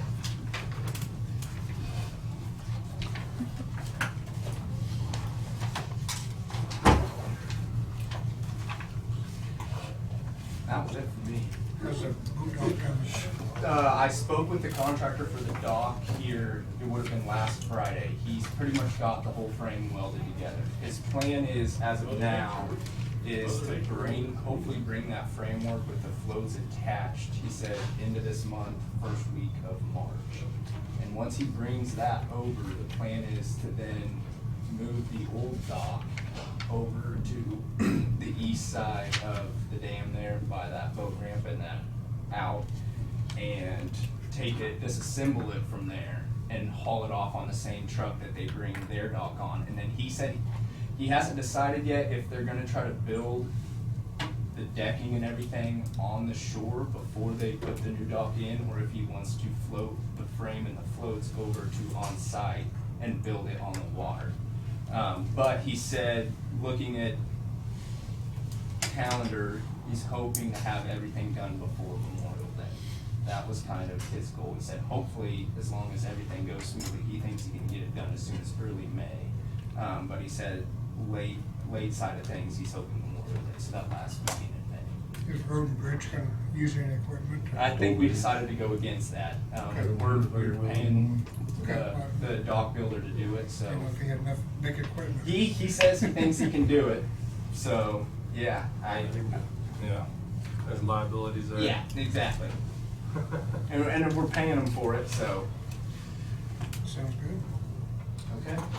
Thank you, guys. Thank you. All right. Down to the final public comments. Who's got cleaning? Who's got cleaning?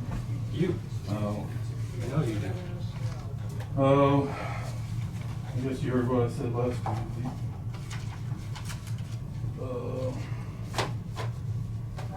I guess the disrespect I was showed was, I run part of that road to take my neighbor that's dying of cancer, so she could ride comfortably in her car last Thursday morning, a week ago Thursday morning, and more comfort to her cancer treatment. If anybody wants to fucking drag my ass out of how I did it, they can just go wherever. Put about $3,000 worth off on the county road just 3 or 4 weeks ago. Almost shut some of them in the ditch. I think they got the right to. Bryce offered to meet me that next Friday, blew it off, took the radiator to Ellenwood, and I don't think we hired him to be a parts man. That's all I have to say.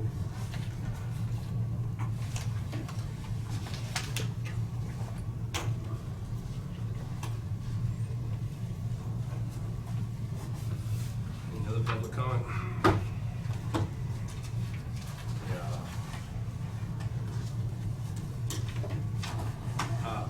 One other thing.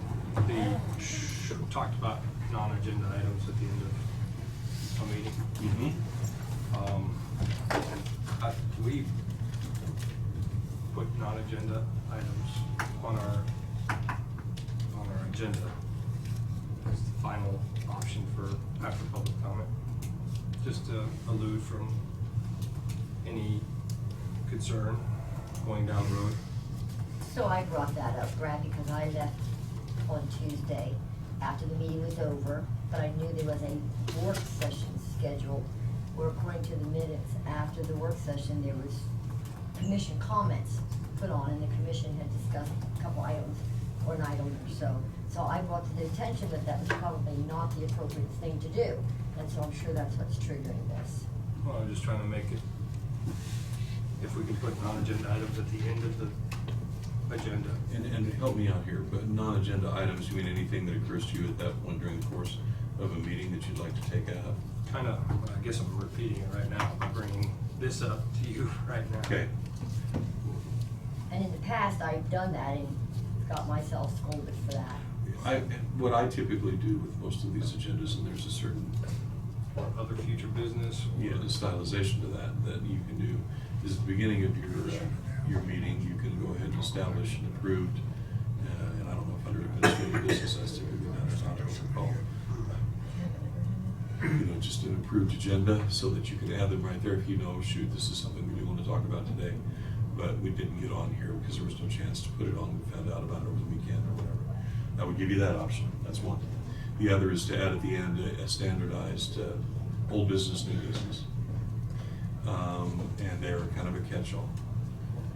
Old business, obviously, it's been raised before, it's been agendized before, it's been something that's been previously discussed, and you're going to go ahead and take it up there. New business is, do we have any other new business that has not come before us as of today, or was approved on the agenda at the outset of this meeting that we at least need to preliminarily raise? You can kind of do that. You want to be, again, from the perspective of transparency, the public wants to know what the heck are you going to discuss. The press wants to know what the heck are you going to discuss. You can put those on there, and then generally what I'm going to do, if I'm present, is police, like under new business, if you put it on there, if it's not an action item that was advertised in advance, it's not going to really go anywhere with formal action, but you can have the discussion, or you can raise the issue. Hey, this was raised to me by a constituent. I'd like for us to take it up. Can we put it on the next agenda? That kind of thing. That should catch most of the stuff that you're referring to, I think. I think that's what both of them was just to move ahead for this next week. If I remember right. So I'm trying to figure out. Are you looking up for the, are you looking It was for the just minutes? Yeah. Actually, Yeah, there wasn't no discussion. Well, it said in the minutes, commission discussion, then you had talked about the building, and that's what the minutes said. Yeah, it was general conversation, but it wasn't the public, it was the commission Yeah. that discussed it, so You I could- put it out Commission. that way. You could also do that, commission comments. Yeah. It was just nothing that we sat down and argued about or Yeah. voted on or anything like that. It's virtually impossible to ever anticipate everything that's ever going to happen in every meeting at all times. So you try to go ahead and establish something that gives you a little bit of flexibility, but yet at least signals that, hey, the meeting, we may voice an opinion about something. So that the members of the press know, well, if I leave before then, I take my chances, as do the public. But I certainly don't condone, and it can happen. I just had one in another setting where it had been previously discussed, was set to be placed into a work session environment in another governing entity, and the one had enough. So they took it up, made a motion right then and there to approve the previously submitted, in that case it was an ordinance, and took a vote on it. Could they do it? Yes. Was I crazy about it? No. Because I knew I'd hear about it, and so did they. From people who said, wait a minute, you were going to do a work session. I intended to attend that, and I didn't, and now it's accomplished. It just feels wrong to me. Well, it may feel wrong. It wasn't the way it was done, but same thing. You're looking to try to be as open about all this and conduct it in the light of day. And I'd like to make one right now. I feel somehow, if we're gonna keep an engineer, we need to just do what Jonah said, is need to get with him and back. We're throwing a lot at him, man. We need to back him. We're gonna just keep our employees, so. If it's okay with the board, I'd like to see on the agenda commission comments at the very end, after the public comments. Just so, CYA. So that's after the public comment. Okay, so like the last time, then you broke for lunch and came back for a work session, so you're saying something different now, so, because that, the same thing that would happen would be inappropriate. So if you have public comments and then commission comments, that's fine, break for This- lunch, come back for a work session, and then start bringing something up, that would be different, am I right, Brett? That would be Yeah. different. I can sit with Tina and talk about what we could do on a couple of these things to address this, so you have it consistently on your agenda each time. You may never do it, so you know, Right. but at least then you've got some things on there that give you that ability to say, okay, I have something I want to say. What I heard Jonah just say was he wants it at the very end of the Yeah. agenda, regardless of what else is on there, so not Yeah, always so I right guess- after Well, he public said at comment. the end of the, he said after public comments. And Yeah, which I would was be- pointing out today's agenda. So generally, every time it would be at the very last item on your agenda, is Yeah. what you're stating. Because we're not allowed to speak, other than two of us maybe, on any given thing that sometimes things don't get handled or brought up if we don't have the opportunity to say it. Would you be able to do that, Brad, though, if you're gonna have them go recess and then go into a work session, and then put that at the end? Would you be able to do it that way, or would you have to do it? If you see, again, a work session is separate and apart from, I mean, it's an element of what you plan for the day. But your formal meeting is over, your work session, you're not gonna take action anymore. If you're gonna do comment at the end of that, it's just comment at the end of your work session. It doesn't formally, getting to your question, I suppose, deal with that agenda from earlier in the day. You wanna do it before you adjourn that meeting, with those comments related to that agenda. Does that make sense? So if it's on that agenda that day, it needs to be talked about in that topic, in that. In that meeting. Yes. But if it is something, hey, we didn't do something about this the other week. While we're at it, I've talked about this before. If you're receptive to it, I will bring you a policy slightly formatted differently for county, for public comment. Classic example is you get perilously close, you're gonna single out an employee, and you're going to make a comment about them. We need to go into executive session. They have a right to privacy. And this didn't really go very far today, but had it continued, or had there been a discussion, or had there been a specific instance or criticism, I would have stopped it.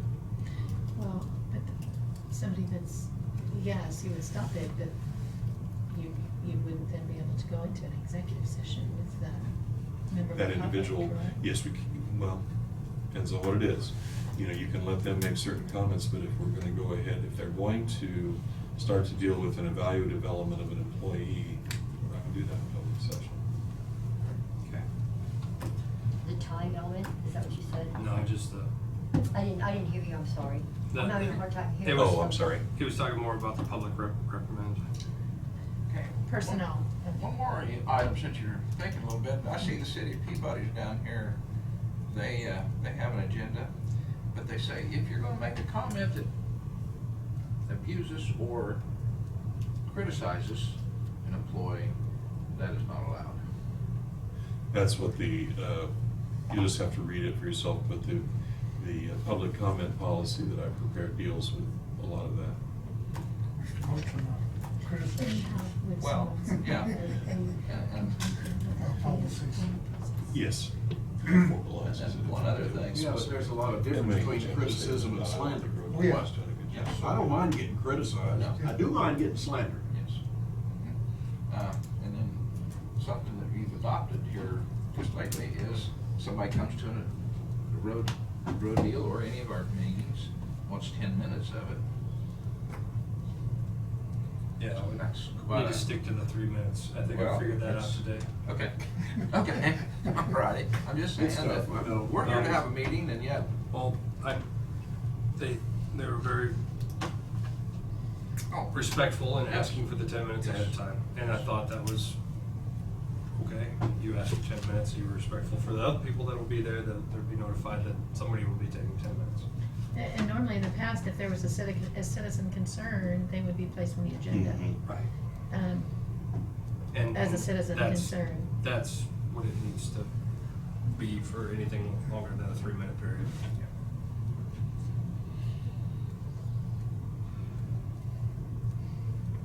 I might be stubborn, but I learn.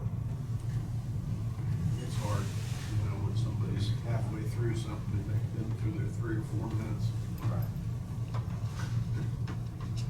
And so you're not gonna get away from road criticisms, because the county's too big, and the roads are a mess, you know, and people, the frustration does, I mean, you just can't get away from it. And again, if someone wants to come in and talk about their road or their area or the general nature of those, no problem at all, have at it.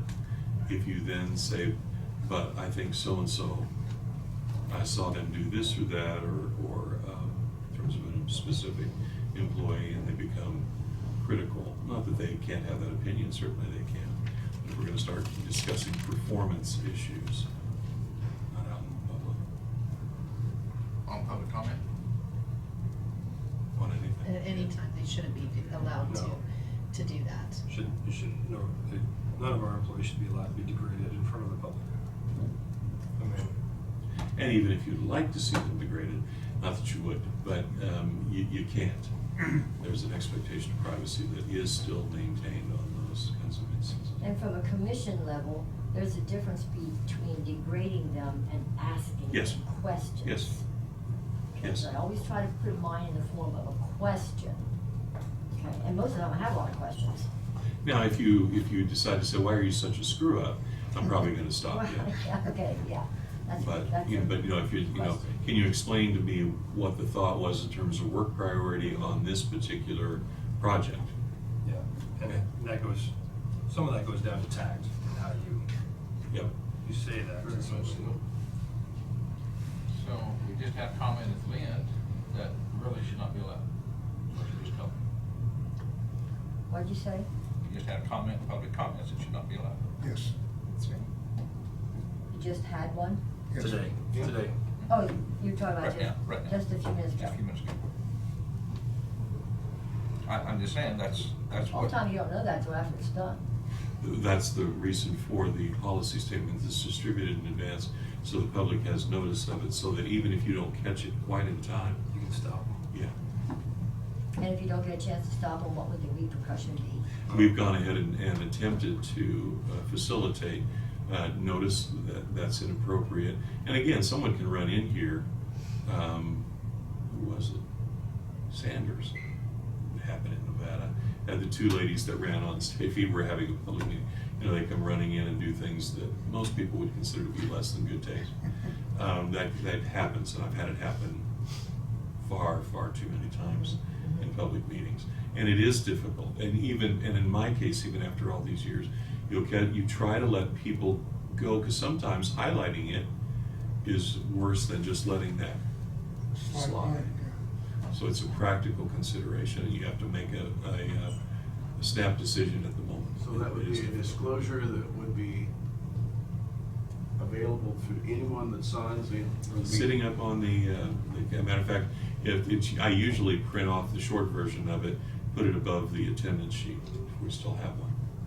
Somewhat, I think City Peabody is right on your agenda, and I was looking at this Yeah. too, and it's this display. Yeah, this has already got some good information on it.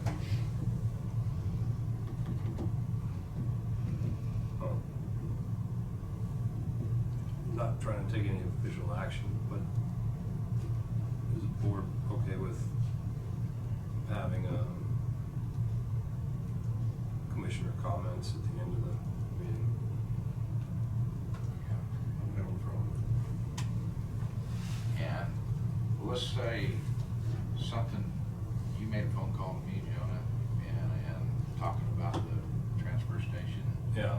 And so if you went to, like I said, we'll go to Randy Purdue or so, if you made that, where would you like to done? And if you've done that, would you like to bring that to, I'd like to see you bring it to the board, or what, you know? And I have, and this is the reason why I like to have commissioner comments. I probably need to, put that on either Monday's agenda or if time allows, Fridays. I did have a conversation with Randy. Tell you, it's a good thing, it's just something, everybody's viewpoints needs to be looked at. Conversation didn't go as well as I'd hoped. I don't know that. You thought it was good. You didn't have to disclose that. Huh? But Jonah you- called me and, Oh, so he was talking about you. we was talking about the transfer station. Okay. And I said, well, we need to go right straight to the engineer. And so that's where it went. That's what he's talking about. That's why I haven't heard from him back. So.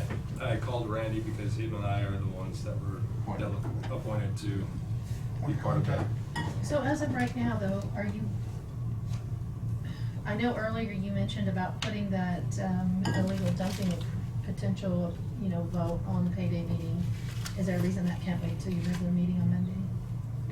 Because as of, other than that, the only business you have on payday is payday, so that's kind of what the board had voted to do previously, unless you wanna make a change to where we can handle other business on payday. I wouldn't think that you'd wanna make a habit of it, so. I have no problem with it being on the following Monday. It's, brings up another question. Might as well do away with the payday meeting and it's just a regular meeting. Brings up another question. Well, that's the way it used to be, was, it was always payday and other business. And so then, on Diane's chairman year, she preferred that we did it the other way, and that's the action the board took at that time, to where payday is just payday and nothing else. And so, more recently, we've been adding a few things here and there that we've needed to address, so I guess maybe it's time for the board to decide how you wanna move forward, whether you want it to be payday and regular business, or simply payday. And I totally disagreed with that because you're here to do county business. Now, you haven't notified the public that you may do county business of a certain item, but if you can put this on the agenda items, then the public knows that there's something going on Right, beside I that, mean, so they can come. if you go back to payday and other business, then you put your payday and your admin, and you would Yeah, have. it's right there on the agenda. It's not hiding nothing. It was on the agenda. So I just didn't know what your preference is, but, I'm in favor of taking care of as much business as possible for every day I set aside. here, the thing to remember is that generally speaking, if it's not on a Monday, that you will not have county council available on payday. And see, that was one of the things, and then also, a lot of times people, then you wanna come and sit, payday's rather boring. Well, we can And- always and choose so- to table certain items till the Right. following Monday. Right. And then, like you said, and also you're gonna have a meeting on Friday for payday, then you're gonna have a meeting on Monday. And if you do the business on Friday, then oftentimes you cancel the meeting on Monday, and then people didn't know when you're gonna have you have to put all of that out. So there was always a lot of confusion, and people did come in and say, well, I know you're having a meeting or whatever, because of those situations. Payday has to be at the end of the month, right? There's no way you could put that to the following Monday. No. Okay. That's the way it used to be, and it Well, just got very, people- you need to have a set day where, everyone knows when they're paid. Yeah. The county people want to close the books every month. Yeah. Yeah, you don't wanna, it's not a good practice to make that flexible about what the payday will be, because that's the way they did was before. Approve the checks after they've been sent. So, I mean, in a way, you're already doing that, because you're approving it after it's already been deposited, because the ones with direct deposit, it's already, Yeah, it's you already. know, those processes all take place simultaneously, but. Make a motion to adjourn. Nobody else has I will second that. Any other discussion? All those in favor? Aye. So as of right now, what I understand is we move forward unless you guys vote to change it, that payday is just payday. And so if you're gonna make a change to that, I guess we can talk about it again on Monday. Talk about it. And, cause you guys didn't vote to change it. During the commissioner comment. During admin, how about that? I'll bring that. Something for us to think about.